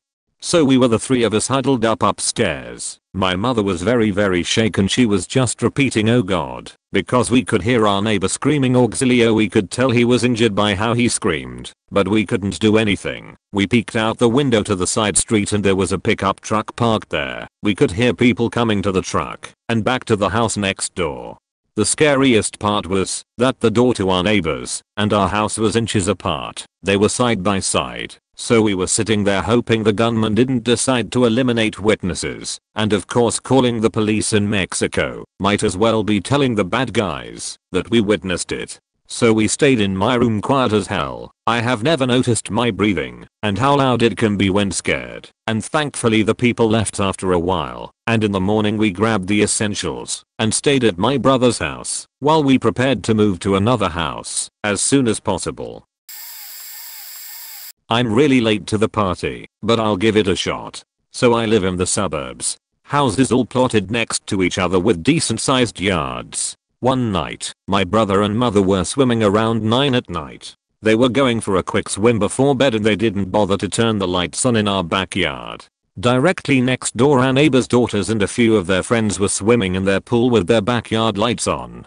My mother happens to look into the side yard that we share with these neighbors and sees a man dressed in all black creeping through our backyard, apparently looking at these girls swimming. My mother calls out hello, trying to see what this guy's deal was, and he turns, presumably frightened because he never saw my mother and brother in the pool. He then walks back towards the front of our house and my mother and brother decide to get the hell out of the pool and go inside. As my brother climbs the ladder out of the pool, he sees the figure in black walking around the other side of the house into our backyard. He tells my mother that he can see the guy and she yells at him to get out of here. The guy disappears around the corner. So we are discussing it with our neighbors the next day. Apparently our other neighbors directly across the street, who also have young girls, exited out the back of their house one night about a week previous to find a man, also dressed in black, peering through their windows. Some weird people out there. When I was 4 years old, my family and I were staying at my paternal grandparents' house. My mum was pregnant with one of my brothers, so she needed to use the toilet a lot during the night. There was only a downstairs toilet. Don't ask, I don't know why either. so she had to make a trip downstairs during the night. When she was halfway down, she felt a cold wind rush past her and she froze, feeling a sense of deep fear towards something at the bottom of the stairs. She ran back to her room and we returned home the next day. As I shared a room with my younger brother, he was 2, and always looked out for him. I let him choose which bunk bed he wanted. He chose the bottom, but I was still too small to get down by myself, so I'd have to call for my mum and tell her I'm awake, so she could pick me up. I can't remember much, but I awoke the next morning to find an old man standing in my room. I screamed, "Mummy, I'm awake," repeatedly, and he became a black, dome-shaped shadow and started moving around the room rapidly, fading as my mum approached. I told her that I'd seen a ghost, but she didn't believe me. The next day, my dad was dressing me. I had my vest and jeans on, and just as dad was about to pull my shirt over my head I said, "No, daddy, I want to wear this." It's what the man was wearing. I still remember his face to this day. The color completely ran from his face and he started crying. My mum took him out of the room and a priest visited us the next day. Then they put the house up for sale. I never understood what had happened until my mum told me years later. Like many boys on my dad's side of the family, I was visited by the ghost of my great-grandfather. Heartbroken by the loss of my great-grandmother, he hung himself in his field. He was wearing only a vest and jeans when he was found. The first years of my life were spent growing up in an East Texas trailer park, the kind of place that is probably a nest of meth dens these days. There weren't many kids that lived in the trailer park and we all played together. We were all from impoverished families, didn't have much, and shared what we did have. The kind of group that took turns drinking from water hoses at each other's houses, so we didn't use up water all at one place. Among the many stories and miniature urban legends was a warning about an old dingy white panel van. The van would show up during the summer, when kids were out of school and parents were at work, and just slowly drive through the trailer park. We'd all seen it at one time or another, or run from it on various occasions. The story went that, if the van caught up with you, that was it. You'd be taken, disappeared the term was. Generally the kids all traveled in packs, like little dirty wild animals, but I can remember one day, when I was trying to learn to ride my bike. I hadn't had the bike long, and I fell off more than I rode successfully. After a day's worth of jeers and insults, I'd gone off by myself. I was no more than 7 when it happened. I was on the far side of the trailer park near some empty lots, alone, riding and falling, and then I got the feeling like I was being watched. When I looked around, I saw it. The dirty, aged panels of a van that had once been white. As soon as I looked at it, the vehicle began rolling forward. The side windows were tinted, and I didn't stay around to look in the front. I dropped my bike and ran. I didn't go back for the bike until later, when my older brother was with me. A year later we moved out of that trailer park and into the country. My grandparents owned land that was reached by a small, oil-top road. The kind that was barely wide enough for 2 cars. The whole place was surrounded by wonderful, glorious woods just waiting to be explored. When summer came, we did just that. We explored. We climbed trees and swam in creeks. And then came a day I had gone swimming alone. It was in the middle of the afternoon when I started back home and there were few paths out of those woods. The brush along the road was too thick otherwise. I stepped out of the trees and onto the oil-top road to cross it and reach my grandparents' property when I felt something. Something was wrong. I looked down the road and there it was. A dirty, dingy, and faded white panel van with heavily tinted windows. Once I broke the woods it started forward. I turned around again and ran. There was no one home, and that van just radiated wrong. I ran until I found an old culvert that ran under the road. It was dark, full of spiders, and who knew what else, but it felt far safer than that van. I could hear the van stop, the doors open and slam. I hid for a long time before I heard the doors open and the van start again, and he was still there until I knew someone would be home. It was the last time I ever saw it. This is going to get seriously buried, but why not? I have 3 stories, so I'll make them relatively to the point. First story, my mom had just had surgery, nothing serious, but she had to stay in the hospital for a few days afterward. She was resting and woke up to a strange man alone with her in her hospital room. Immediately, she sensed something was wrong. This was not a doctor or employee, so she started playing the too drugged up to be a threat role, hoping he wouldn't feel the need to be violent, and calmly asked who he was. He said he must have been in the wrong room, but didn't leave. Instead, walking over to her purse, he began rummaging through her things. My mom was fully aware, but wasn't well enough to get up and make a run for it, so while he had his back turned to her, she frantically buzzed the nurse as many times as she could. The nurse finally came, and he ran for it. Security caught him, and my mom had to testify in court. He was locked up for robbery. No idea how he got in there in the first place though. Second story, I'm from Chicago, so most of my friends are from there too. This is a friend of a friend story. Her and her friend were supposed to get picked up by her mom from school, but something had come up, and her mom wasn't going to be able to pick them up in time. She was having some difficulty finding someone to cover her, but eventually the girl's uncle agreed to pick up the kids and take them home. The girls got into the back of her uncle's car. She didn't really talk to him or see him much, but he was nice to them in this instance. He drove them home and dropped them off. Later, she saw his face on a TV news story. They had found dozens of children's bodies under his house. He was John Wayne Gacy, the serial killer. No joke. Third story, my boyfriend's friend was living in China for a period of time. I believe he was doing a study abroad program there. After living there for a while, he noticed a lot of furniture next to his neighbor's garbage bins. He never really spoke to these neighbors, but seeing as this was nice furniture, he gladly picked out a nice table and brought it home. Better to be reused than thrown away, he thought. After bringing it into his home, strange things started happening. He'd wake up in the middle of the night to see two figures standing in the doorway of his bedroom. They were what appeared to be a Chinese couple, husband and wife. They would just stand there staring at him. Night after night, he'd wake up to the couple. Eventually, he found out that his neighbors had passed away and that their furniture had been placed outside to be disposed of. Apparently, it's customary to get rid of dead people's belongings there rather than sell them or give them away. By taking it, he may have offended them. He put the table out next to the garbage bin and never saw them again.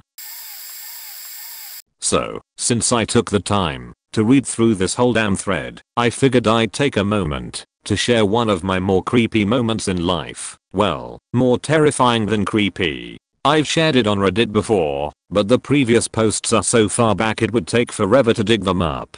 Anyways, I was a senior in high school. That weekend, my parents went down to their lake house, which they were making plans to rebuild and retire in, but I stayed home as I had some weekend plans with friends I didn't want to miss. One evening that weekend, I think it was Saturday, a storm rolled in. Now, this wasn't your average thunderstorm, a lot stronger. If you've ever lived by water, you may have experienced something like this, but the house I was in was not by water, making this sort of storm even more unusual. On a side note, I have always loved thunderstorms. I was that quiet emo kid who liked to sit by the window watching the rain. This was one of the first storms I've experienced that I didn't find to be peaceful or comforting in any way. The thunder was deafening. The rain pelted the window just above my head. Every time the thunder crashed, the entire house would shake. I wouldn't be surprised if the ground was shaking, and the resulting lightning almost immediately left spots in my eyes. I couldn't sleep, if only because of the loudness of the noise. It was so loud that several times I had to cover my ears when it roared, as the volume level was painful. It was well past midnight, and usually I would have been exhausted at this point, but instead, I was lying awake under the covers, quivering, terrified, not sure what exactly about this thunderstorm had me so afraid, aside from maybe the grand immensity of it. I laid on my back, staring at the window, focusing on the sound of the rain steadily beating against the glass, and tried to fall asleep. That's when the big one hit. The thunder started. I could hear that loud, huge crashing sound, hammering against my eardrums, seemingly louder than ever before, perhaps louder than anything I'd ever heard, but only for a split second. And then the world was silent, eerily silent. I knew that the thunder still rumbled, as I could still feel the bones of the house trembling beneath me. I knew that the rain still poured, as I could see it pelting the window. But the world was without sound. And then the pressure hit me. It was as if someone had dropped an anvil on my chest. It could not rise. I struggled to pull oxygen into my lungs, but it seemed as if there was none. My lungs could not fill. My chest could not rise. I was stuck under this invisible immovable weight and slowly suffocating. Then, after what must have only been seconds, but felt like forever, the weight lifted. I gasped, sharply inhaling all the oxygen I could possibly take, greedy for air. Sound slowly began to fade back into existence, and I heard the thunder rolling quietly to an end. My chest ached. When I finally settled down a bit, I called the house, where my parents were staying. It was 4 AM. I talked to my mother for a while, and eventually the storm calmed down a bit, and I was able to sleep.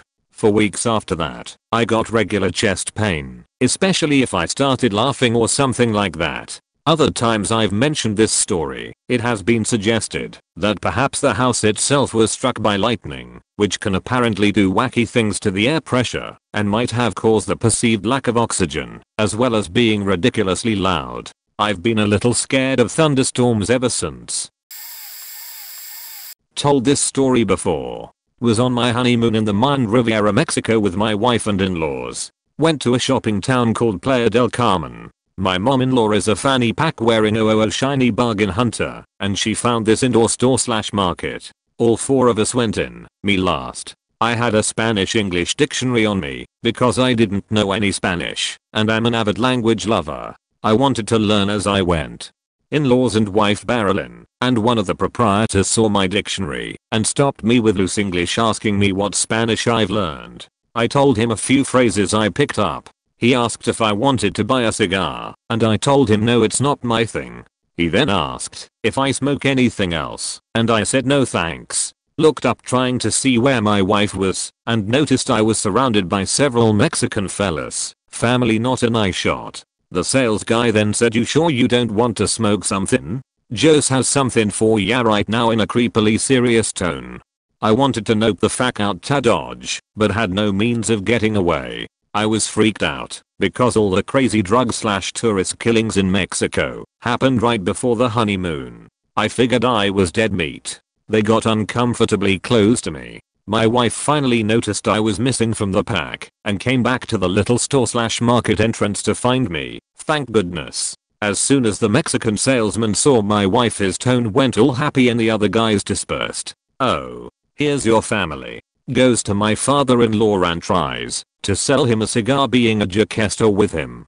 Meanwhile I gave my wife a hug and whispered in her ear, "We are leaving right now." My wife didn't catch my urgency and said, "Oh, my mom found this cute little." Now she caught it that time and we left. When we got outside I found a bench to sit down on because my heart was pumping. I was pretty shook up. I explained what happened and we decided to get back to the resort as soon as possible. Scary shit equals being surrounded by people you don't know in a foreign country being offered drugs.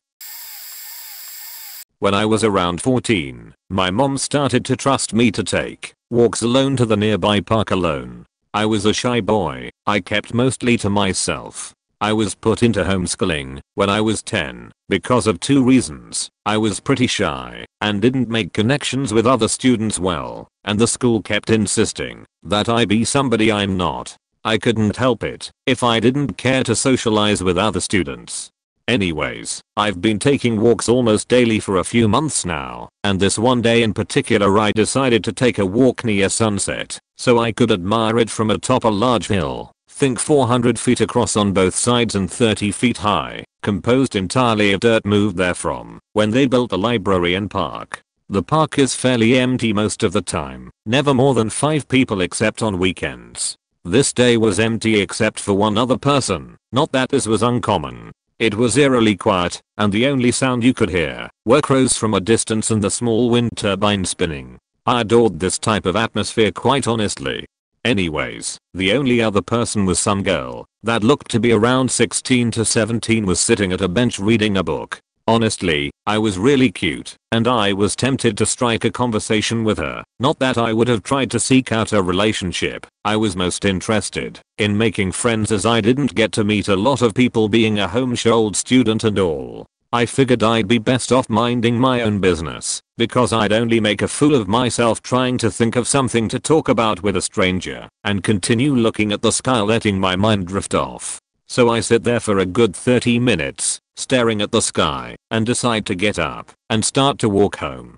Suddenly, a cute girl calls me over and pretty much loosely tells me she doesn't know who I am, but if I'm there, I'd best be careful. She tells me that I don't look like the type to fight, so if I feel like I'm being watched then I should run and take as many detours as possible. She tells me something about how she's been sitting at the park for the last couple hours, noting the same vehicle driving around the premises. She told me it was just a black van, as generic as it was, and she felt something was off about how it routinely was circling the park. She explains she's there because she went to check out some books at the library and decided to come to the park just out back and read a little bit when she kept catching a black van-like car at the corner of her eye. I shyly thanked her and told her I'd be alright and told her she should probably make sure she's safe getting home too, to which she told me she had just called her parents to come pick her up. I'm walking home, and it's not a very long walk, maybe 15 to 20 minutes at most, if I walk at a slow pace. I'm slightly spooked about what that girl told me, so I'm constantly looking around making sure there's no black van. I'm making my way to the church just a few minutes away from the park, and then I hear a car pull up near the sidewalk. I glanced to my side, and it was a black painted van. I immediately take a detour the next street over, where the van kept a careful distance away but obviously following me now, and then into the alleyway that cars cannot access on my street. As you walk down the alley, you can see the streets on both sides through people's yards, and I saw a black van parked up ahead on the right street, seemingly the same one from earlier. My house was on the left street. I assumed they were going to try to stop me as I exited the alley a bit more down the road, but thankfully I didn't have to go that far. I jumped over the fence to my house through the backyard, but from doing this, I accidentally ripped my pants and cut my leg, specifically on near my ankle, on the barbs the fence had, because I'm not really accustomed to hopping fences out of panic.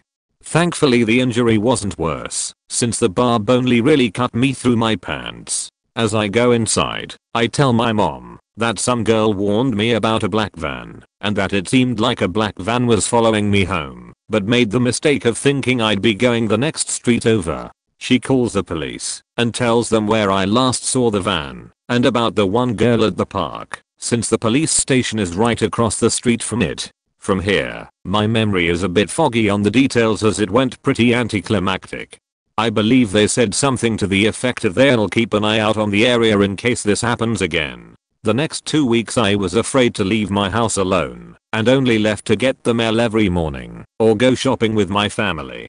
To this day, I don't know who this girl is, where she came from, or where she went. I was a 14-year-old homeschooled boy who was oblivious of his surroundings because he never had to keep his guard up because he was so sheltered. Without her warning, I'd probably have not thought anything of the van subtly following me 50 feet away for 3/4 of my walk home that evening. Whether or not she knew something was unusual, or she just wanted to scare a young boy by stating a very common color/vehicle combination, so he'd become overly paranoid, it very likely saved my life. Who knows what would have happened if the people driving the van I had seen had malicious intent against me. I know that girl's still out there somewhere, and if she happens to be by chance reading this, no matter how unlikely, thank you. Been waiting to tell this story. I grew up in a forest town kinda out in the boonies, tons of trees, not many residents. When I was around 16 my mother went out of town one weekend on business. I was a pretty good kid, and we had a good relationship. The only 3 rules were, if you party, do it elsewhere, don't drive drunk, and lock up the house when you go out. I actually didn't have any major plans that weekend, so I went to hang out at my friend's place. I locked up the house, turned off the lights and headed out. Wasn't a huge night. We hung out, ate food, watched movies etc. I left and came home around 1 AM. I knew something was up the second I got home. The front door was wide open. I peeked nervously inside and literally every goddamn door in the house was wide open. Multiple balcony doors, front, back, everything, and every single light and appliance was on and running. TVs, toaster, computers faking everything. To make things even more weird, my dog, 150 pounds purebred Alaskan timber wolf, came trotting up like nothing was up. My mother is in law enforcement, so I quickly went to my room, loaded my handgun, and cased the house, room by room, calling out loud that I was armed, and any intruder should either present themselves or run. I didn't find a damn thing. Just lots of running appliances. To this day I have no idea what the hell that was. Nothing was missing, just on and open. The house has had a lot of crazy shit happen in it. I tend to be a materialist and don't buy too much into the ghostly thing, but goddamn I can't explain that one. Bonus, the house sits on an old abandoned silver mine, which for us just meant that we wouldn't have to worry about erosion, since the mine had great drainage. My mom passed a couple months ago, but before she went she said she could clearly hear people knocking on her bedroom walls at night, third story room, and also said she could hear very clearly the sounds of people walking around in the attic. She said she thought her time was near and figured it was the other side reaching out. Then bam, she kicked the bucket in that bedroom. Still don't know what to make of it. I still own that house though. Edit TLDR. House on abandoned silver mine. Locked it up. Turned off the lights. Came home to every door open and every light and appliance we own. No one in the house. Dead quiet. Dog was chilling. Nothing missing. What the fuck? This past summer, I had what is undoubtedly my creepiest experience, even though it's now my favorite story to tell. In late June, 10 of us got together to go stay in my friend Dan's massive house in the suburbs. We had a great night all together, then set up a bunch of air mattresses and blankets so we could all sleep together in the basement. Now I'm a pretty late sleeper, so the next morning at around 10 AM it was just my friend Sophie and me left in the basement. Everyone else was upstairs putting together breakfast and cleaning up after last night's shenanigans. The phone rang upstairs, which briefly woke me up, but I just turned over and dozed, listening to the sounds of my friends joking around and setting the table. While still half asleep, I heard another noise from upstairs, a glass shattering. Assuming someone had just dropped a plate or something, I turned over and prepared to fall asleep again. But instead of the kind of laughter I would have expected after something like that, there was a sudden dead silence from upstairs. Then a shout from Dan, Karamia026. Sophie, did you guys break something? Suddenly, I felt very awake. Sophie shot up from her blanket and looked at me. No, she shouted. We were sleeping. We heard it from upstairs. I added. Again, absolute silence. I had a sudden sense of foreboding. The more moments ticked by without words from my friends upstairs, the more nervous I got. Then it all happened very fast. Dan sprinted down the stairs, jumping down the last 4, a massive butcher's knife in hand. Get up, now, he commanded, handing me the knife. Whatever you do, stick together. We are not alone. With that, he bounded back up the stairs. Sophie and I looked at each other in terror, then went upstairs to rejoin the rest of our friends. Quickly, they explained to us the problem. The phone call that had woken me up was from the alarm company. Dan had picked up, but didn't know the secret code that the company assigns people, so they couldn't explain to him the situation. However, what the caller did say was that there was something wrong with the system, and that they would be calling his parents in another state for the weekend. 2 minutes after that call, something had shattered in the far side of the house, where none of us were. The next hour was the tensest hour I have ever spent. We split into groups of 3 and 4 and searched his mansion top to bottom. All of us were carrying various weapons, mostly kitchen knives and hatchets. We couldn't find anything, no glass shards, leading us to further believe that someone else had broken something and then picked up after himself. As we reached the back of the house, we realized that the back door was wide open, again terrifying us. At this point, we decided to dial a non-emergency number for the police and wait on the lawn for them to arrive. Before we finally left the house, I needed to use the bathroom. I opened the door and tried the light switch. Nothing. Using my phone as a flashlight, I entered the bathroom, half terrified I would be looking into an axe murderer's eyes. Instead, I found that a light bulb had burst and broken into the sink. That sure could have been the shattering sound. Then Dan's parents called and explained that the alarm company had just called to let them know that there had been a power surge in the area. Huh. Well, that could be the something wrong.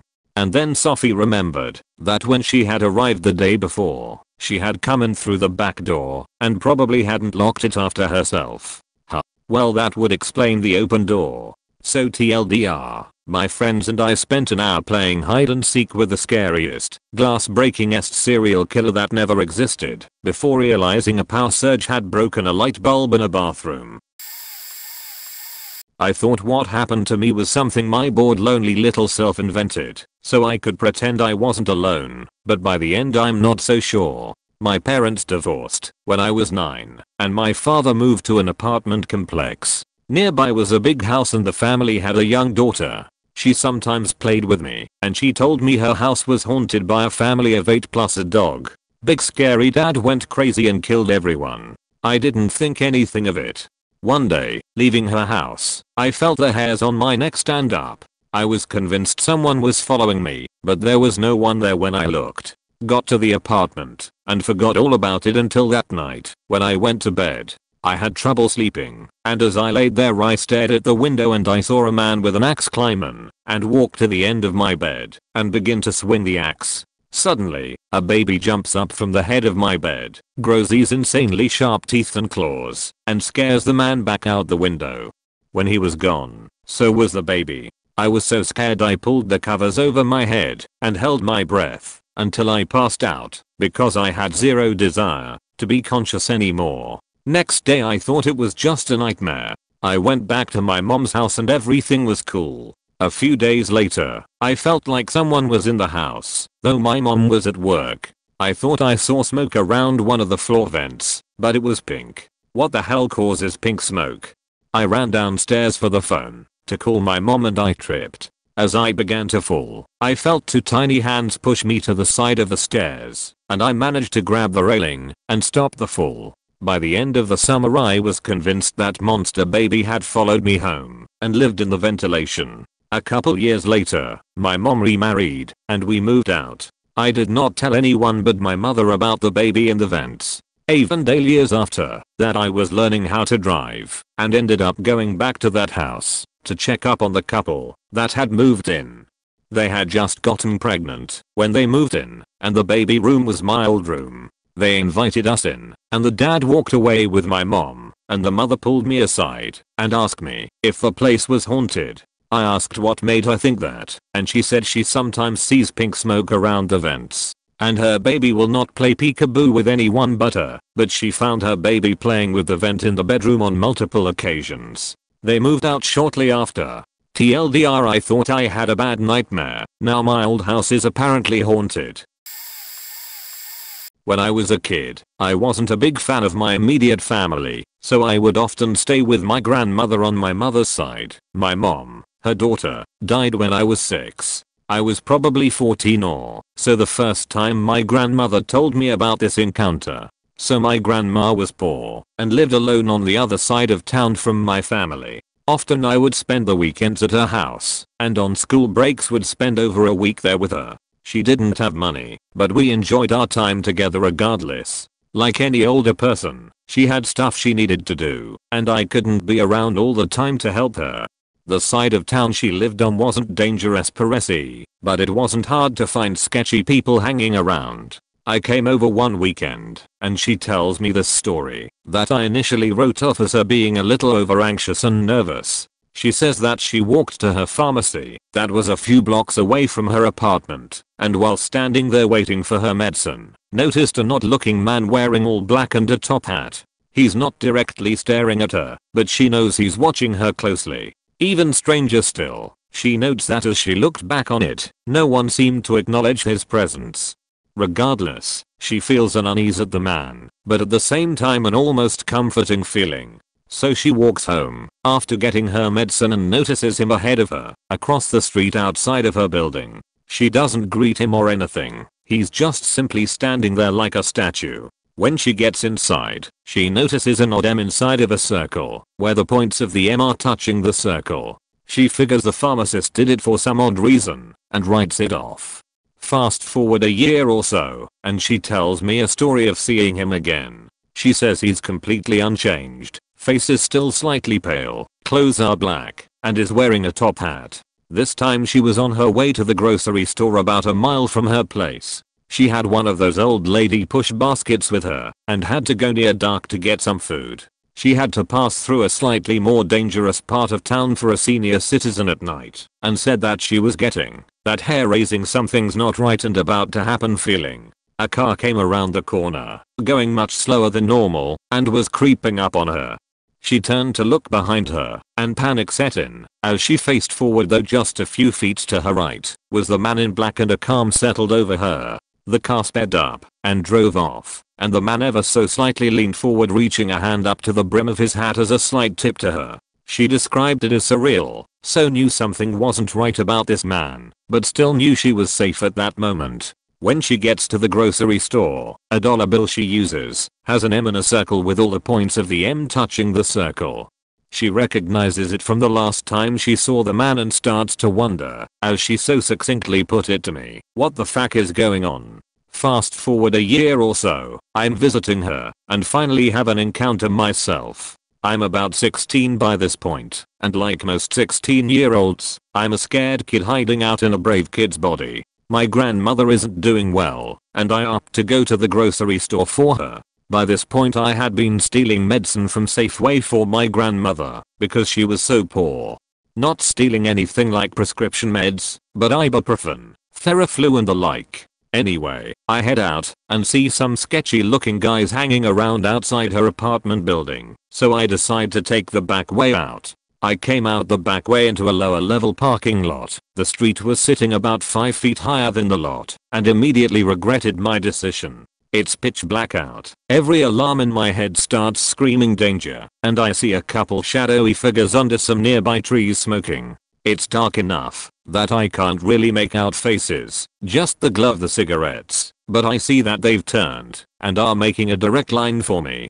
Surreal is a good word to describe it, but it was a little more than that. This feeling that suddenly came over me. It was a bit like being a little kid, and just as you're terrified and about to get hurt doing something, your dad comes and puts his hands on your shoulders and you get that instant relief and feeling that everything is going to be okay. I won't say he suddenly appeared. It was pretty dark, and he could easily have been there in the whole few seconds this played out, but I noticed him after they started moving towards me. The feeling hits me and they stop. They're closer to me now, probably only 15 or so feet away. I can see some more details on their faces now, but it's like they're conflicted. Finally, one taps the other guy's arm, and they retreat back to the tree. My heart was pounding, but I needed to get the stuff for my grandmother, so I continued on. It took me roughly 45 minutes to get back to her place and the guys are gone. I get up to her apartment and look out the window to the street below, and sure as shit, the man is standing across the street and gives me what I imagine is the exact same hat tip my grandmother had gotten. I had brought a writing book I kept with me to her place, and even though it wasn't on me when I had gone outside and was sitting in her place the whole time, at the top of one of the pages was that very same M in a circle. My grandmother died a few short months later. I received a house call from a police officer when I was sitting at home. When going through her things at her place, I found a letter I had written to her that was for her birthday. It talked about how much I loved her and missed her, and that I couldn't wait to take her around in a car I was working on. I saw she had drawn a heart at the top in a red pen, and near it was another M in a circle. The M and circle were in black, exactly like every other time they showed up. It was definitely not in her handwriting style. Despite being a simple M in a circle, I knew her handwriting clearly, and it was definitely not her, and I got the feeling that whoever, or whatever this man was, he was watching out for her at the end. It gave me some strange comfort. To this day I've not seen him again. Went to see that movie Sinister with my brother, a pretty decent horror flick with a bunch of run-of-the-mill jump scares, but it was a fun watch nonetheless. The thing is, the movie combines a few things that truly horrify me. Ghosts, snuff films and creepy children who murder their families. The truly creepy thing though is that when we got there the theater was completely empty. This being the case, my brother and I are talking openly throughout the film, screaming like beaches whenever something freaky happens, laughing at ridiculous plot points, overall being the worst type of person that most people would immediately shush. But we had the theater all to ourselves and didn't hear a peep point, so we're watching the movie and it's coming to an end, the standard horror movie crescendo, a really loud bunch of freaky shit happening, when all of a sudden out of the corner of my eye I see something moving down the aisle. My brother and I look over, and I shit you not, a line of small children with no guardians or anyone old enough to accompany a group of children to an R-rated film walk down the aisle and out of the theater in complete silence. Me and my brother are bugged out, but we kind of just write it off in the moment. But when we get out to the parking lot we start reflecting on how strange it was. I mean, we thought we were completely alone the whole time, and a group of kids would surely giggle or make some kind of sound as two grown-as men scream like little beaches throughout a horror movie. As we were driving home we came to the conclusion that there must be another theater that let out through ours. But what movie theater would let a group of kids walk through an R-rated horror movie in the middle of the violent third act? We also had a friend that worked at the theater, and he said that there were no theaters he knew of that were connected like that. So every now and then me and my brother reminisce about the one time we saw a group of ghost children that were summoned by Ethan Hawke's mediocre acting. TLDR, ghost children are real. Ethan Hawke is a Pied Piper. I've never told anyone this story to anyone before. It happened a long time ago, when I was probably around 12 to 14 years old, but I still remember a lot of the details as they're burned into my brain. Sorry if the story rambles on, I'm not a very good writer. It was December 25th in the early 90s, Christmas Day. My mom was in the kitchen preparing Christmas dinner for the family. She must have realized she was out of something and needed to make a run to the grocery store, so she asked if I would come with. There was snow on the ground that day as we drove to the store, which was only a few miles from our house. I remember thinking the parking lot was busy for it being Christmas Day. I went into the store while she waited in the car. I think it was an Acme Market or something like that. The store had been bought and sold several times, changing names, so I don't remember exactly what it was called at that time. I just remember, as soon as you walk into the store you are in the produce section, and to the left are the cashiers. I went in, got what I was sent for, and began to walk to the checkout line. As I'm standing at the end of the long express line, for some reason I look to my left towards the produce section, where everyone is coming and going, and see a man standing there picking some fruit and putting it in a bag. Nothing out of the ordinary, but just then I saw someone walking directly towards the person in a kind of hurried pace. This caught my attention because you could see she was in a bit of a rush, and for some reason I focused on her. She was wearing a black full-length winter coat with a hood or winter hat covering her head, and looked to be pretty old. I mentioned this because I have had a lot of older people in my family, and someone her age doesn't move that quickly, especially with the wet floor from the snow. Being tracked in the store, she walked directly towards him and bumped her shoulder into his back, then continued around him and made right into the next aisles. At first I thought she knew the guy and was just messing around, because there was no reason to bump into him since there was plenty of room to walk around without touching him. That is when things started to get weird. Neither person reacted to the bump. The guy just stood there completely motionless for what must have been about 5 seconds, and then fell backwards like a board being blown over by the wind. His body didn't move at all. He just tipped back and hit the floor in a thump sound. He did nothing to break his fall at all, which makes me think he was dead before he even hit the ground. The fruit he was picking out rolled out of the bag he had in his hand. His face was pale white. Nobody in the store even reacted to what happened, and I doubt anyone even knew about the lady that bumped into him. A couple people actually stepped over him as they were doing their shopping. I heard "clean up and produce aisle" come over the loudspeaker after about 45 seconds, and I remember I kind of laughed a little in my head at the irony of the announcement. It was like something you'd see in a comedy movie. The line I was in started to move, and it was around that time I think people started to notice the guy wasn't getting back up.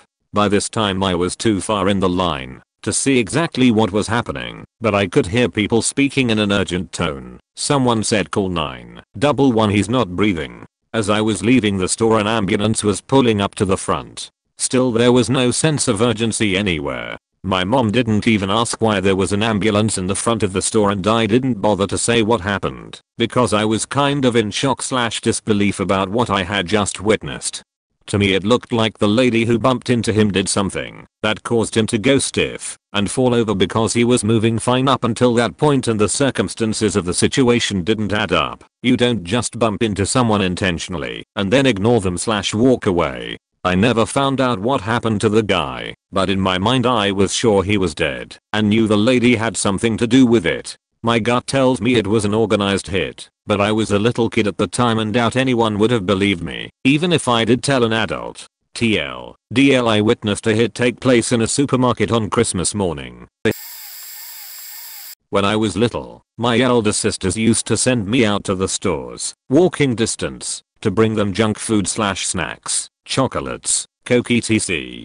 Parents used to work, so we'd be home alone. I was always cautioned not to talk to strangers, and parents would tell stories about how kids are kidnapped by strangers. I was less sheltered and felt more independent than other kids that were super protected by their parents, and I always felt sorry for them and thought their parents were stupid. Anyway, this one time my eldest sister sent me to the snack store to get her some goodies. As I walked by in the dark, a guy came up to me and started talking. I didn't understand everything that he was saying, but it took me a minute to realize his intentions were bad.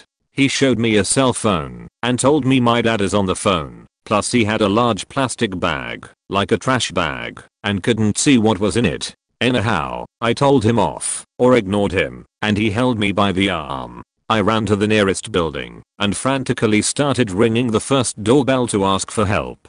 Strangely and unfortunately no one opened up, and by then he had followed me to the building and was reaching for my arm. I ran to the next floor and started knocking on another door. A lady opened up and that guy immediately ran away. I walked back home, told my sister what happened. The stupid girl in high school still sent me out again in 30 minutes to get her coke and chips, and I did. I must have been 7 to 8 years old. I now tutor kids that age and realize how utterly stupid most of them are. I'm proud of that 8-year-old who saved herself from being kidnapped that day. One of my first jobs was in a small supermarket in Western Massachusetts, in the northeastern US. I have a bunch of creepy experiences from there. Here are a few highlights. A grocery store clerk and two of the produce clerks used to talk about various fruits and melons in a strange, out of context way. I'm afraid I can't recall many specific details of their conversations. Part of the creepy factor was that they stopped whenever anybody else was nearby. It turns out that the various fruits named were code for specific racial, ethnic, and religious groups. These young men were planning on forming a branch of the KKK locally, as well as creating a militant arm which they hoped to expand down into the southern states. The cantaloupe needs to be smashed with a hammer is one statement I heard that stands out, largely because I was at one point asked if I wanted to join them in smashing them. I asked where they got the hammers, and they laughed. I was a really sheltered kid. TLDR. Bunch of guys planning a violent clan-based organization, using fruit as euphemisms for minorities, and discussing violent acts openly. I passed by the bakery one night as we were closing. Two of the bakers were huddled in the back, quietly talking. I heard one of them ask the other how many Jews he thought they could fit in the walk-in oven they were using at the time. For whatever reason, they had the oven closed and running, empty, despite the store being about to close down for the night. When they saw me staring, because I'd stopped dead and was staring like an idiot, both of them, one male, one female, gave me the exact same slimy grin that, more than anything else, nearly gave me a cold sweat.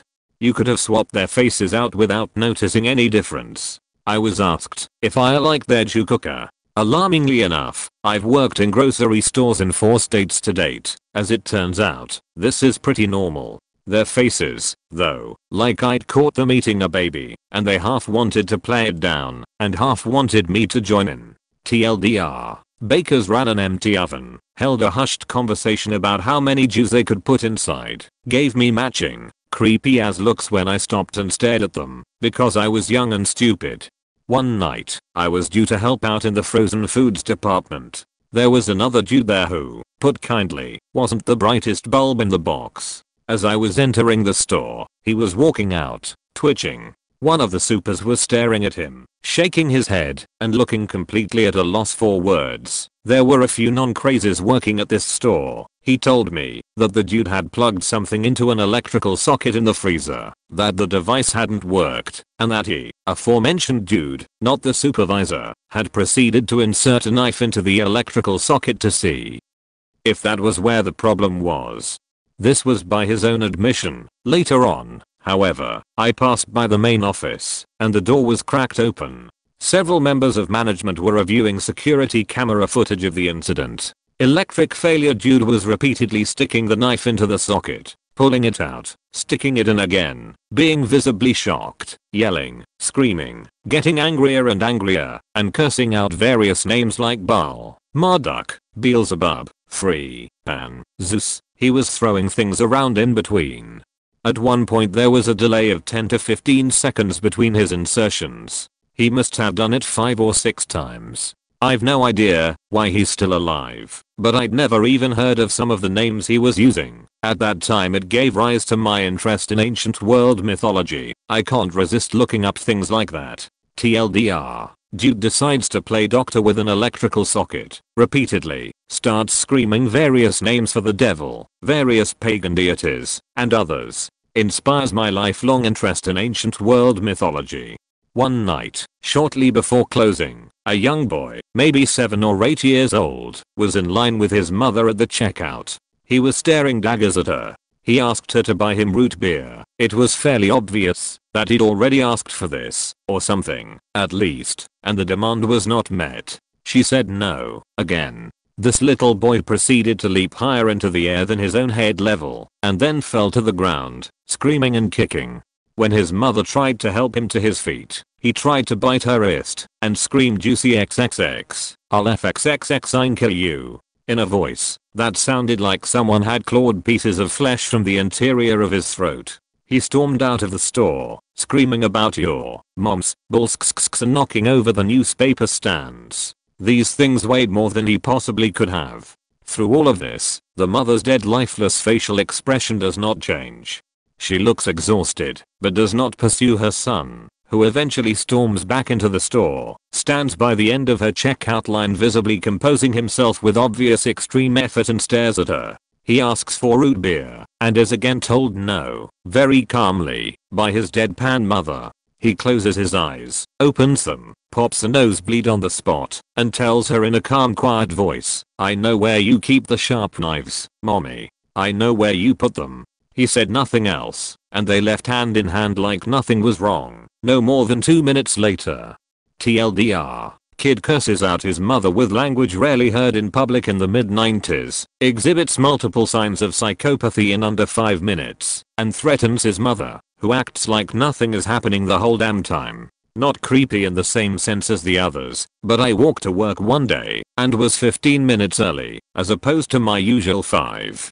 I bought a couple of sodas from the vending machine, and went upstairs to the break room, to sit down. It was a 3-hour walk. I was usually driven, but I'd made a mistake. While writing down my schedule that week, a coincidental call asking me to come in early was the only thing that prevented my no call no showing. Normally, I was 5 to 10 minutes early when I was driven, though I generally did the same thing, grab a soda and sit down for a few minutes. 5 minutes after I arrived on this particular day, as I was sitting down in the break room, I felt the floor beneath me shake.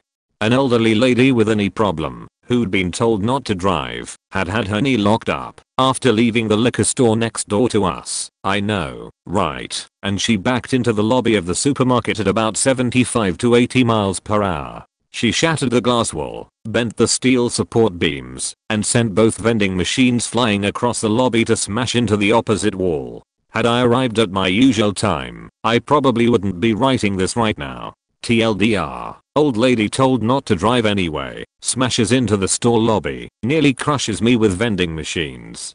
Not so much creepy as just weird. I was called up to the serious-minded store manager's office one day, at the end of my shift. I'd had an odd craving for cheese and had bought a half-pound block of cheddar while on break, which I consumed with much by way of pure joy. I was on the wrestling team for my high school and was doing crazy shit to lose weight. Odd cravings weren't that unusual. My store manager told me that I'd been observed eating cheese on break.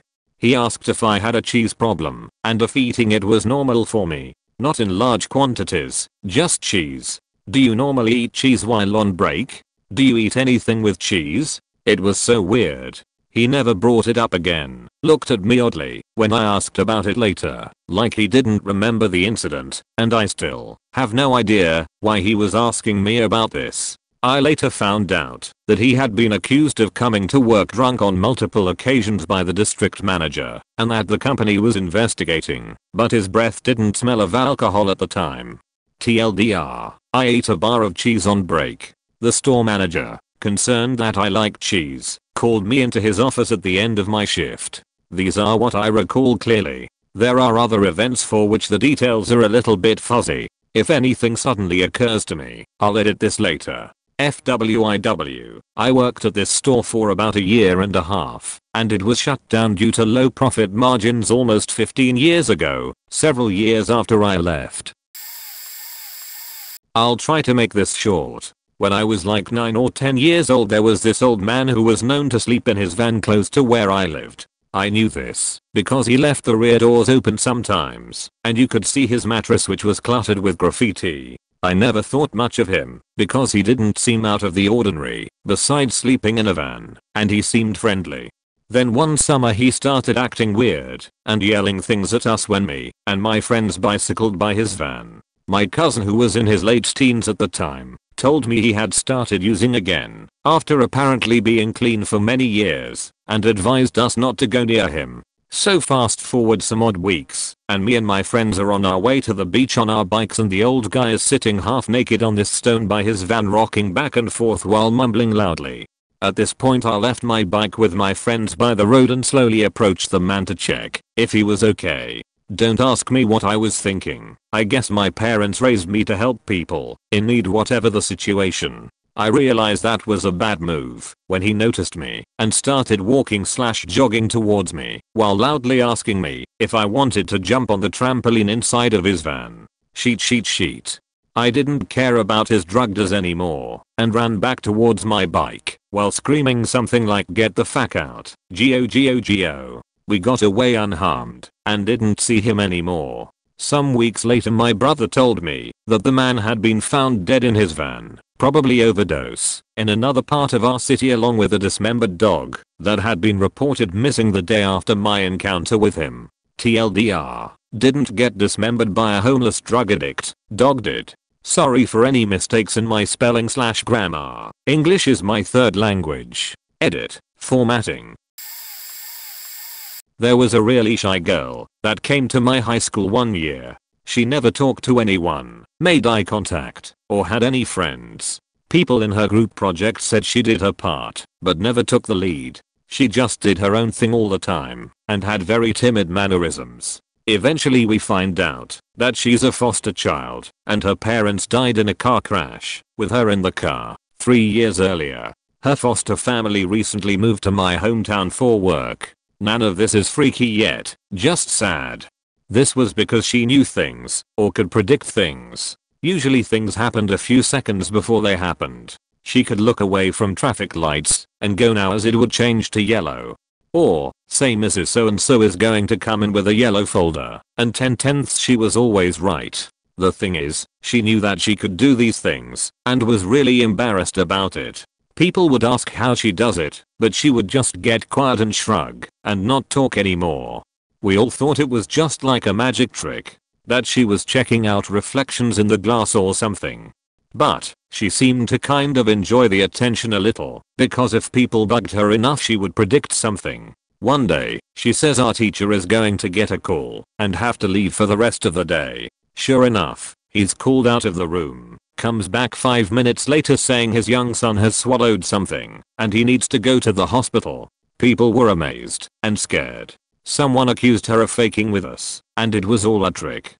She looks at and points to a random person in class and says, "Steve is going to tell you the Packers are the worst, And you know it. The random guy in our class gets a text message 30 seconds later with those exact words. She left the room crying and didn't come to school for a day or so. She came back but never made a prediction again and still never made any friends all through school. I have no idea what happened to her and can't find her on Facebook. No idea how she did it or what it was like being about to do it.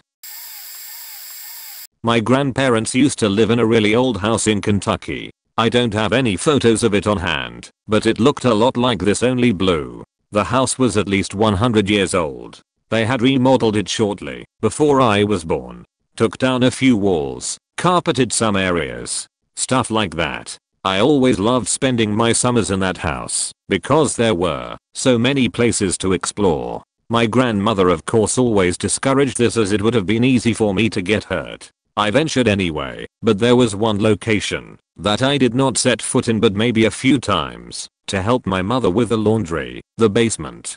As cliche as it sounds, the basement was terrifying. This was the unfinished basement of a very old house. It was always dimly lit by a few hanging bulbs and it always smelled like mildew. Well, one evening while I was staying on the 3rd floor, I heard this strange knocking sound, a kind of sound like a closed fist hitting a heavy wooden door. This building was in the city, so it wasn't very wide, but made up for it in height. The knocking sound was coming from the ground floor, 1st floor. I thought that maybe it was my father returning late in the evening. His parents also lived in Kentucky and were a few hours away, and he often visited them when we visited my mother's parents. So I walked down the 1st flight of steps to the 2nd floor, but stopped halfway down the flight to the 1st floor. Now I'm going to try and paint this picture the best that I can, because I was about 8 at the time. The stairs leading to the foyer had a window that looked directly into the hallway connecting the foyer to the kitchen. This hallway was also home to a bathroom and, you guessed it, the door to the basement. At the top of the stairs you could see through that window and see the front door. I passed the window and looked out at the front door. We always left the light on for when my father did return he could see to unlock the door. I looked out at the door and only saw the street. It was not my father who was rapping the door. Figuring it was just my imagination, I turned to walk back up the stairs, only to catch a glimpse through the stair window, a glimpse of the basement door, slowly opening. I was frozen with fear and I could not look away. I saw the top of a dark shadowy figure slowly move through the open door. Thinking I was witnessing the paranormal, I did what any 8-year-old would do. I ran back upstairs and dove under my covers, only to cry myself to sleep. The next morning I told my mother that in the middle of the night I saw the basement door open by itself. My mother shrugged it off as the ramblings of a child and told me I was probably dreaming. That is until I told her about the tall dark figure. My mother's face went white as she dropped her fork and dashed across the kitchen and picked up the phone.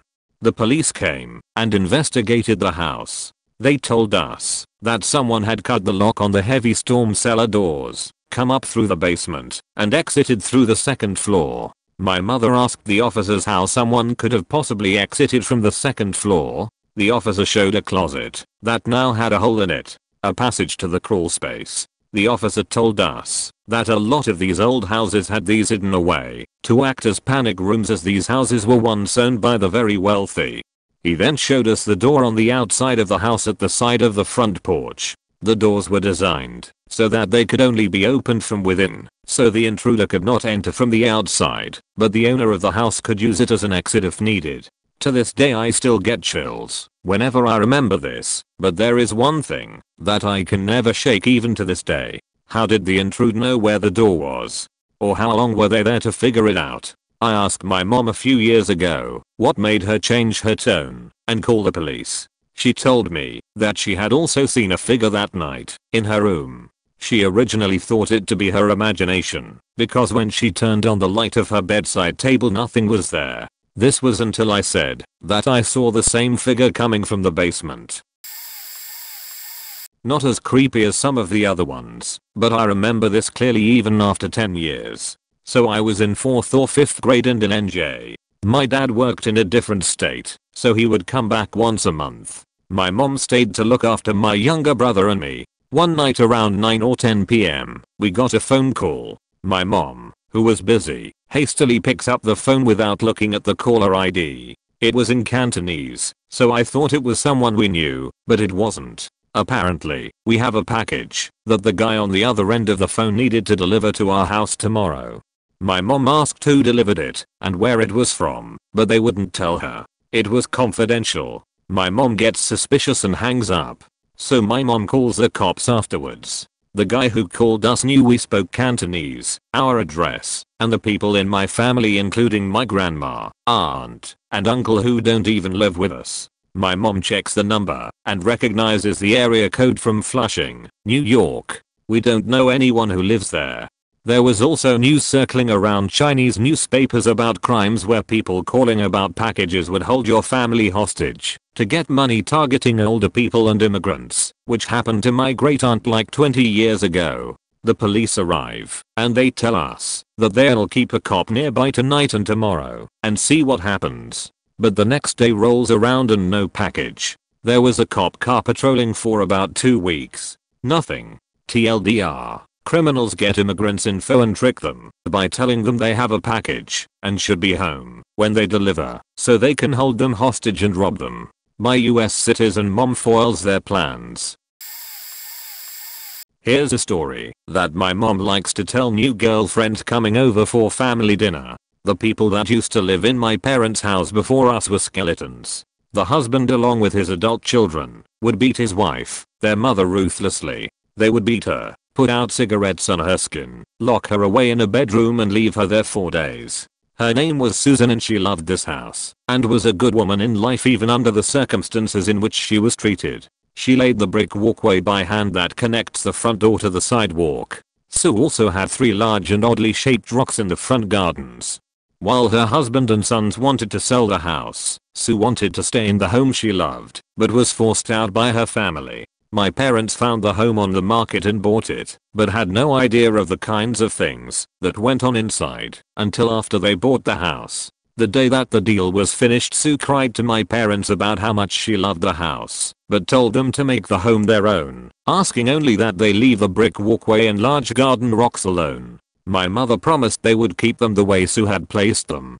Susan had passed away shortly after being forced from her home by her family, but my parents still kept their promise. Years later, when my brother and I were still children, I was around 12 and him 8. It was a dreary, stormy Saturday morning when I woke up to hysteric screaming and crying with my brother running to my parents' room. While trying to hold back tears and snot, he describes a dark grey, almost black cloud shaped like an old lady hovering over his bed reaching for him. Neither my brother or I have ever seen Sue, but he was able to describe her to a T, from her hairstyle to the type of clothing she wore.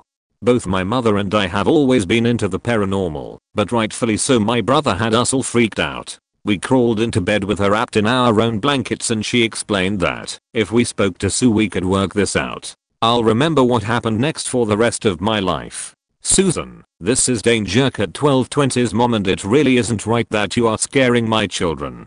I understand you love this house and that it meant everything to you, but we live here now and this is our home. I have kept my promise. We haven't removed a single brick from your walkway and your stones are still where you left them. You are welcome to stay in our home, but you will no longer frighten my family or you will be forced out. Everything was quiet for a few seconds when I asked, Mom, how do we know if she heard you? My mom simply said, Susan, if you heard me and agree with what I said, give us a sign.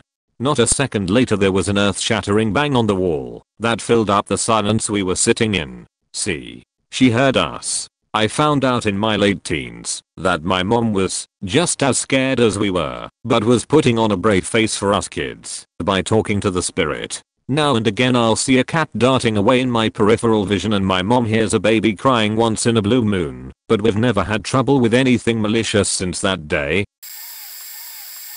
The scariest experience I have ever had was when I was about 6 or 7. At the time I was living in a remote part of Mexico. The pueblo at maximum was 15 adobe/brick houses and nothing but trees and wilderness around. The type of place where we had to walk for about 10 minutes to reach the nearest water hole. It was about 9 PM or so I remember, because the rest of my family was inside watching the last novella of the night. I had to step outside to the side of the house to pee. It was dark, since the only outside light was on top of the front door. As I was standing there trying to pee, I decided to look straight ahead. What I saw next made every hair in my body stand up, and to this day, sends shivers down my back. In front of me was a dark shadow of what appeared to be a person. I was hunched down, and all that was visible were its piercing bright red eyes. As I stood there motionless with my shorts down, as it weren't scary enough, the shadow called me by my freaking name. It was then that I snapped out of it and ran back inside where it was safe. It has been one of the scariest experiences I have had happen in my life. And throughout the years I have heard footsteps on my backyard during rainy days. But nothing close to scary as to what I experienced that day. As for a few other family members, they have also had crazy experiences in the Pueblo as well. I was shivering the whole time while typing this, and there was a pretty loud crackling coming from inside the wall in my apartment which scared the crap out of me. It is a story that I have told only like 3 other people, and it still gives me goosebumps and makes my eyes watery. P.S. My English is faking bad. Sorry public school and community college. Good night Reddit. Happened to my mom when she was living in New York City in the late 60s I think. She walked in on a burglar going through her stuff. He held her at knife point and told her to look down, away from his face. She did so and said to take whatever he wants in the apartment and leave. He had a different idea and told her he was going to rape her or have his way with her or something to that effect. She asked him if he had a sister. He said yes. She asked him if he loved his sister. He said yes. Asked him if he would do anything for his sister, and he said yes. Then asked him if it would anger him if anything happened to his sister, like being raped. He got the point and left. Little did he know, when she was asking him questions she was looking at him. My mom's a pretty good artist and was able to draw a description of him for the police. They caught the guy a month later. Apparently he targeted young females living alone. My mom also had to sleep on many living room couches because the guy came back to finish the job, being that she found her apartment had been broken into again. Another story that's not too creepy, but is a what the fuck moment is when my dad, also who lived in New York City around the late 60s, had come home one day to find an eviction notice on his door. He thought it was strange because he never had any problems with his landlord and thought it was out of the blue. The next night he smelled something burning. He looked out of his door and saw smoke and flames in the hallway. He tried to find a way out, but the outside fire exit was cut off by flames, so he climbed to the roof. So he took the only option available to him, which was to jump over to the next building rooftop. My dad was a pretty fit guy back then and was able to take the next, lower, rooftop fairly well. He found out the next day from other tenants they all had the same eviction notice on their door. Back then my dad was dating a reporter who went digging around for the story. It turns out the massage parlor on the first floor wasn't doing too well, and the landlord wanted to burn the building down for insurance money. When dad's reporter girlfriend went digging some more and tried to question the fire marshal and chief of police, she got a door slammed in her face. She smelled a cover up. Me and one of my old coworkers experienced this while we were working a quiet bar shift. We'll call him Mark. Mark had turned up to work in a panic because he had lost his mobile phone, thinking he might have left it in work the night before. We had a search around. Seriously quiet shift, to no avail. About an hour or two later we heard a knock on one of the big front windows and saw his older brother waving while holding his phone. This is where it gets weird. Mark ran out to get his phone and greet his brother while I read the paper. About 5 minutes passed and Mark came in bawling like a baby. Not knowing what could be wrong, I rushed to check on him and make sure he wasn't hurt. When he calmed down a little he went on to tell me how, when he went outside, his phone was sitting on the windowsill. No sign of his brother and the phone started ringing. The phone call was from his mother telling him his brother had just been killed by his psycho girlfriend only a couple of hours earlier. She had walked from their apartment to the police station and handed herself in, but with zero remorse, apparently drug fueled. Now we both saw his brother outside not 10 minutes before the phone call. I let Mark go and see his family and closed early. Once I had closed, I checked the CCTV and there was nothing. Absolutely no sign of his brother at the time we saw him. Just Mark getting outside, looking around and the phone ringing on the windowsill. I still couldn't explain what happened, and I wouldn't like to say what's actually happened, but it scared the shit out of me. Had a run-in with Mount serial killer Wayne Nance. I was a child at the time, and a man started frantically pounding on our front door. I remember him gesturing wildly, waving his arms, talking about how some kids had just broken into his car and he chased them through our yard. My dad knew this was bullshit, because he had just been setting up a tent for my friend and I in the backyard. This was back when toy guns still looked like the real deal, and he had just happened to take my new cap gun away from me earlier that night, because he was trying to watch the news. As the guy keeps pleading with my dad to go outside, he reaches in his pocket and pulls out my Crowman Black .45 cap gun, and says something to the effect of, "I don't want any trouble here, get out of my yard, and I'll call the cops for you." The guy is just faking bolts. My parents called the cops, and it was strange, because 2 cops showed up, then 2 more, then a plainclothes detective. My parents had purchased a lamp about a month prior from the furniture store where he worked, and had it delivered. One of his victims was a Japanese American woman, just like my mom. We lived about a mile away from the furniture store. It's a little funny too, because my dad sold pot on the side, and for years he was convinced that old cops were there because they knew he was a dealer and they were secretly looking for evidence. It wasn't until Nance was caught, and it made headlines, that he figured it out. I'm late to this, so prob will be buried. When I was 7, I got separated from my family on a shopping trip in Germany. Kaiserslautern, if it is helpful to know. Dad was attached to NATO with the RAF, and we had not long arrived in the country. We were living near an American army base and this was a trip to the city. I turned briefly to put litter in the bin, and they were gone. On set, tears and worry, I spoke no German. Within minutes a kindly man arrived. He spoke a bit of English. He said he would take me to the police, so I went with him. On the way he wanted to get birdseed. Once he had bought the birdseed, he wanted to take it home, because his bird would be hungry. Of course I went with him, time going in a blur. We get to his building, and go up the stairs, 3 stories up. He opens the door and guides me gently in, closing the door behind him, and double locking it. We did that at home, only natural, right? An old woman comes out of the sitting room, his mother I thought. He stiffens, they argue, pointing at me. She takes the birdseed, and orders him out of the flat. She takes me downstairs to the street. Round a corner we see a police car cruising past. They stop. They have been looking for me. I have been gone about 1.5 hours. I say goodbye, get in the police car, and take me to my family. The police say an old woman found me. I would love to think he was a kind but stupid man, but I can't help thinking that things could have been quite different if that man's mother did not happen to be there. This happened to me, my sister and our 2 neighbors, sister and brother, one summer when we were all in middle school and high school. Our neighbors owned a 4-wheeler, and we had a 3-wheeler. I believe 3-wheelers are illegal to own now. We would routinely ride them both through the woods behind my house. We lived in northern Pennsylvania and our houses were tucked into a small portion of the Allegheny National Forest.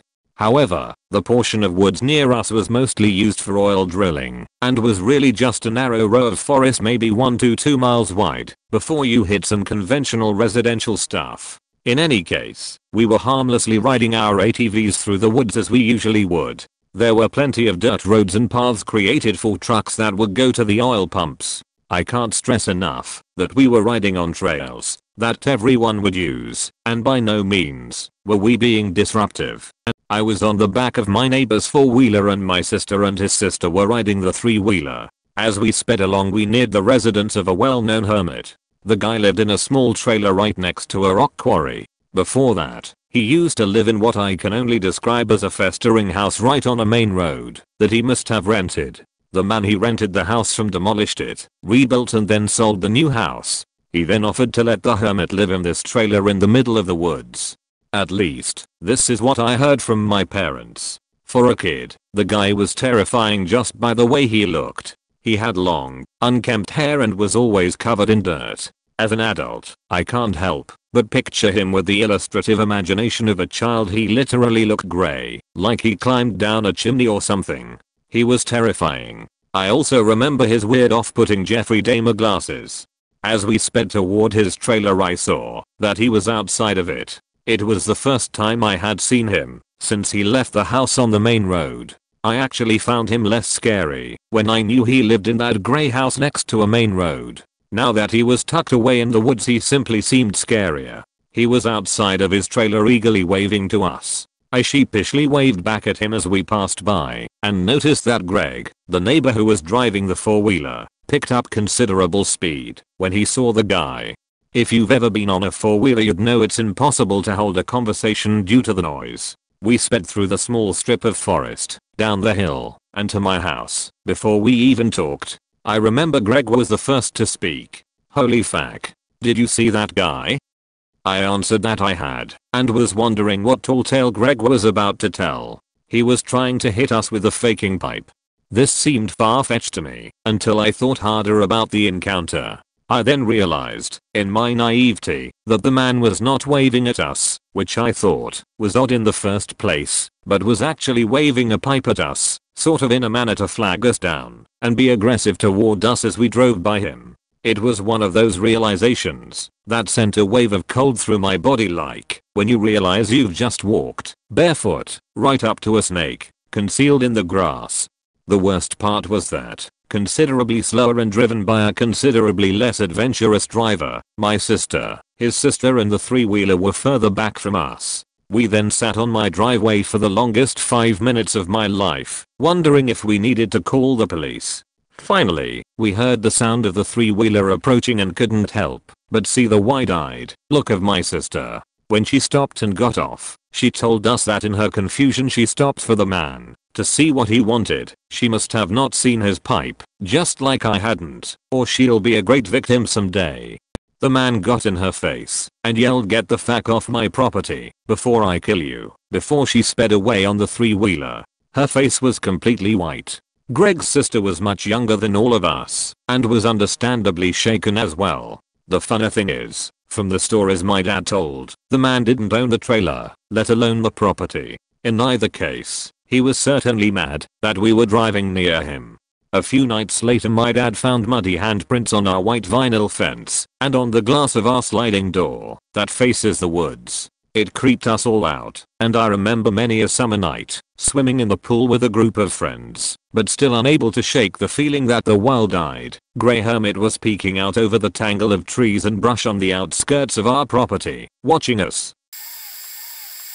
This might not be that bad, but to me, it stemmed like a crippling phobia. When I was about 8, my family and I stayed a week at this cabin for our vacation. It was nice, I suppose. Anyways, it only had an outhouse, which was totally a new thing for me. So every night I would grab my flashlight and make my way to the outhouse, set it beside me, do my business, and be on my way. However, one night, I was in the process of a long sheet. A bad sheet. One of those ones you just can't walk away from. So, with nothing to read, I grabbed my flashlight and looked around the outhouse. Old barn boards, that moon cutout that's always on the door. Neat enough stuff. Then, in the corner of the seat beside me, something moved. A faking spider. Now I wasn't scared of them as much as like a little grossed out by them at that point. So I figured I'd leave it alone. I looked to my left, and on the wall there at eye level,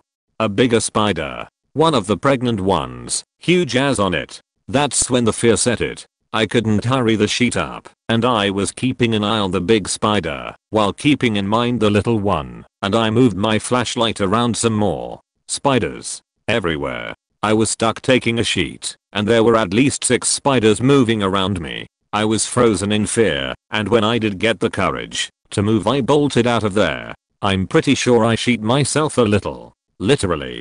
I know this is a serious thread, and that story probably is a little funny, but having to sit there, in a situation where I couldn't move, realizing too late that it was full with spiders, and that they were there the whole time terrified me. I'm still terrified of spiders, and I've been shuddering like crazy as I type this. Honestly, creepiest thing that's ever happened to me in my life. TLDR was in an outhouse in the middle of the night taking a sheet when I realized mid-poop that I was surrounded with spiders. A lifelong phobia was the result. When I was about 11 or 12, my best friend lived a couple of blocks away from me, and we often walked to each other, lived in a very busy area. One day I was walking along the main street towards her house and a van slowed down, so that it was driving alongside me. The man, a foreigner with average English, started to ask me for directions. I was aware of stranger danger, but did not want to be rude, so I told him that I didn't know. He claimed he couldn't hear me, and told me to come closer and tell him. Again I told him I wasn't really sure where he was trying to go, but he kept insisting that I come closer to the van to help him. At this point a car that was driving behind the van became frustrated and hooted, and the van drove off. Minutes later, the van reappeared again next to me. Again it slows down and follows me. This time the man asks me questions. Where are you going? Are you going to your boyfriend? Do you have a boyfriend? Why don't you have a boyfriend? I politely answer his questions while keeping my distance from the van until the van is forced to move on again. This time, I see the van immediately do a U-turn and come back next to me. The man offers me a lift, which I decline, but he continued to insist, claiming that he owed it to me because of all the help I had given him, even though I could only tell him I didn't know where he was trying to go. At this point I was completely freaked out. Thankfully the van was forced to drive off again, so I quickly ran off that street and called my parents until I reached my friend. Long one but 100% true. I was temporarily assigned to work in Atlanta, Georgia several years back. It was summertime and my job involves traveling around the greater Atlanta area visiting retail stores. I was on the highway going to my next stop and took what I thought was the correct exit, but as soon as I pulled off I realized it wasn't, so I turned onto the side street intending to find a place to turn around and get back on the highway. As I was looking for a turn, I noticed a very tall, thin guy walking along the shoulder of the road who kind of stood out since there was no one else walking there. He had long curly hair and was wearing cute off jeans and a white short-sleeved dress shirt, unbuttoned at the front and blowing in the breeze, and as I passed I glanced over and noticed he had a pretty wild beard. Anyway, I found a quick turnaround and got right back on the highway. It was a few quick miles to the next exit, the right one this time. And as I pulled off onto the main road and turned toward my destination I immediately noticed someone walking the same direction as I was going and thought, holy shit, that's the same guy. Same jean shorts, white shirt unbuttoned, tall and thin with long curly hair, and as I passed I saw the same fluffy beard. I was instantly dumbfounded. I knew I had seen that same guy just minutes ago, but several miles away. There is no way he could have gotten from the first exit to the next quicker than I, even if someone had picked him up right after I saw him. There was just no way, especially the way I drive. Yes, I suppose there is some incredibly minute chance that I saw two different guys who looked and dressed identical, but I just don't buy that as an explanation. To this day I still don't know how this was possible, although I'm still confident that they were somehow the same person. Well, this is kind of late. Not sure if it will be read, but anyways, I got a good one. About 7 years ago a family friend of ours adopted 2 children from Ethiopia. One was an infant and the other was 4 years old. They also had 2 of their own young kids. For the first 5 or 6 years everything was going great. They were in school getting along with everyone, but the youngest adopted one, let's call him William, could not seem to adapt completely. It got progressively worse. All of them stayed in bunk beds in one room and William would sleep on the top bunk. The other kids would be woken up in tears because William would scream like a demon randomly in the middle of the night and spit and hit the other kids until mom and dad came rushing in to help. This continued for about 6 more months until one night, after everyone was asleep, they were woken up by William smearing his own feces on the ceiling and wall of his top bunk. When they caught him, he freaked out trying to scratch and hit them. They finally realized he needed help, so they took him to the doctor to see if it was a mental disorder or if it was something more.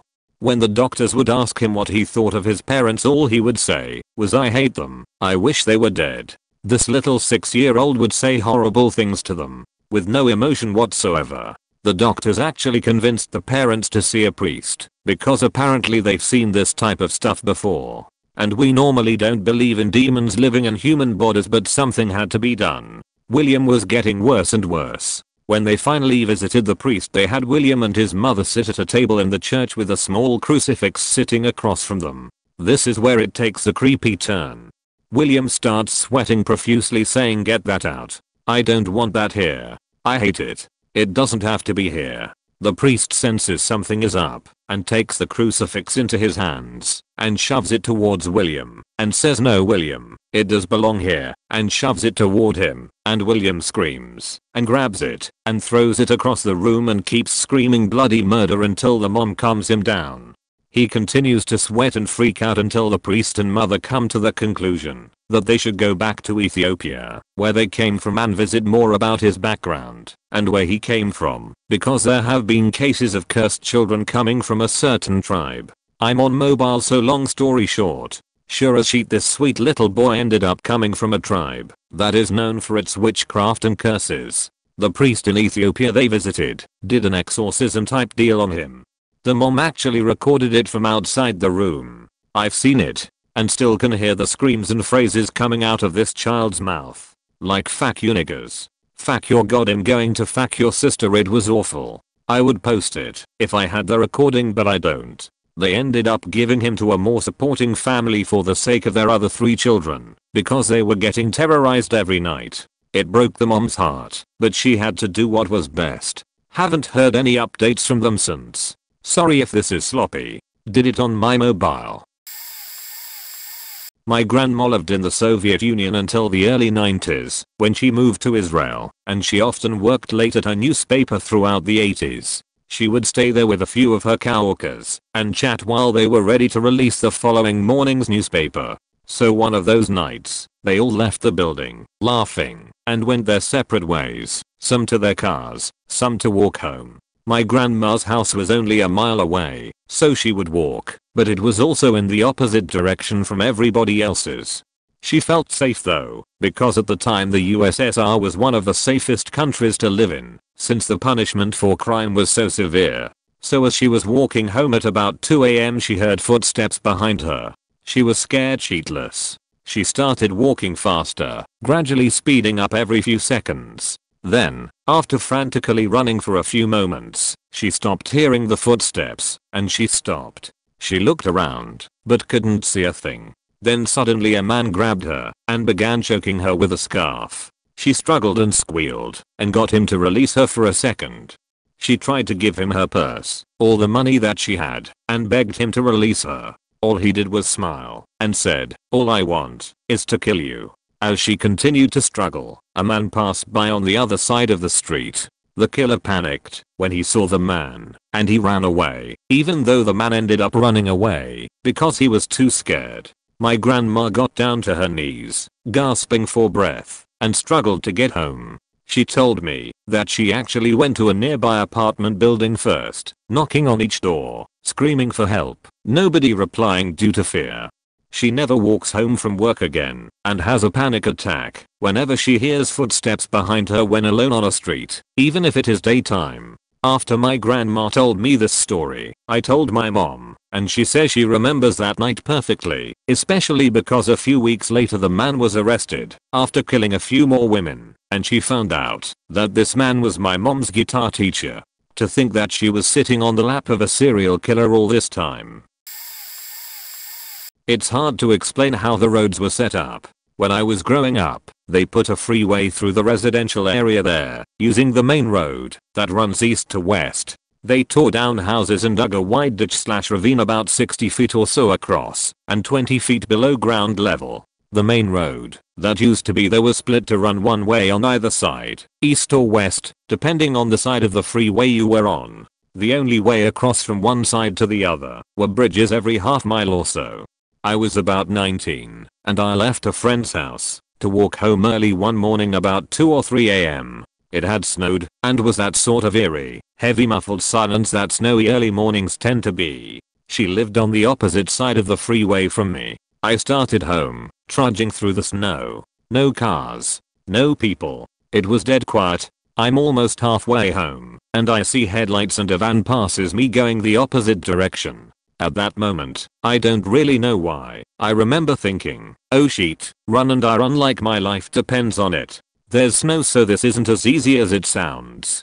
I had a slight advantage, because the driver had to go a little further down before he could get to the next bridge and turn around. I got to the bridge near my house, crossed it, still running like hell. I could see headlights approaching. Was it someone else? Or was the guy following me? I kept running, crossing the road, and into my subdivision/neighborhood. I didn't stop to look to see if it was the van. My street was the first turn to the left. I jumped the neighbors would pile in front of their house and crouched down. I could hear a vehicle driving by, going very slow. As soon as I heard it pass by, I crawled through the bushes, went behind another neighbor's garage, and hopped the fence into my yard. I could still hear a vehicle and I didn't want to be seen going into my house, so I climbed in through my bedroom window. The house was dark and my parents were asleep. I stood in the middle of the dark living room, watching out the window at the van driving up and down the street, turning around in my neighbor's driveway, and going back the way it had come. I could hear the sound of that van driving up and down my street for a little while after I went to bed. I don't know if they meant any harm, but I used to walk everywhere and rarely did I ever get that sense that I was in danger like I did that night. I'm not someone that is easily scared. Maybe it was a prank. Who knows? I've told this a few times on Reddit, but it scared the shit out of me, so I'll tell it again. This happened my senior year of college, Christmas break 2006. I worked for a professor that asked me to house/dog sit for him while he was out of town to see the bowl game that we were in. He was gone for 3 days and had a huge piece of land in the middle of nowhere. I invited my girlfriend at the time. He had horses and fishing and a gator to ride around on, etc etc. So the first 2 nights went down with no incident, but the last night, his little fluffy dog is having a fit. She keeps barking at the back door. At first we blow it off, but decide to lock the dog inside in case of a coyote or something. After a while we start to get a little creeped out. I keep saying it's probably an animal, and we'll be fine. My girlfriend, not too bright, wants to go investigate to see what's outside, so I lock the door behind her. Just kidding. She goes outside and says she saw something small and grey, probably a coyote, and it ran off. So, just an animal, no worries, but by this time, we are pretty spooked. The dog now starts barking at the window on the other side of the house. We are still trying to ignore it, but a little worried. We decide to get into bed. Awkward silence. Then I hear it. It sounds like a young girl singing a soft eerie lullaby. I don't say anything, hoping that my mind is playing tricks on me. My girlfriend says, let's get the fuck out of here. I say why? She says, you didn't hear that little girl singing? Okay, let's get the fuck out. And we got the fuck out. I even called someone to talk to me while we walked out to my car. Next morning, I went to clean up the house and such. Most scared I've ever been. Ever original post if anyone cares, but I basically copy/pasted what I wrote before. 4 years ago I had just moved into my grandparents' home. The year before my grandfather had died, and through prolonged sickness and trips in and out of the hospital we reluctantly put my grandmother into a nursing home. Not wanting to sell their home and me going to college in town made it easier so someone could maintain the property. It was right around 2 AM when my girlfriend and I were in bed messing around when what sounded like an explosion went off right behind our heads. On the opposite side of that wall was the front door. I just knew someone had kicked it in. Now I'm the type that goes all Ender in situations, calm and happy until danger, and then straight to murder face. I roll my naked ass out of bed and tear out the bedroom door. I had only been there about a month, and like a lazy college student there were half full and empty boxes still strewn through the hallway. Grabbed an empty one up like a shield, and brandished a small folded up telescope stand as my sword. Round the corner I go with my unwieldy weaponry screaming, "Motherfucker, get out of my house. The door is closed." Flicking on the porch light and peering through the side light, I don't see anything, but I could tell there was a little bit of stress on the door frame that I hadn't noticed before. Obviously it's time to go get a better weapon. To the kitchen. Grabbed 2 big butcher knives, still with the box in hand, and headed back to check on my girlfriend. The house was built in the early 60s on a corner lot. For whatever reason fencing still hadn't become the standard, and my grandfather wasn't the type to spend money on, well, really anything at all except upkeep. So when walking back through the living room, there goes the patio light that's set up on a motion. Murderface rampage continues. Still naked, knives and box in hands. Now I'm yelling at the big glass patio door. All I remember was saying something involving a gun and daring them to come inside. My girlfriend walked in, completely confused but a little freaked out. I give her a knife and tell her to go call 911. That's when it dawned on her, and the cue of tears. I love her, but damn, if there's ever a violent situation in the future, I'm on my own. About 5 minutes later they show up. I've managed to get some pants on thankfully, and sure enough there's a boot print on the front door. When I open it, nothing ever came of it, but my mom did get me a shotgun a few weeks later. I'll never have to charge naked through the house with a makeshift club and cardboard box again. When I was 16 I worked at the subway after school until closing at 10 p.m. I didn't have my licenses yet, so I usually got a ride home with the girl that was close to me. One night when closing up we noticed a car with dark tinted windows sitting outside the store. We didn't think much about it because people would frequently leave their vehicles parked there overnight because the place has cameras. Being busier earlier in the day, our closing duties took longer than usual. Being busy, I forgot to call my dad to let him know Kirsten was driving me home, so he came to the store to pick me up. Since we were behind, he sat there for another 15 minutes waiting for me. During his wait, the car that had been parked out front, the one we thought was left for the night, starts up and drives away. We finally finish and lock up. I get in the truck and my dad starts driving towards home. We get a couple streets down and I notice there's 3 cop cars around our house, and being curious ask him to turn there so we can see what's going on.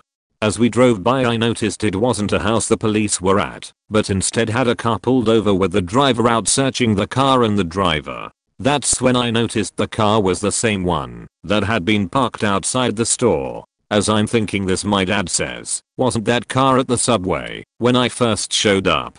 I said, "Yeah, that's weird, I wonder what's going on."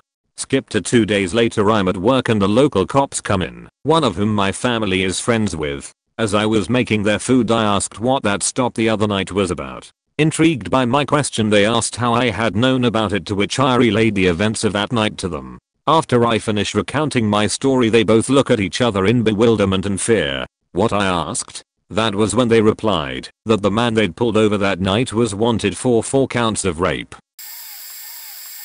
Okay, so I posted on this earlier, but I remembered something far creepier the more of these I read. When I was a kid I lived in a fairly ghetto area. All my friends were black, me being white, which wouldn't be a problem, but most white parents in the South aren't fond of interracial commingling. Regardless, I hung out with my buddies and rode bikes around the neighborhood non-stop.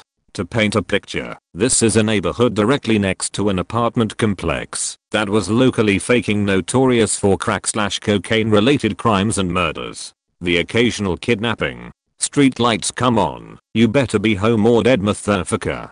So one day, broad daylight, probably noonish, me and my buddy, let's call him Mick, are riding our bikes around the block repeatedly as usual, just a normal couple of 8 to 9 Y/O kids. I had noticed a familiar Camry in a driveway, parked but unoccupied, on the street over from where we both lived. As we rounded the blocks, I kept noticing this same faking car in different driveways and lots. Finally I brought this up to Mick, who instantly acknowledged that he'd already realized this and was spooked.